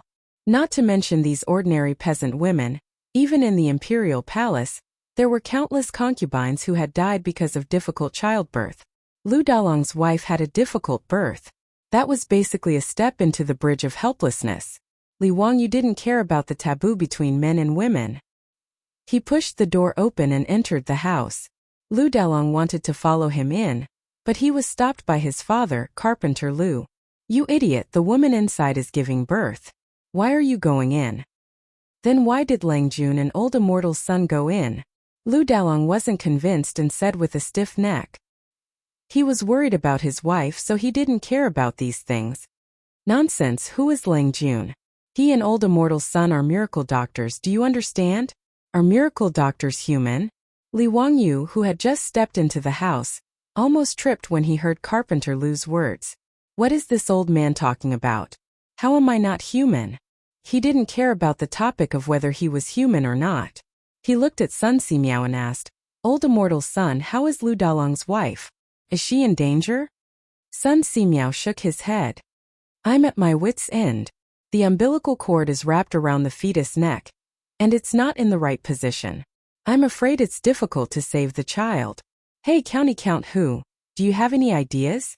Ever since Li Wangyu suggested a cesarean section to cut out Li Wangyu's ulcerated intestines and really save the crown prince, Sun Simiao had an inexplicable expectation for Li Wangyu. He felt that this young county count might have some strange ideas. As expected, Li Wangyu did not disappoint him. However, the words that came out of his mouth stunned Sun Simiao. "Yes, we can only do a cesarean section now." "A cesarean section? How?" "Cut open the stomach, take out the fetus, and then suture the wound." Li Wangyu said it very simply. It wasn't that he was a man of few words, but that he only knew so much about a cesarean section. Who the hell knew how to perform a cesarean section? Li Wangyu also felt wronged. He was a student at a second-tier university who majored in e-commerce. How did he fall to the point where he had to perform surgery to save someone's life? It was a shame for the education he had received over the years. "It's that simple? Why don't we give it a try?" Sun Simiao was a little tempted. It seemed to be the same when he treated Li Changqian. Cut open the stomach, cut out the intestines and suture the wound. This woman couldn't give birth, so it seemed like it could be done. "Let's give it a try." Li Wangyu looked up at the sky and sighed. He could only give it a shot. Whether Lu Dalong's wife could survive or not was up to fate.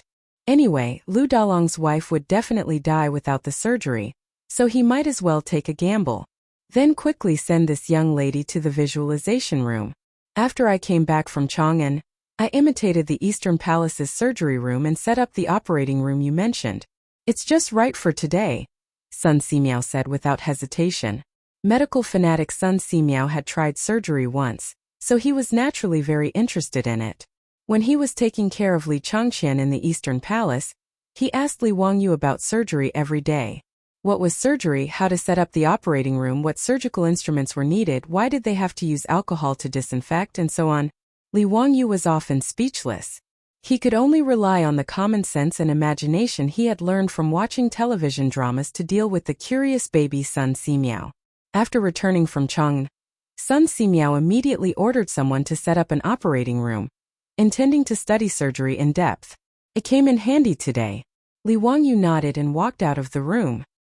He said to the anxious father and son of the Lu family, "Lu Dalong, old immortal's son, and I can try to save your wife, but we might not be able to save her. The risk is great. Are you willing to give it a try?" Lu Dalong and his father looked at each other and knelt down without hesitation. Yes, I'm willing. Lang Jun, please save my aunt. If anything happens, I won't complain. That's my wife's life. Lang Jun, old immortal's son, please treat her. In this era, there were no such things as medical disputes in the future. Not to mention, Lu Dalong knew that his wife's life was in danger. She could die at any time. If they really couldn't save her, the father and son of the Lu family couldn't blame Li Wangyu and Sun Simiao.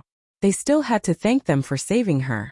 Li Wangyu didn't argue and ordered, if that's the case, immediately carry your wife to the visualization room and prepare for surgery. Lu Dalong naturally didn't understand what surgery was, nor did he dare to ask. He hurriedly removed the door planks and asked the midwife and his mother to dress his wife. Together with his father and 2 brothers, they carried the groaning auntie to the manifestation realm. Chapter 421. After the father and son of the Lu family carried Lu Dalong's wife to the temple, they could only wait anxiously in the temple and pray silently for the Tao ancestors' protection. In the operating theater of the Taoist temple, Li Wangyu was in a dilemma. There was no other reason. In order to perform the surgery, he had to first disinfect and take off Lu Dalong's wife's clothes. There were no such things as surgical gowns these days. Neither Li Wangyu nor Sun Simiao had thought of preparing such things. With the sanitary conditions of the Tang dynasty, the clothes on Lu Dalong's wife's body were not hygienic at all. There might be a lot of bacteria. What made Li Wangyu feel troubled was not only the problem of taking off her clothes. He seemed to remember that before performing a cesarean section, he had to prepare the pregnant woman's hair. That meant cough, cough, cough. That was to shave off the body hair to prevent bacterial infection. At this moment, only Li Wangyu and Sun Simiao were in the operating theater. After all, he was delivering a woman's child. Sun Simiao was too embarrassed to ask his disciples to help. The old Taoist priest was prepared to perform a cesarean section on Lu Dalong's wife himself. Anyway, he was a doctor and was 90 years old. He no longer had to care about these things between men and women. As for Li Wangyu, in Sun Simiao's opinion, he was just a young man. His hair was not fully grown yet, so there was no need to avoid him. Besides, Sun Simiao did not even know what a cesarean section was. Without Li Wangyu's help, the old Taoist priest was not confident. This was a living human life. If something went wrong, 2 lives would be lost. He could not be careless. Li Wangyu wanted to hide, but he was stopped by the old Taoist priest. He had no choice but to stay. Old immortal son, that cough cough, we have to take off her clothes first. Li Wangyu's face was red as he pointed at Lu Dalong's wife who was moaning on the operating table. Lu Dalong's wife was in so much pain that her forehead was covered in sweat. However, when she heard this, she could not help but widen her eyes in fear and shake her head repeatedly. No, how can this be? I'm a woman. Lu Dalong's wife protested in a voice as soft as a mosquito's.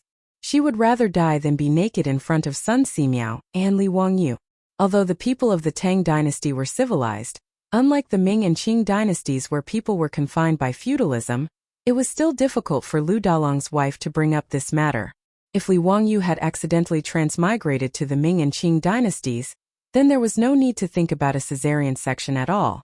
The patient's family members would rather watch the patient die of pain than let them save the patient. The Ming dynasty's medical practice specifications stated, even if you are separated by curtains, you must cover your hands with gauze. Needless to say, a male doctor delivering a baby to a woman. In the book, there was a woman named Ma who would rather die than see a male doctor because of an indescribable disease. Madame Ma said, I would rather die than let a man see this illness.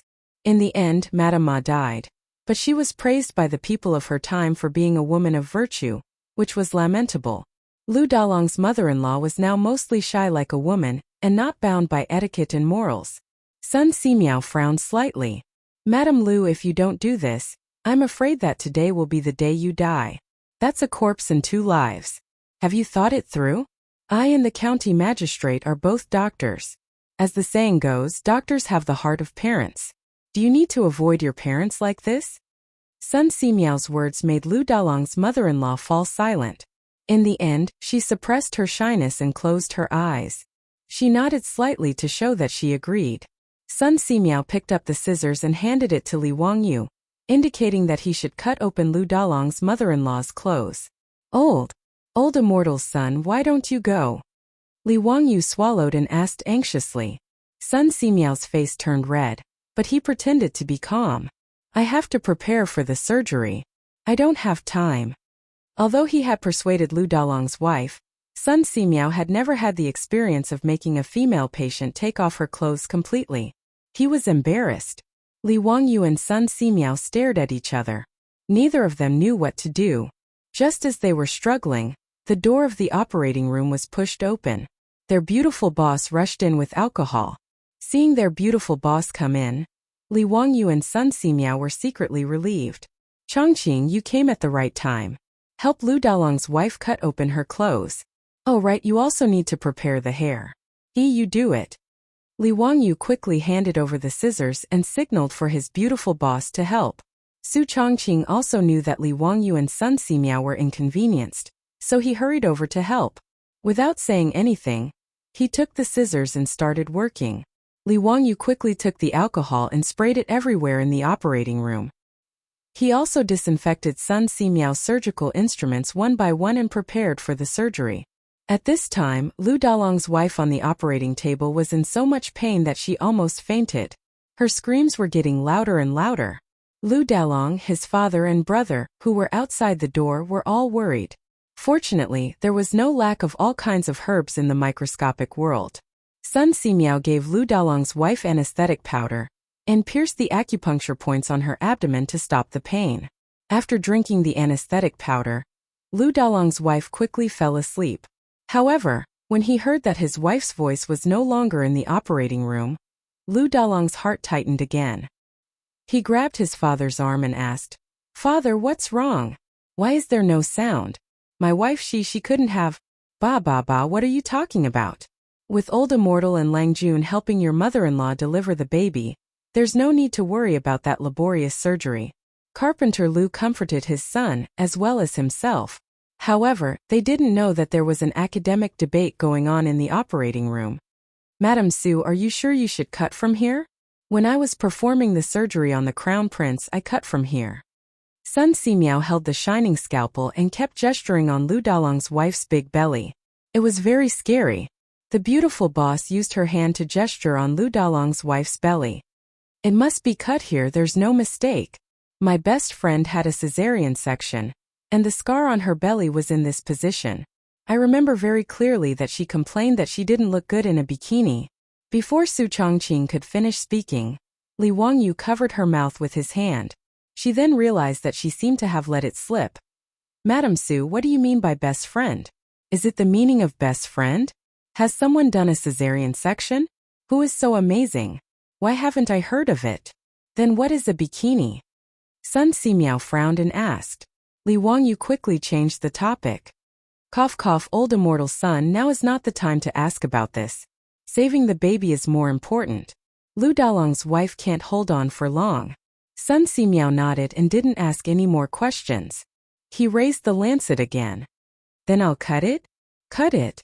However, Old Immortal's son, you must be careful. Don't hurt the baby inside. I know. After all, Sun Simiao was an expert who could live for more than 140 years. Although he was already 90 years old, his hands didn't tremble and his eyes didn't blur. He firmly held the lancet in his hand and gently cut open Lu Dalong's wife's belly. Chapter 422. Lu Dalong, who was anxiously pacing back and forth in front of the operating room, heard a woman scream from inside the room. He couldn't help but tremble in fear and almost fell to the ground. Father, what's going on? Carpenter Lu was also frightened. I don't know. Dalong, don't be afraid. The voice just now didn't sound like your wife's. It sounded like Mrs. Su's voice. That's right. It's Mrs. Su's voice. Carpenter Lu's other two sons quickly replied. Only then did Lu Dalong feel a little relieved. Then he realized something. What's Mrs. Su's name? Could it be? Don't think too much. It's nothing. Old Immortal's son and Lang Jun are here. Carpenter Lu comforted himself. The four of them were confused. They couldn't understand what was going on in the operating room. As for Lu Dalong's mother, she was at a loss. She could only murmur, "Tao ancestor bless, Tao ancestor bless." The one who screamed was their beautiful superior. When Sun Simiao used the lancet to cut open Mrs. Lu's belly, blood immediately seeped out. Su Chongqing, who had never seen such a scene, was shocked and couldn't help but scream. Her scream scared Sun Simiao so much that his hand trembled and the incision was almost crooked. Li Wangyu and Sun Simiao both raised their heads and glared at their beautiful superior with dissatisfaction. She also realized that her performance just now was too embarrassing. She quickly covered her face with her hands and apologized. I'm sorry. I didn't react in time and was scared. Chongqing, go prepare some hot water so that we can wash the child later. Also, ask the Lu family to prepare some loose clothes so that we can change into them after the operation. The embarrassing preparations before the operation had already been completed by their beautiful superior. Li Wangyu saw that she was so afraid of seeing blood, so he simply sent her away. Li Wangyu was forced to go through 2 surgeries for no reason. He realized that he had also trained himself. At least when he saw Sun Simiao use the lancet to cut open Mrs. Lu's belly, he didn't feel nauseous to the point of vomiting. Li Wang, you didn't even feel that the Lu family's daughter-in-law was beautiful when he saw her lying naked on the operating table.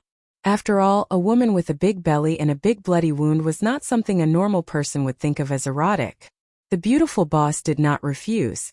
She obediently left the operating theater. As soon as she came out, she was immediately surrounded by Carpenter Lu's family. Lady Su, how's my mother-in-law? Why is there no sound coming from inside? Where's Eva? Has the baby been born yet? The beautiful boss couldn't help but feel a little nauseous when she thought of the bloody wound just now. She frowned and covered her mouth with her hand, suppressing her disgust as she replied, She hasn't given birth yet. Old immortal's son just cut open your wife's abdomen. What? Cut open the abdomen? Lady Su, what do you mean by that? Oh my God, this person's stomach has been cut open. Can he still live? My poor son. The beautiful boss didn't know how to explain it to Carpenter Lu's family. She could only comfort them with Li Chengqian's matter. Have you forgotten how old immortal's son and the others saved the crown prince? Don't worry, it'll be fine. Although she said that, Carpenter Lu's family was still scared to death. No one would be able to remain calm after hearing such a thing. The whole family began to cry silently, thinking that their daughter-in-law would not be able to live. In the operating theater, Sun Simiao was still discussing with Li Wangyu how to proceed with the operation. County Count Hu, this is the uterine palace. The fetus is inside. Where should we cut open the uterine palace? How long should we make the incision? Li Wangyu rolled his eyes. How would he know? It was better to leave it to fate. Sun Simiao was also skilled and daring.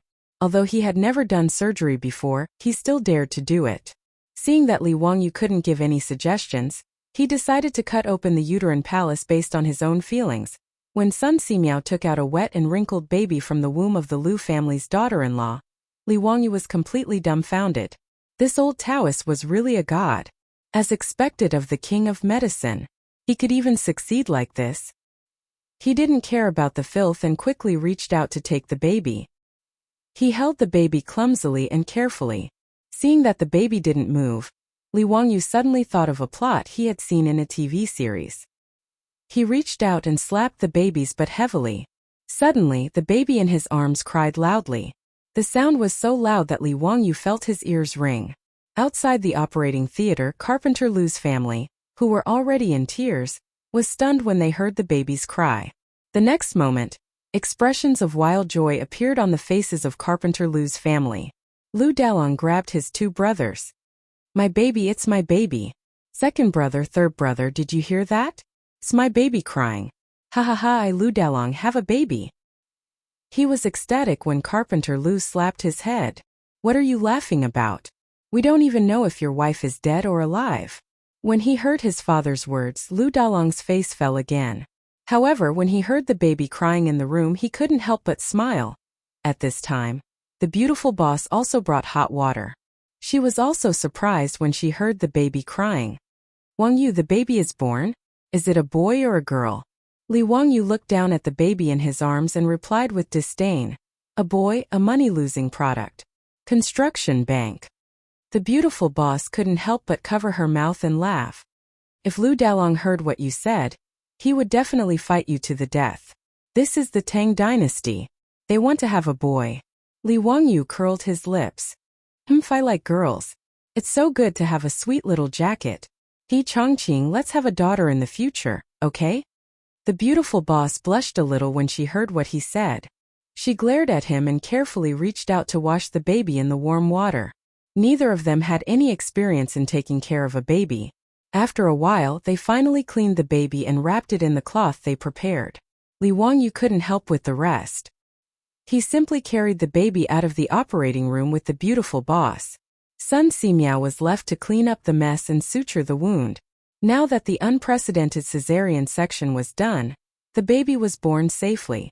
However, whether the Lu family's daughter-in-law could survive or not depended on whether she was lucky enough. Li Wangyu couldn't do anything about it. When the beautiful boss came out of the operating room with the baby in her arms, Carpenter Lu and his family all knelt down and kowtowed to Li Wangyu. Lang Jun, you are my reborn parent. I won't forget you saving my life. I'll repay you with everything I have. What are you doing? Get up quickly. Haha, congratulations, Dalong. You gave birth to a boy. Carpenter Lu, congratulations on having a grandson. You don't have to worry that no one will inherit your family's good craftsmanship. When he heard that it was a boy, Carpenter Lu was so happy that he couldn't close his mouth. This baby was the eldest grandson of the Lu family. Lu Dalong's mother hurriedly took the baby and carefully held it in her arms. She even chased Lu Dalong away when he wanted to look at the baby. When the midwife said that the mother and child were in danger, Carpenter Lu and his family felt that the sky was falling. However, they didn't expect Li Wangyu to pull them out of the abyss. Carpenter Lu looked at the crying baby. Just as he got up from the ground, he knelt down again. Lang Jun, please give this baby a name. Without Lang Jun's help, this little thing wouldn't have had the chance to be born. Lang Jun, please give this baby a name. A name? Li Wangyu was a little confused.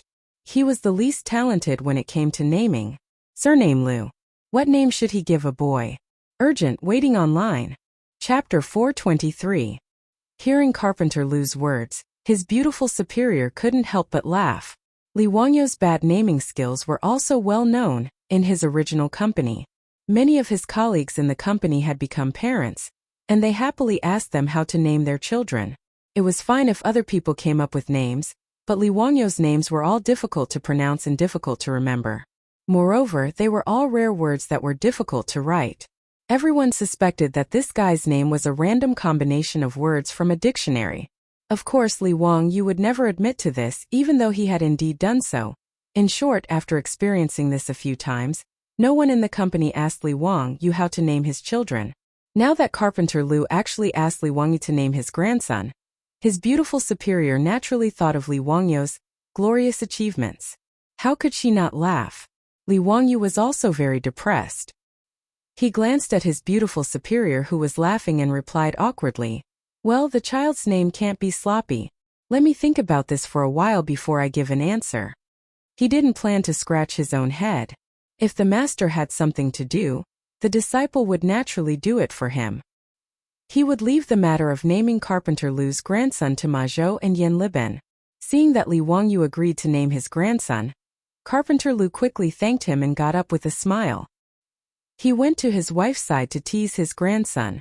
The beautiful superior saw through Li Wangyu's plan and whispered in his ear, "You want Ma Zhou and the others to name your grandson, right?" Am I that kind of person?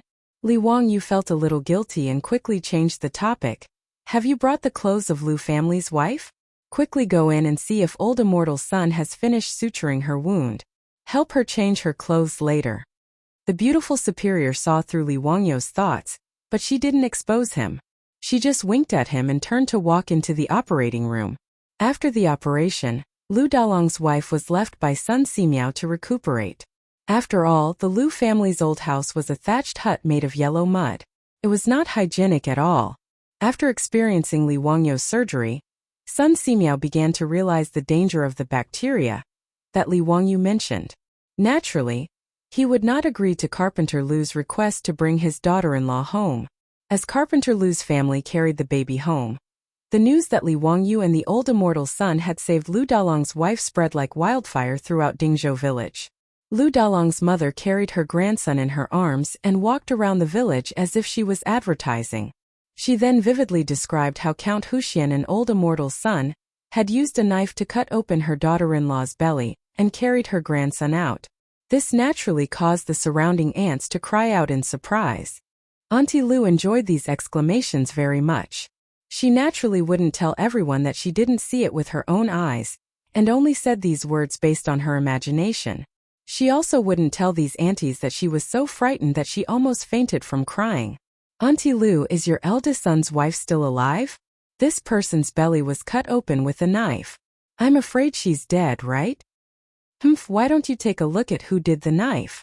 That's Count Huxian, an old immortal Sunday. How could they harm my daughter-in-law's life? My daughter-in-law is currently recuperating in the Xianwei temple. Auntie Lu, your eldest son's wife is really lucky to have Lord Ju and old immortal son save her. I heard from the midwife that she has never seen your daughter-in-law like this before. She can still be saved, let alone give birth to a child. It's really a blessing from the heavens. Auntie Lu spat at the woman. Bah, what blessing from the heavens? It's Lord Ju's blessing. Yes, Auntie Lu is right. It's our Lord Ju's blessing. TSK, our Lord Ju is indeed a heavenly immortal. Like old immortal's son, he's not immortal. When did our Dingzhou village burn incense? To be able to become Lord Ju's fief is really a great blessing. The surrounding aunts nodded in agreement. That's right. Nowadays, which village in this area doesn't want to marry their daughter into our village? Back then, my eldest son wanted to find a wife. How many private matchmakers did he hire and how much copper coins did he spend? If it wasn't for his father's craftsmanship, other young ladies wouldn't be willing to marry into our village. Now the private matchmakers who want to matchmake my second son and third son are almost stepping on our doorstep. Auntie Lu's face was full of pride when she spoke of this matter. I heard that the people who want to marry your second son are from the wealthy families in Huxian County. The topic of the aunts quickly deviated. It was just as the 2 elements gave birth to the 4 divisions, and the 4 divisions gave birth to the 8 trigrams, a group of gossipy aunts began to discuss family matters with relish. Lu Dalong's wife was indeed in good health. Without antibiotics, not only was Lu Dalong's wife's wound not infected, but it also healed very well. In just 3 to 4 days she could get off the ground and walk normally. Sun Simiao couldn't stand Lu Dalong's wife's pleas, and could only agree to let her return home to recuperate. Lu Dalong was so happy that he couldn't close his mouth when his wife returned home alive and kicking. On the same day, he ran to Xianwei Temple and offered a large amount of money for incense to express his gratitude. When the villagers of Dingzhou village saw that Lu Dalong's wife had really returned home, they were even more in awe of Li Wangyu and Sun Simiao. They didn't think that this was the art of Qi Huang. Instead, they all saw it as Li Wangyu and Sun Simiao's supernatural powers and the work of extraordinary people. Li Wangyu could only smile bitterly at this, but he couldn't be bothered to correct the villagers' thoughts and just let them be. The news that Li Wangyu and Sun Simiao had performed a cesarean section to save a pregnant woman with dystocia quickly spread to Chang and city through the mouths of the crowd. However, any matter would always lose its original meaning after being spread by the crowd.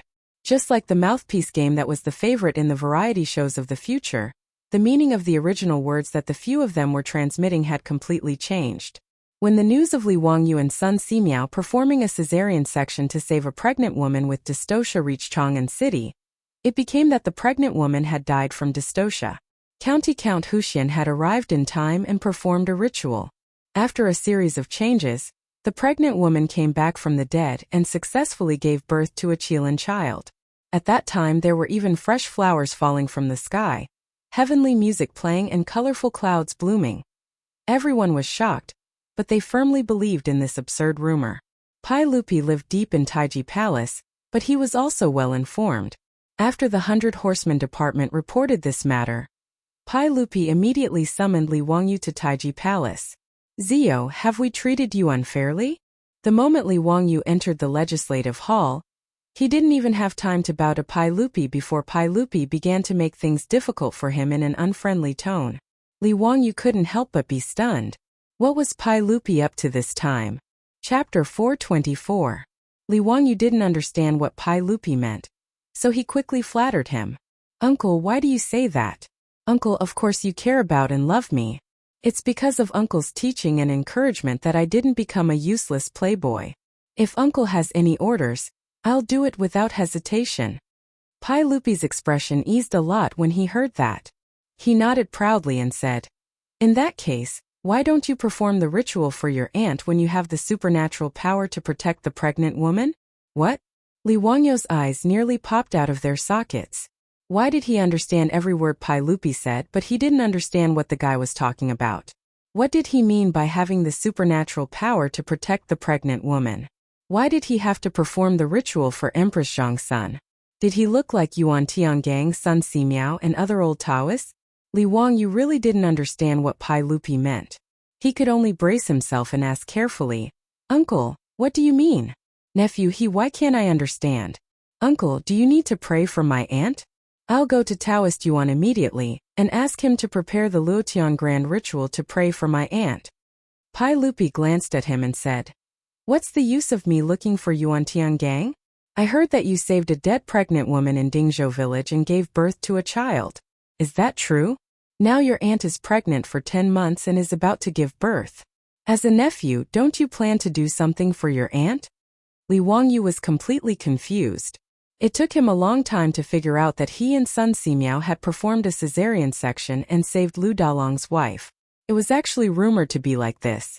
Even Pai Lupi, the emperor of the Tang dynasty, believed it. It was really nonsense.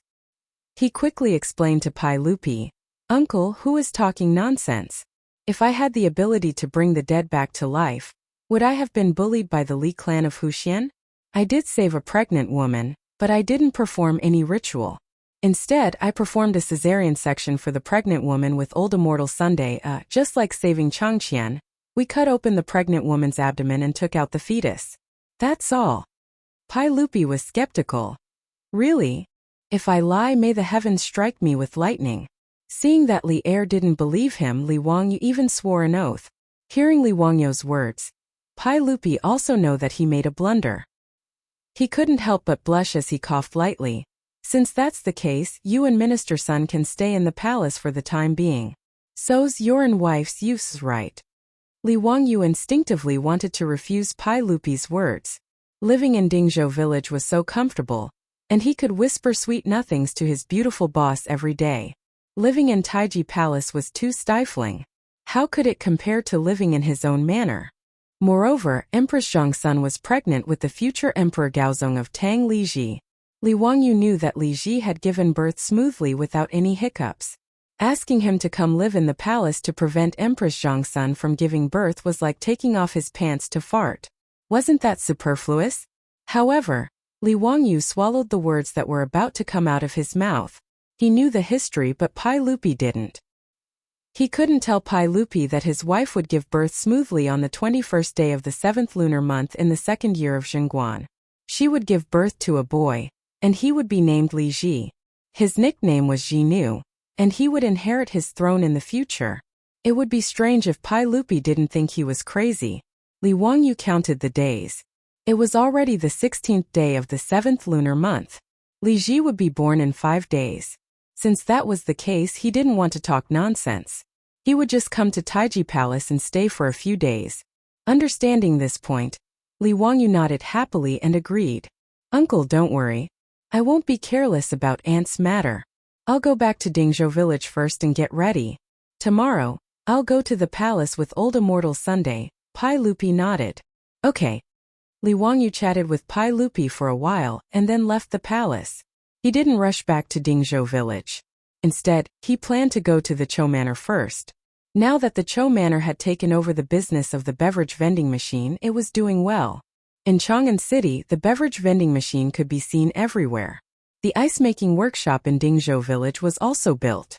Every day, large amounts of ice were transported by four-wheeled carriages to the boiled water shops in Chang'an City.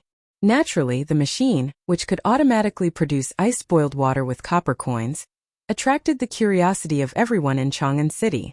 The sales kept increasing. Now the copper coins that were transported back to Dingzhou village every day gave the old housekeeper Li Heng a headache. He didn't know where to store so many copper coins. Li Wangyu passed by a boiled water shop. He also took out his copper coins and bought 2 bamboo tubes of iced drinks. He drank with Niu Wu as they walked. It was very pleasant.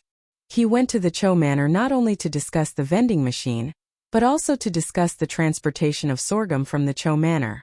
The sorghum used by the brewery in the Qinling Mountains was provided by the Chou Manor. Now, the sorghum wine produced by the brewery was in short supply. If he wanted to increase the production, he needed more sorghum. The Chou Manor was located in Xianyang Lane. This was also where the county magistrate of Wanyan County was located. He and Niu Wu rode to the Chou Manor. Naturally, they had to pass by Wanyan County. When they passed by the county magistrate of Wanyan County, a few yamen runners on duty saw him from afar. They all showed a flattering smile and bowed. Greetings to the county magistrate. Some of the flatterers even immediately knelt down and kowtowed. Greetings to the county magistrate. Li Wangyu had just been granted the title of county magistrate when Wang Ziqiao colluded with the head of Wanyan County to frame him. He was almost taken to jail. Later, a group of wastrels caused a ruckus in the county magistrate's office. Only then did Wanyan County Magistrate Lu Dehang find out that the person who was arrested was the county magistrate. After that, the head of Wanyan County Magistrate was sentenced to 3,000 miles. Not long after, Wang Ziqiao and the others were forced to leave Chang'an City. Li Wangyu's title became higher and higher, and his reputation became more and more prominent. The yamen runners of Wanyan County naturally had a deep impression of Li Wangyu. Now that they saw him riding a horse, how could they not hurry to greet him? Li Wangyu smiled and cupped his hands at the yamen runners. Could be considered a greeting. Just as he was about to urge his horse forward, he saw a group of people not far away. They were extremely noisy as they headed towards the county magistrate of Wanyan County. In a moment of curiosity, Li Wangyu pulled on the reins and stopped to watch. He saw the group of people escorting a man over. They shouted, "Bring this disobedient son to see the magistrate. This damned gambler. Disobedient son, he deserves to be killed. He will die a horrible death. Anifang, don't worry. We will testify for you. The Ming House will definitely punish this disobedient son." In the crowd, there was a white-haired old woman. She was wiping her tears and crying. What was going on? Seeing this scene, Li Wangyu was in no hurry to leave. He wanted to see what was going on. The group of people quickly arrived in front of Wanyan County. Naturally, a yamen runner came forward to inquire. "Stop. Why is it so noisy? What's going on?" "Greetings, Duke. We are here to bring this disobedient son to see the magistrate. Not only is this Fang Delong a gambler, he is also disobedient and unfilial. Not only did he lose all his copper coins, he also wanted to steal his mother's coffin money to continue gambling. Auntie Fang didn't want to give it to him. This disobedient son actually dared to hit his mother. He is truly abominable. We are all Auntie Fang's neighbors. We can't stand this disobedient son, so we brought him to see the Ming House. We asked the Ming House to seek justice for Auntie Fang." When the yamen runners heard the purpose of their visit, they were also furious. Filial piety was the most important thing in the Tang dynasty. Naturally, everyone would want to beat this disobedient son. "Alright, wait a moment. I will go and inform the Ming House. This disobedient son, even if he is beaten to death, it won't be wrong." A yamen runner immediately walked quickly into the county magistrate's office. Seeing this, Li Wangyu was not in a hurry to go to the Chiu residence. He stayed behind to watch the show. Chapter 425. After Wanyan County Magistrate Lu Dehang heard the report, he did not delay and immediately ordered the 3 groups of bailiffs to begin the trial. Pai Lupi himself had lost his filial piety due to the Xuanwu Gate incident, so he paid more attention to it. In the laws of the Tang dynasty, one of the 10 unpardonable crimes was disobedience, which had the same status as rebellion. Those who beat their parents were beheaded. In the Song dynasty, the punishment for disobedience was even harsher.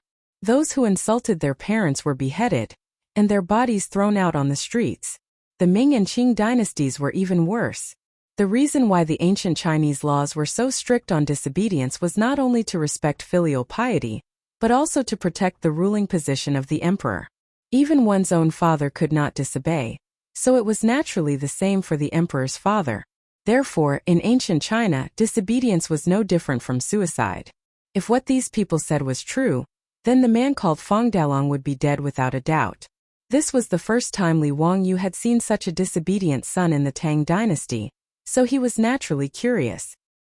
He and Niu Wu dismounted from their horses and followed the commoners who reported to the officials. They entered the main hall of the county yamen to watch and listen to the trial. Lu Deheng sat in the hall and saw Li Wangyu in the crowd.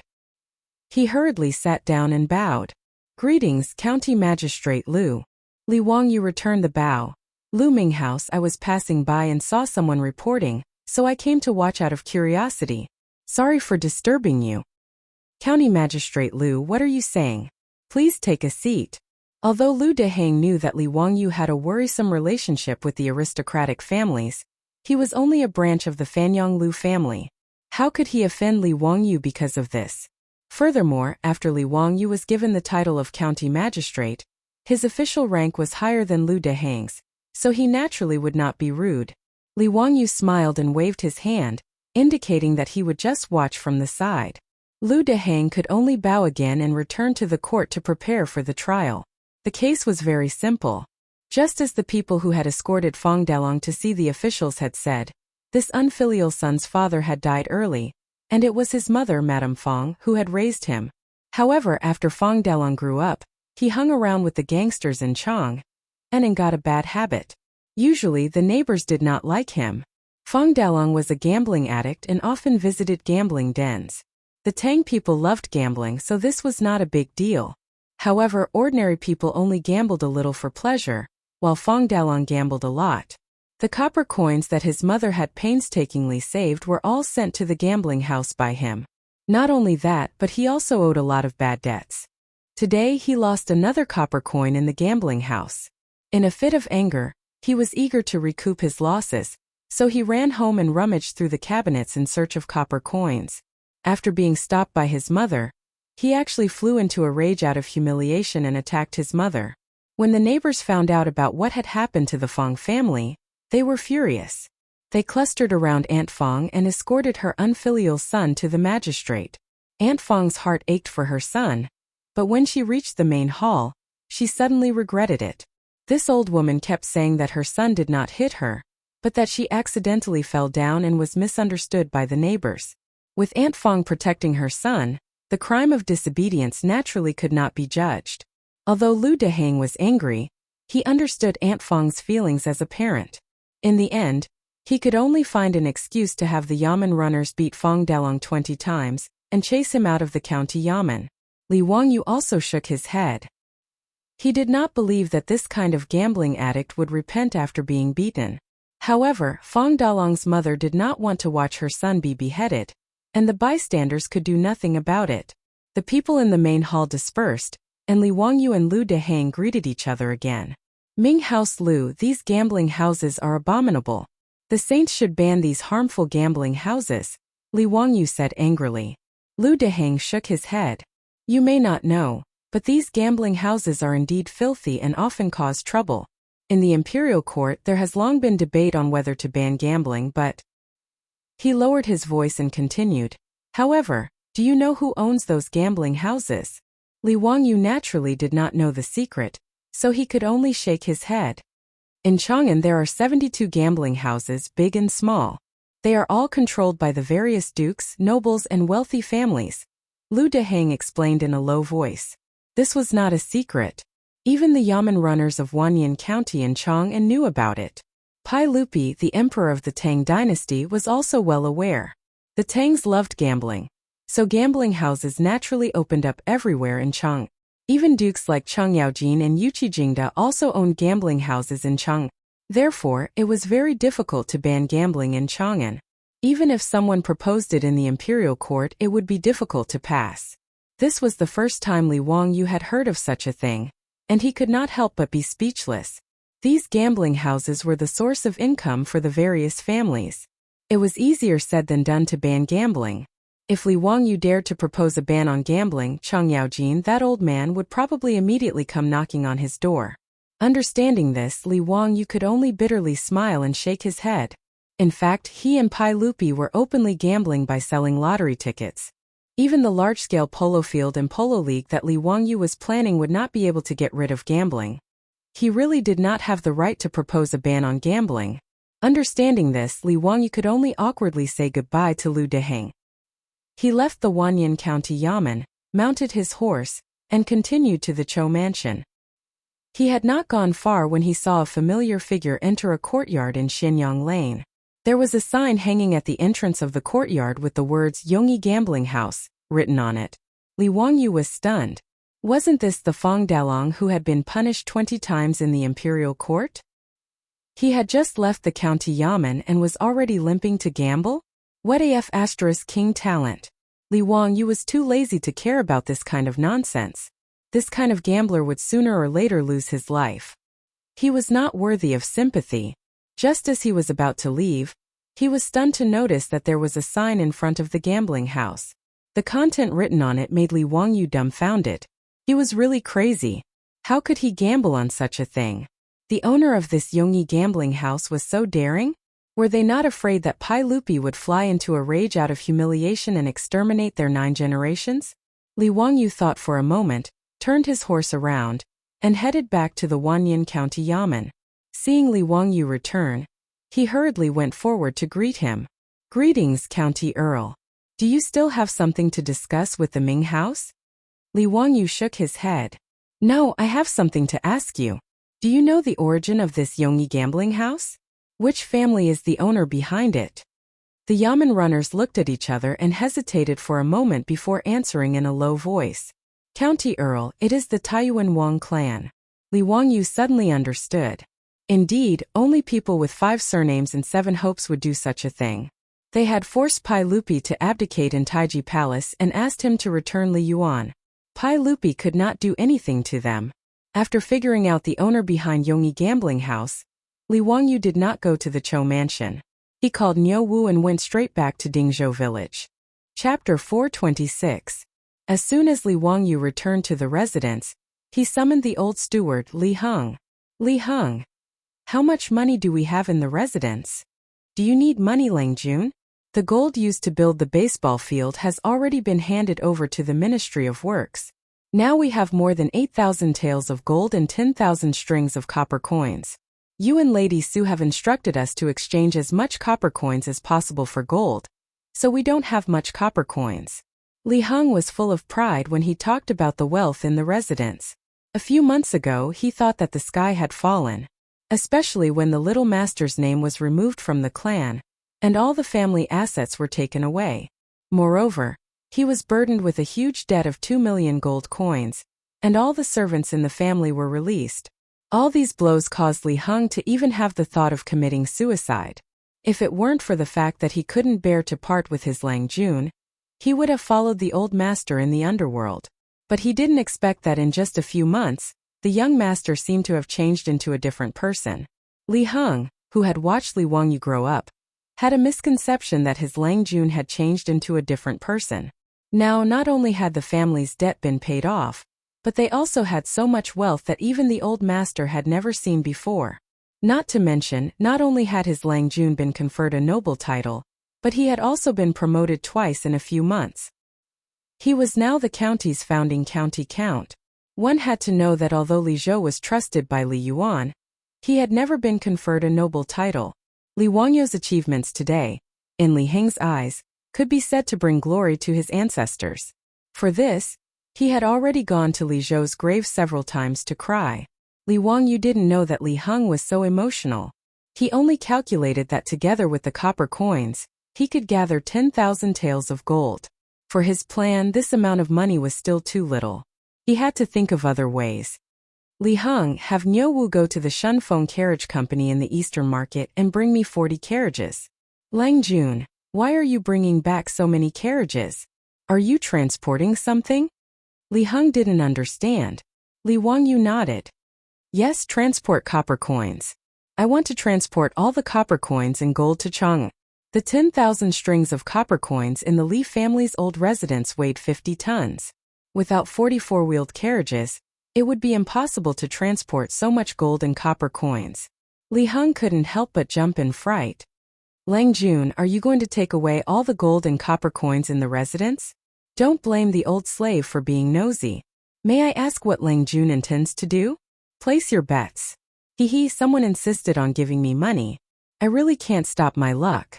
Li Wangyu said it casually, but Li Heng was dumbfounded. He even wanted to touch his Longjuan's forehead to see if he had a fever. Using 10,000 taels of gold to bet with someone else, was he crazy? Even if he was a prodigal, he shouldn't be like this. Li Heng wanted to dissuade him, but Li Wang, you didn't give him a chance to speak. Alright, I know what you want to say. Don't worry, I'm not crazy. Even if I lose, it's not a big deal. There are so many properties in the residence that make a lot of money every day. You old thing, are you afraid that your Lang Jun will starve to death? Go quickly and tell Niu Wu to hurry up. It's getting late. Li Wangyu added. Oh right, old immortal son and I will be staying in the palace for a few days tomorrow. If there's anything in the residence, let Niu Wu pass on the message to the palace. Li Heng was a bit confused by Li Wangyu's words. He didn't know what to say, so he could only sigh and inform Niu Wu. After Niu Wu left for Chang, Li Wangyu went to the Xianwei temple and told Sun Simiao that Empress Zhongsun was about to give birth, and that Pai Lupi had asked them to stay in the palace for a while to protect Empress Zhongsun. Although Sun Simiao was an outsider, it involved Empress Zhongsun after all. He couldn't refuse, so he nodded and agreed. He pulled Li Wangyu and discussed the matter of cesarean section for a long time. Those awkward medical terms made Li Wangyu's head hurt. With great difficulty, Sun Simiao finally let him go. Li Wangyu returned to the manor in a daze. Niu Wu had already returned with 44-wheeled carriages. He was currently transporting copper coins from the manor's treasury to the carriages. His beautiful superior also came back from the East Market. After seeing Li Wangyu, she curiously asked him the reason why he had transported all the money to Chang'an. Li Wangyu laughed, pulled his beautiful superior aside, and whispered a few words in her ear. Hearing this, the beautiful superior's eyes began to shine and she nodded repeatedly. Wangyu, are you sure that the gambling house will obediently honor the bet if you win? This is not a small amount. Be careful that they will do something desperate. The beautiful superior didn't stop Li Wangyu, but she was not sure that he could really get the gold back.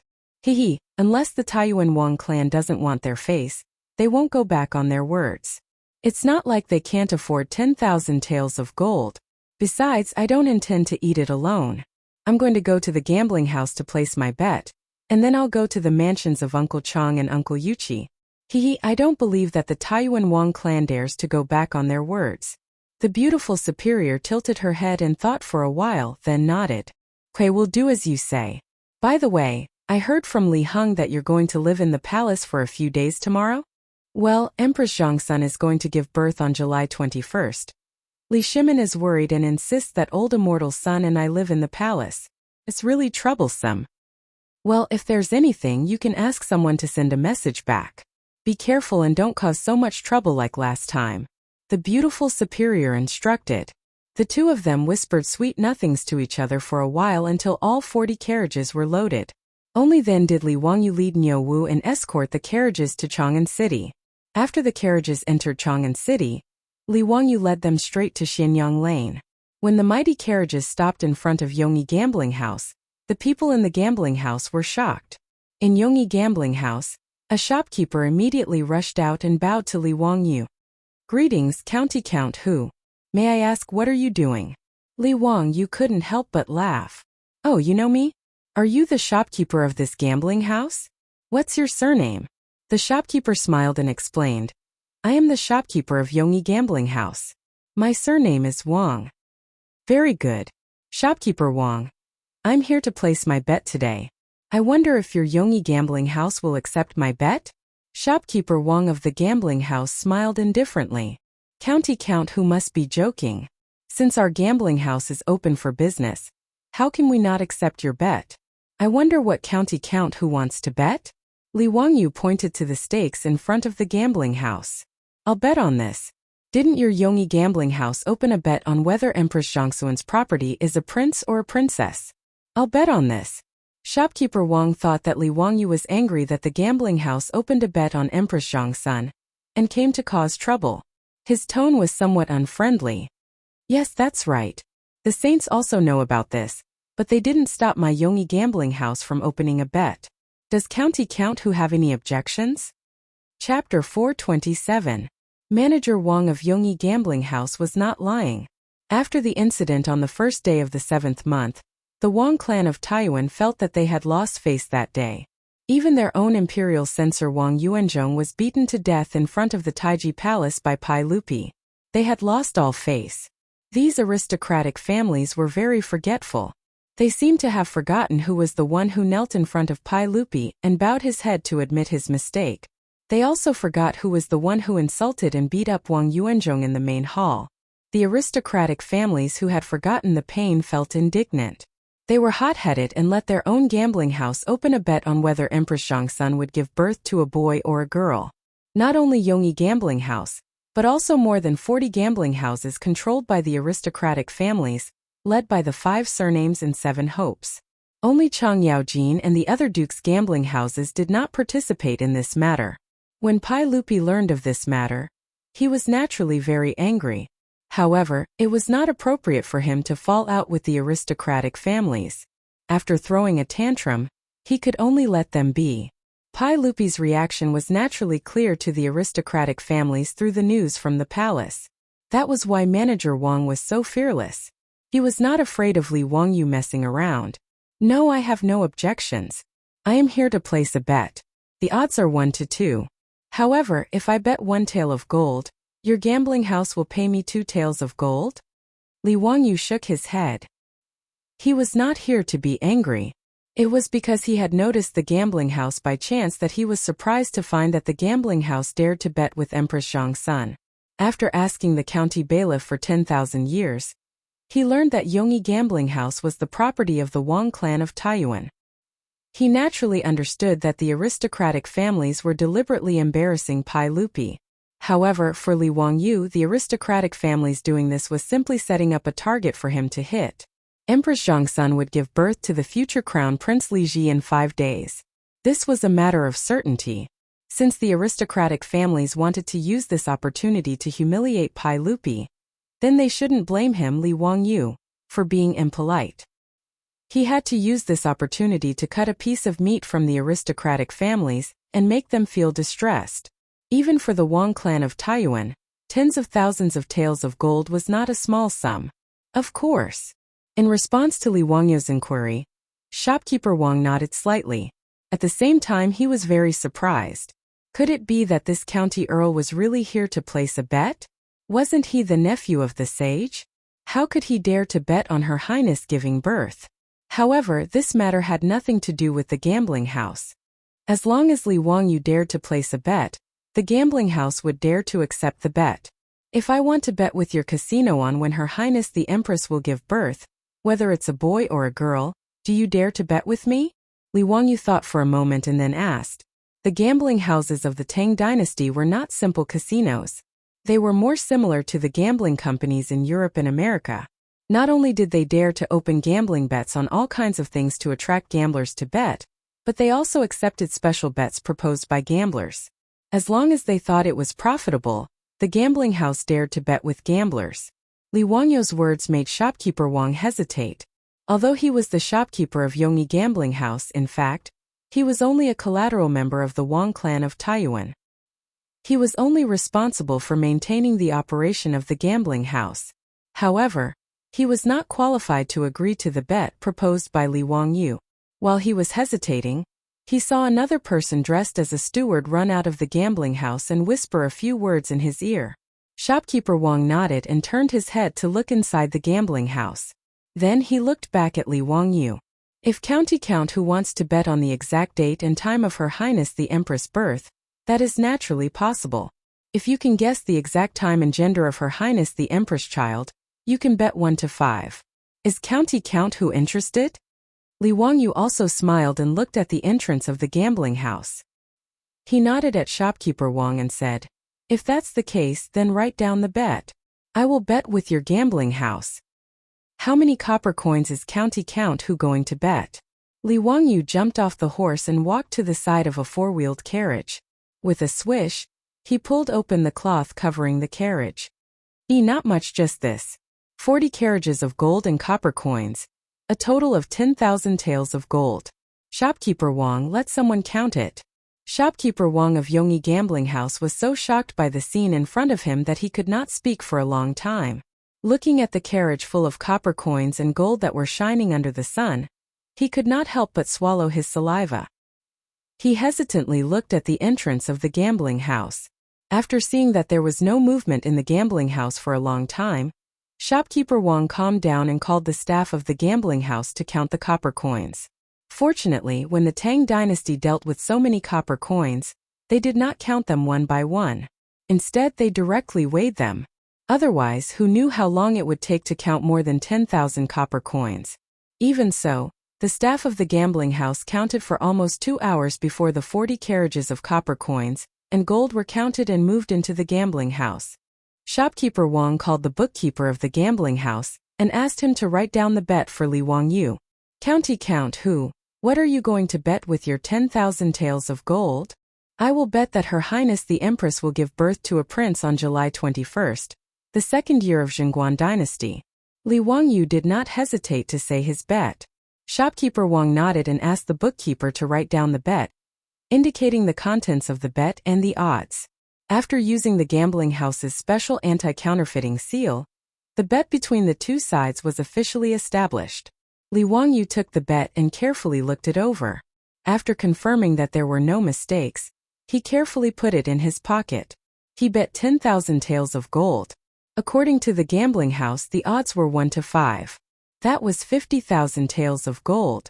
Even though Li Wangyu was not short on money, such a large sum of gold was still worth treating with caution.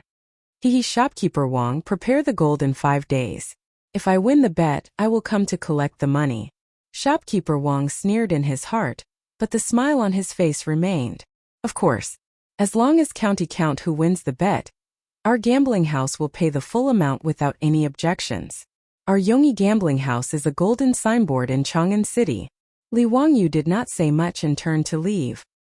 He still had to rush to Chang Yaojin's residence. Seeing Li Wangyu leave, Shopkeeper Wang, who had been polite just a moment ago, coldly snorted and turned to enter the gambling house. Clan head, the matter has been taken care of. The 10,000 taels of gold have been put into the treasury, and the bet has been issued to him. I think that Li guy is crazy. He actually used 10,000 taels of gold to bet with us. He really has too much money to spend. Shopkeeper Wang said as he handed over a copy of the bet. A middle-aged man stood behind the gates of Yongyi Gambling House. He was the clan head of Taiyuan Wang clan, Wang Renyu.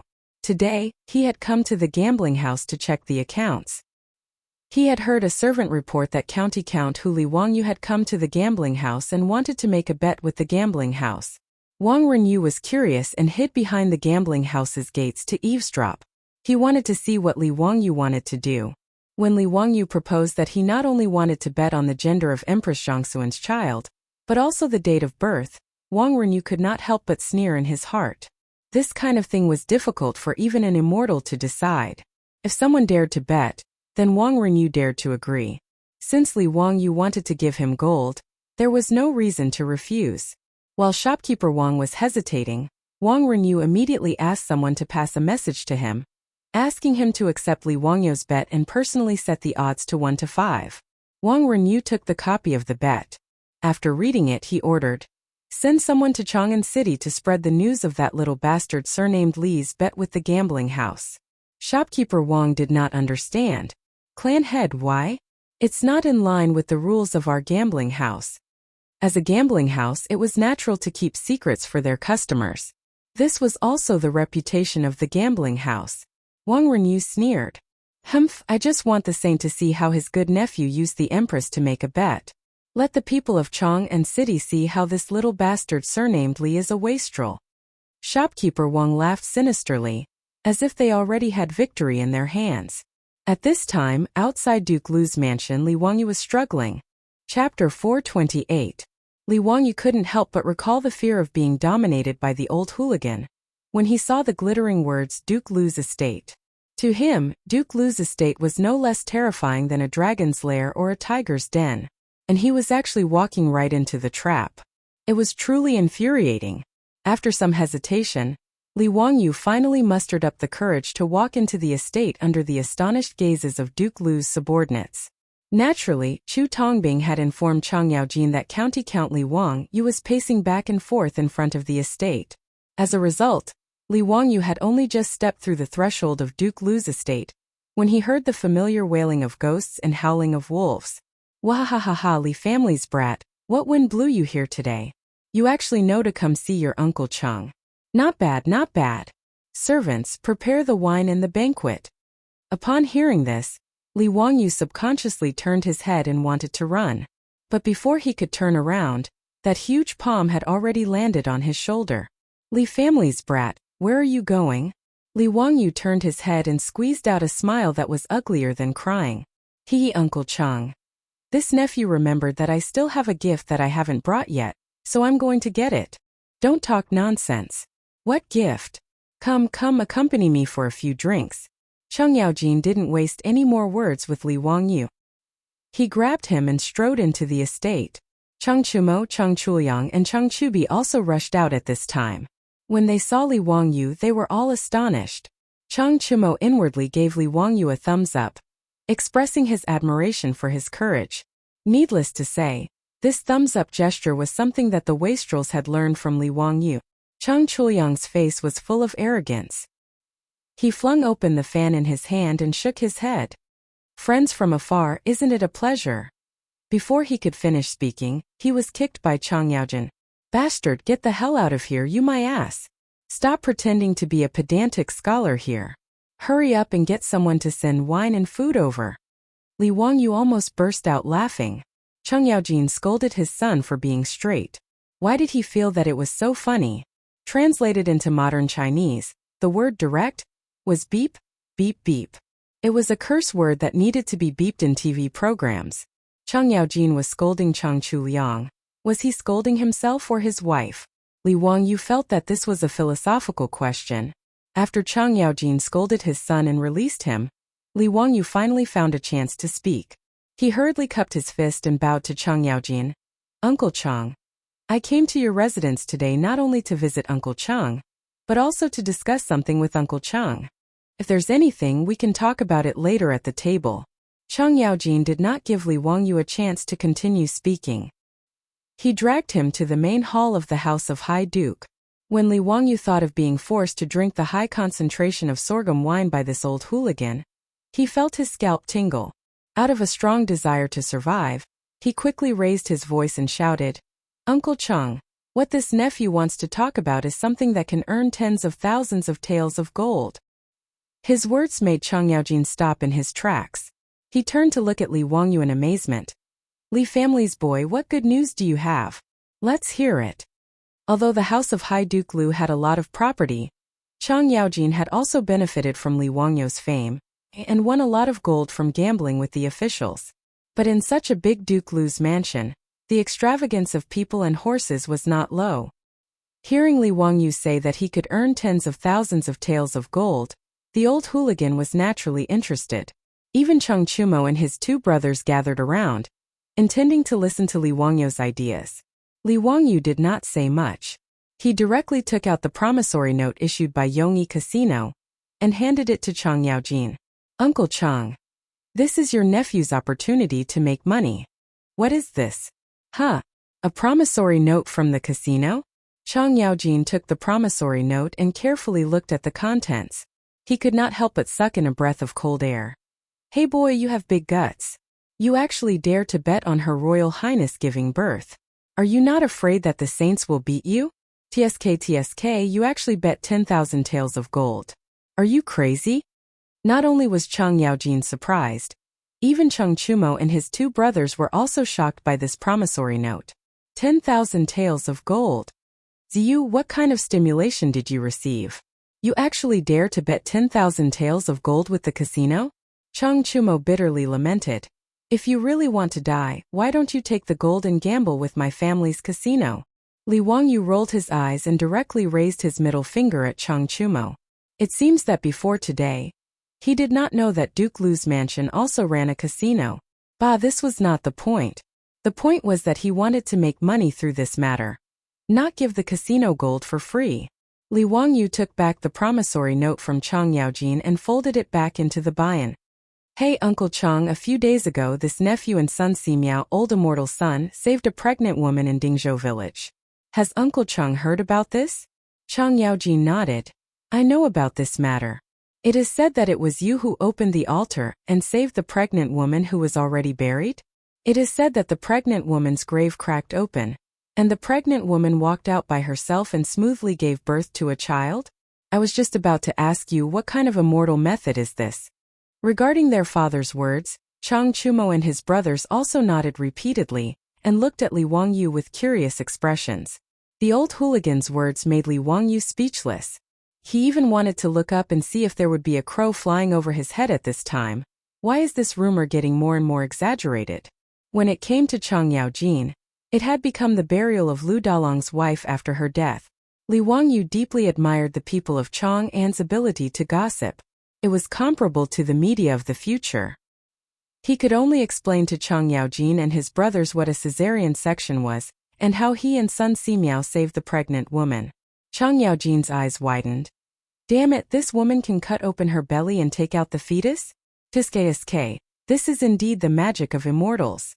Li Wangyu was speechless. It was obviously a surgery. How did it become magic? However, magic was magic. He didn't want to correct Chang Yaojin's words, so he just continued with the old hooligan's words. Uncle Chang, old immortal son, can not only perform a cesarean section on a pregnant woman, he can also predict when the pregnant woman will give birth and give birth to a child. It is very magical. Her Highness the Empress is pregnant and has also asked old immortal son to diagnose her. The reason why I dared to bet 10,000 taels of gold with the Wang clan of Taiyuan is because I am sure that I can predict when the Empress will give birth and give birth to a child. Otherwise, I am not crazy. How could I bet all the gold in the residence with the Wang clan of Taiyuan's gambling house? Using Sun Simiao's name to persuade Chang Yaojin was also a helpless move by Li Wangyu. After all, he couldn't tell Chang Yaojin that he could see 500 years in the past and 500 years in the future, and that he could predict the future. If he really said that, it would be strange if Chang Yaojin didn't beat him up. Therefore, using Sun Simiao's reputation as a miracle doctor was the best choice. Hearing this, Chang Yaojin was stunned and also jumped up. Chapter 429. Chang Yaojin stared at Li Wangyu. Kid, you can't joke about this. Are you sure? Of course. Uncle Chang, as you can see, I have already sent all the gold to Taiyuan Wang clan's Yongyi gambling house. I only have so much gold in my residence. Otherwise, I would have placed more bets. Actually, I came to Uncle Cheng's residence today to borrow some gold. I can use the four-wheeled carriage company and winery as collateral to borrow 10,000 taels of gold. I will return it in 5 days, and I will give Uncle Chang interest according to the interest. Is that possible? Chang Yaojin laughed loudly, and his large palm landed on his shoulder again. Wahahaha kid, you are dreaming. I can win tens of thousands of taels of gold, and you want to give me 1,000 taels of gold? Since you dare to make this bet, I have nothing to be afraid of. Li Wangyu pretended to be regretful. Uncle Chang, this is risky. Why don't you lend the gold to me, and I will bear the risk. I will give you 2,000 taels of gold as interest. Get lost. If you say one more word, I will throw you out. Chang Yaojin scolded with a smile. You scoundrel, you are talking so much nonsense. Aren't you just trying to persuade me to place a bet? Don't try to fool me. What are you thinking? Do you think I don't know? Seeing that his thoughts had been seen through by Chang Yaojin, Li Wangyu rubbed his nose awkwardly and said with an embarrassed smile, Uncle Chang, isn't it because your nephew has a chance to get rich, and I'm thinking that you're old? Let's go and drink. Let's chat. Uncle Chang, do you want to invite Uncle Yuchi and Uncle Chin to the residence? It is better to enjoy it together than to enjoy it alone. What Li Wangyu wanted was not only to earn some gold from the aristocratic families, but also to let the aristocratic families bleed. This way, it would not be just him and Chang Yaojin who would appear and pull the dukes together to place a bet. At that time, he would not be afraid that the aristocratic families would lose and turn against him. Chang Yaojin's eyes flashed. He immediately understood what Li Wangyu was thinking. Hey, you bad boy, you really suit my taste.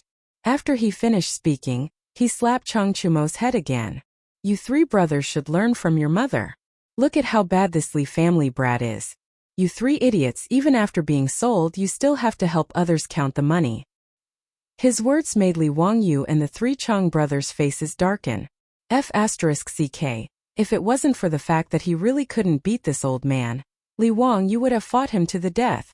Li Wangyu looked up at the sky and pretended not to hear Chang Yaojin's words.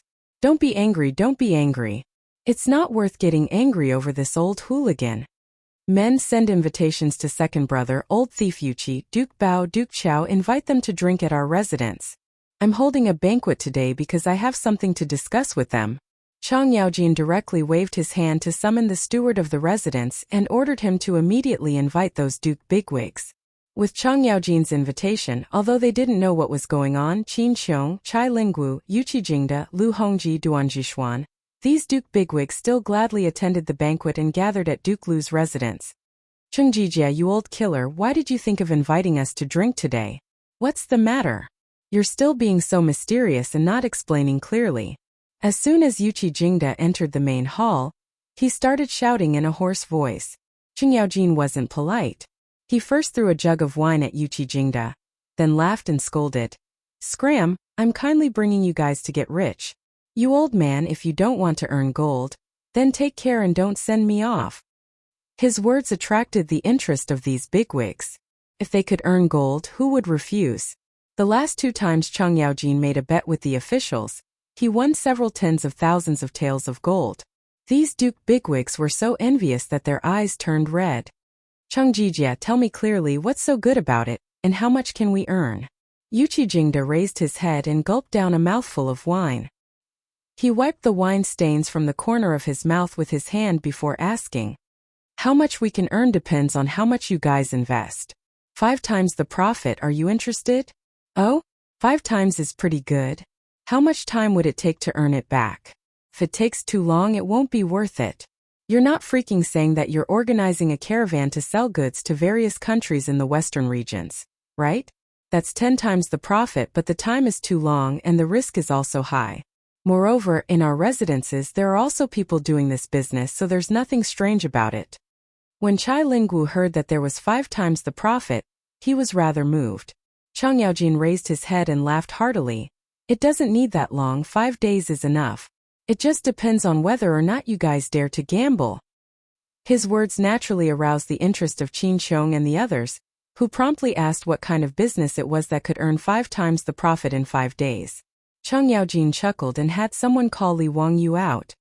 This matter was caused by this brat, you guys can ask him directly.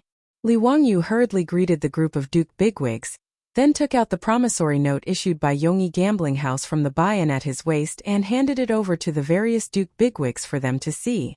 After everyone saw the promissory note, there was naturally an uproar. County Count Hu, you're quite generous. TSK, you're betting 10,000 taels of gold. When I was your age, I wasn't this generous. Duan Jishuan raised his head and downed a bowl of wine, making fun of Li Wangyu. Yuqi Jingda glared at him. Scram to the side, when you were freaking 16 years old, did you see 10,000 taels of gold? Old man Yuqi, do you freaking want to compete with me? Come. Do you think I'm afraid of you? The group of old killers, who hadn't even drunk 2 mouthfuls of wine, almost started fighting in the main hall of Duke Lu's residence. However, in the face of this scene, the maidservants of Duke Lu's residence didn't even bat an eyelid. They were very calm, which made Li Wangyu admire them. It could be assumed that the servants of Duke Lu's residence had long been accustomed to this kind of situation. When this group of old killers got together to drink, there was no time when they didn't make a ruckus. Li Wangyu suddenly reacted. No wonder he had been to Duke Lu's residence several times, but he always felt that the layout of the Cheng residence's main hall was too crude and simple. It didn't match Cheng Yaojin's status as a Duke bigwig. Moreover, it wasn't just Cheng Yaojin's residence that was like this. He had also been to the other Duke's residences, and the main halls were also so simple and crude. Originally, he was very naive to think that this group of military bigwigs was diligent and thrifty. Now he finally understood that every time a banquet was held in the Duke's residence, the main halls would inevitably be smashed to pieces by this group of old hooligans. Just like this group of old men, when they were drunk in the main hall of his old residence in Dingzhou village. After being smashed so many times, the furnishings of the Duke's residence's main hall were naturally replaced with worthless but sturdy and durable utensils. After all, the Duke's money didn't grow on trees. Being smashed clean like this all the time, even Chang Yaojin and the others couldn't stand it. Li Wangyu secretly despised this group of no-quality old killers in his heart, but he had to speak up to interrupt Yuqi Jingde and Duan Jishuan's performance of fighting. Uncles, please listen to this, nephew. Chapter 430. Li Wangyu bowed to the group of Grand Dukes and Grand Dukes and Grand Dukes and Grand Dukes and Grand Dukes. He repeated the words that he had used to fool Chang Yaojin. The group of Duke bigwigs was somewhat skeptical of his words. After all, what Li Wangyu said was too risky. Who could guarantee that Sun Simiao's medical skills could really determine when a pregnant woman would give birth, not to mention whether it would be a boy or a girl? This kind of thing was unheard of. For a moment, everyone in the hall was making their own plans, and no one spoke. Seeing this situation, Li Wangyu hurriedly said, "Uncles, if you trust this nephew, you can lend me your gold. I will use the Shunfeng four-wheeled carriage company and the winery of Xiaodao wine as collateral to borrow your gold for 5 days. I will give you 10% of the interest. Uncles, are you willing to lend this nephew the money?" "Nonsense. You dare to bet? Do you think I don't dare to bet? No need to say more, I will also bet 10,000 taels of gold. At most, my whole family will eat chaff and eat vegetables if I lose. What's there to be afraid of?" Yuqi Jingde had a proud personality, so how could he hear Li Wangyu's words? He immediately decided to bet. For this group of Duke bigwigs, even if they lost 10,000 taels of gold, it wouldn't be a big deal. At most, it would just be a heartache. Yuqi Jingde saying that they would eat chaff and eat vegetables was too exaggerated. Li Wangyu knew that even if these bigwigs couldn't compare to the 1,000 years of accumulation of aristocratic families, it wouldn't be a problem for them to casually take out a few 100,000 strings of copper coins. Not to mention that their families also had businesses like gambling houses, so they wouldn't lack money at all. With Yuqi Jingde's words, the other Duke bigwigs no longer hesitated and expressed their willingness to bet as well. After all, Li Wangyu and Sun Simiao's previous performance was too shocking. No one had heard of being able to determine when a pregnant woman would give birth and whether it would be a boy or a girl. But who had heard of being able to cut open a pregnant woman's belly to give birth? In comparison, wasn't the latter more inconceivable? Since Li Wangyu and Sun Simiao could have the woman give birth by caesarean section, then knowing when the empress would give birth was not something unacceptable. In the eyes of the Tang people, a caesarean section was more like a witchcraft or a spell than a traditional Chinese medicine. Therefore, after confirming that Li Wangyu had really bet 10,000 taels of gold that the empress would give birth to a prince in 5 days, the group of Grand Dukes chose to believe him. They all nodded and decided to bet together. Li Wangyu calculated in his heart that if these big shots all went to the gambling house to place their bets, according to Yongyi Gambling House's odds of 1/5. 5 days later, these aristocratic families would have to pay at least 500,000 taels of gold, which was equivalent to 3 million strings of copper. That would be an astronomical figure. It should be noted that in today's Tang dynasty, the amount of copper coins collected in a year's rent transfer was no more than 1 million strings of cash. This was equivalent to the aristocratic families taking out 2 years' copper income in the Tang dynasty to pay. Even if they had thousands of years of accumulation, they would not be able to bear the consequences at that time. After all the people present decided to place their bets with the aristocratic families, the atmosphere in the hall of Duke Lu's mansion became more and more enthusiastic. Everyone began to discuss which gambling houses to place their bets. With so much gold, it was naturally impossible to take all of it to Taiyuan Wang clan's Yongyi gambling house. Not to mention whether Taiyuan Wang clan dared to accept it. Even if they accepted it, Taiyuan Wang clan alone would absolutely not be able to afford it. Therefore, the group of Grand Dukes didn't let go of any gambling house that opened a bet on whether Empress Zhongsun would give birth to a boy or a girl. Chang Yaojin simply asked his troops to take out the map of Chang'an City and mark the locations of more than 40 gambling houses on it. The group of Grand Dukes quarreled with the map, as if they were ready to lead troops to attack Chang'an City. This Chang'an gambling house is opened by Boling Chui clan. My wife is the legitimate daughter of Boling Chui clan. Naturally, this gambling house belongs to me. Cheng Yaojin pointed at the map and roared. Chai Lingwu curled his lips. Cheng Jijia, you old man, Aren't you afraid that you won't get the money? What if your wife cries to you later? Give this Changle gambling house to me. Bah! Get out of here. Don't even think about it. The group of Grand Dukes quarreled around the map until their faces turned red and their necks were thick. They almost pulled out their weapons to fight.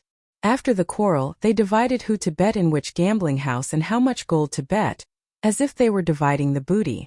The clear-cut division of labor made Li Wangyu gasp in amazement. Uncles, I wish you all a great fortune and a great victory. Haha, but that, haha, if you lose money you can't settle the score with me. Li Wangyu raised his wine cup and toasted Chang Yaojin and the others. He also gave the group of Grand Dukes a heads-up. He was worried that if something bad happened, the group of Grand Dukes would ask him to compensate with gold. Then he would cry to death. Li Ji's birth date was clearly recorded in the old Tang book, Taizong Binji. On the 21st day of the 7th lunar month of the 2nd year of Zhengguan, Prince Xi was born in the Li main hall of the Eastern Palace of Chang'an City. This was definitely not wrong. However, after experiencing Li Chengqian's appendicitis, Li Wangyu felt a little uneasy in his heart. He was afraid that his actions would inadvertently stir up the wings of history and cause Li Ji to be born a few days earlier or later. That would be bad. Although he still dared to gamble, he had to make it clear to Chang Yaojin and the others. Otherwise, if he lost the bet, he could not bear the responsibility. Chang Yaojin raised his head and gulped down a bowl of wine. He threw the bowl on the table heavily and glared at Li Wangyu. Nonsense. Since we dared to gamble, if we lose, why would we go and find trouble with you, you scoundrel? As the saying goes, if you agree to gamble, you must accept to lose. Am I, your Uncle Chang, someone who can't afford to lose? Li Wangyu thought about how Chang Yaojin was playing mahjong in his residence, and how he still refused to pay up. He really wanted to nod his head and say yes. However, when he thought about his own small arms and legs, he decided that it would be better not to find trouble. He could only firmly shake his head. Uncle Chang is straightforward and upright. Every word you say is a nail. You are the person I admire the most. He did not say anything else and hurriedly flattered him. After he finished speaking, the other Grand Dukes were dissatisfied and looked at him. What? In the eyes of the Count of Huxian, are we people who can't afford to lose? If we really lose the bet, then we lose. Could it be that Li Jia Shaoling thinks that we will find trouble with you? What kind of people do you think we are? When Li Wangyu saw that he had provoked everyone's anger, cold sweat began to flow down his back. He did not dare to argue and obediently took the large wine bowls on the table. He gritted his teeth and poured 3 bowls full of high-grade sorghum wine. Uncles, I was wrong. I should not have measured the heart of a gentleman with the yardstick of a villain. These 3 bowls of wine can be considered my apology to you, uncles. After he finished speaking, Li Wangyu closed his eyes and poured the wine into his mouth. Amidst the cheers of Chang Yaojin and the others, Li Wangyu drank 3 large bowls of wine in one gulp. Then he felt dizzy and his vision turned black. He fell drunk on the floor of the main hall of Duke Lu's residence. Before he was completely drunk, Li Wangyu only had one thought of regret. Damn it, why did I make sorghum wine in the first place? Chapter 431. By the time Li Wangyu woke up, it was already the morning of the next day. He had gotten quite drunk at Duke Lu's mansion, so Chang Yaojin had asked him to stay the night. Chang Yaojin had also ordered his servants to report to the county magistrate's mansion in Dingzhou village. Rubbing his splitting headache, Li Wangyu once again swore that he would never drink with Chang Yaojin and the other old ruffians again. Today, he had to go to the palace, so after Li Wangyu got up, he quickly cleaned himself up with the help of the Chang mansion's maidservants and prepared to say goodbye to Chang Yaojin. But before Li Wangyu could say goodbye, the eunuch sent by Pai Lupi had already come to the gate of Duke Lu's mansion. Pai Lupi urgently summoned County Magistrate Li Wangyu to the palace. In order to find Li Wangyu, the eunuch had also rushed back and forth. Before dawn, the morning drum sounded and the palace gate opened. The eunuch who had delivered the message rode to Dingzhou village in Hu County and knocked on the gate of the county magistrate's mansion. In the end, there was nothing. When he learned that the county magistrate had not returned and had instead stayed the night at Duke Lu's mansion, the eunuch could only tragically rush back to Chang'an. When he found Li Wangyu, the eunuch was already soaking wet, as if he had just been fished out of the water. He looked at Li Wangyu with resentment. Greetings, County Magistrate. The saint has summoned you to the palace immediately. Go quickly. Li Wangyu was stunned. Why was Pai Lupi in such a hurry to find him? He suddenly felt a bit panicked. Could it be that Empress Zhang's son was about to give birth? If that was the case, then his 10,000 taels of gold would have gone down the drain, and his plan to dig a huge hole for the aristocratic families would also be a bubble. Do you know why the saint has summoned me? Is there something wrong with Her Highness? The eunuch shook his head. I have not heard of anything wrong with Her Highness. The saint has summoned you to the palace. He paused and then whispered. The saint does not seem to be in a good mood. County Magistrate, let's not waste time and quickly enter the palace. Hearing that it was not about Empress Zhang's son, Li Wangyu was slightly relieved. He did not have time to greet Chang Yaojin, Chang Chumo and the others, and hurriedly left the Duke Lu's residence with the eunuch, heading towards Tai Chi Palace. Fortunately, Duke Lu's mansion was near the imperial city. In less than the time it took for an incense stick to burn, Li Wangyu had already entered the legislative hall and saw the angry Pai Lupi. Seeing Pai Lupi's unfriendly expression, Li Wangyu didn't know what had happened. He could only carefully greet Pai Lupi. Little nephew greets uncle. Hello uncle. Good my ass. Pai Lupi actually cursed. Jean asks you, do you care about Jean and the Empress? Li Wangyu was stunned by Pai Lupi's scolding. He thought for a long time and felt that he had not offended this guy. Li Erfa was so angry. What was the matter? Uncle, why do you say this? What did little nephew do wrong? Please teach me a lesson. I will definitely correct it.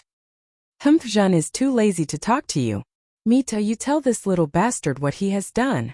The eunuch Mitua, who had been following Pai Lupi like his shadow, slightly nodded at Li Wangyu.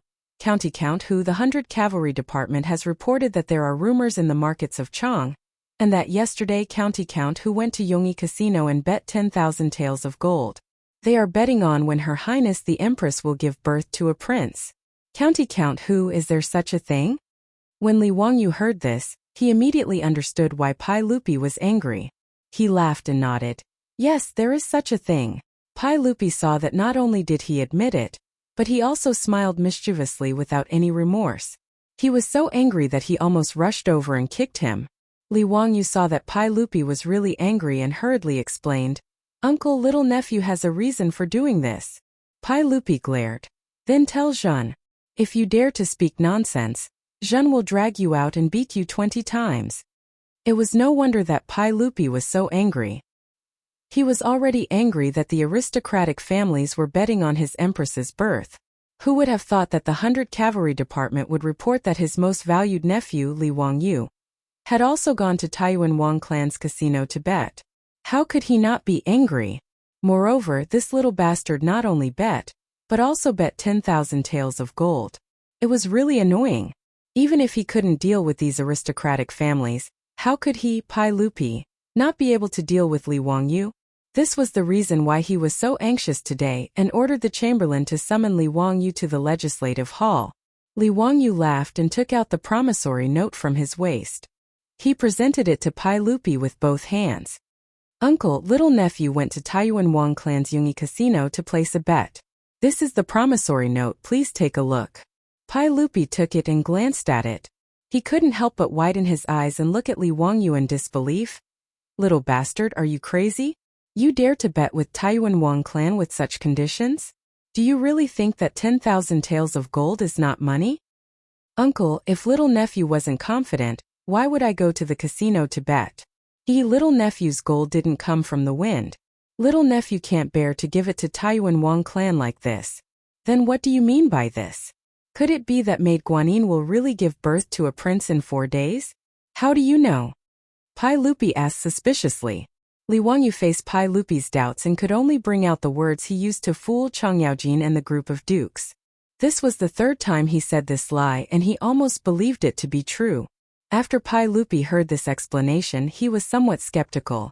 Ziyu, are you telling the truth? This matter can't be joked about. Uncle, little nephew naturally has confidence, which is why I dared to bet with Taiyuan Wang clan. Little nephew passed by Yongyi Casino yesterday and saw that they were betting on the matter of aunt giving birth to a child. I felt extremely angry. Little nephew thought about it, and since they were so arrogant, then I had to teach them a lesson and let these aristocratic families know that the dignity of the imperial family cannot be blasphemed. Therefore, little nephew returned to the manor and gathered all the money in the manor to bet at Taiyuan Wang clan's casino. Pai Lupi stared at him, but his expression became much gentler. You little brat, why didn't you tell me yesterday that you knew when Maid Guanyin would give birth? Is Maid Guanyin really pregnant with a prince? You didn't lie to me? Li Wangyu smiled and said, Uncle, I've used real money to gamble with the Wang family of Taiyuan. Even if I'm joking, I won't go so far as to squander money, right? Pai Lupi naturally couldn't not believe his words. Pai Lupi paced back and forth in the hall and suddenly raised his head to look at me too. How much gold does the Empress have? The imperial family's assets were all managed by Empress Zhang's son. As the provincial supervisor of the Department of Internal Servants, Mito naturally knew. Replying to everyone, there are about 80,000 taels of gold that can be transferred at any time. Mito immediately understood Pai Lupi's thoughts and immediately replied, Does everyone want to transfer some of the gold to bet at those gambling houses? Before Pai Lupi nodded, Li Wangyu smiled embarrassedly and interrupted. That he, uncle, I'm afraid this is not appropriate. Oh, why is that? Pai Lupi didn't understand. That he, I'm afraid those gambling houses won't accept uncle's bet. Besides, I'm afraid they won't be able to pay for it. Li Wangyu touched his neck and was very embarrassed. Yesterday, little nephew that went to Duke Lu's manor. Uncle Chung also wanted to bet. Pai Lupi couldn't help but snort coldly. Chung Jijia wants to bet, why can't I bet? Yesterday Uncle Chung also invited Duke Chao, Duke Bao, and them. Li Wangyu stammered and said the names of 8 or 9 dukes and prefectural dukes. They all want to bet at the gambling houses today. In total, they will bet about 100,000 taels of gold. He didn't finish speaking, but Pai Lupi already understood what he meant. In this way, if the aristocratic families lost the bet, they would have to pay at least 500,000 taels of gold. If he went to bet again, those aristocratic families wouldn't be able to pay for it even if they went bankrupt. Chapter 432. When Pai Lupi saw that he didn't have the chance to take advantage of the aristocratic families, he couldn't help but blow his beard and glare at Li Wangyu. His eyes were full of resentment. However, since things had already gotten to this point, he could only let it go. As a dignified emperor, he couldn't put down his face and compete with Cheng Yaojin and the others for a bet, right? However, when he thought about how in 4 days, his third son would be born, Pai Lupi couldn't help but smile.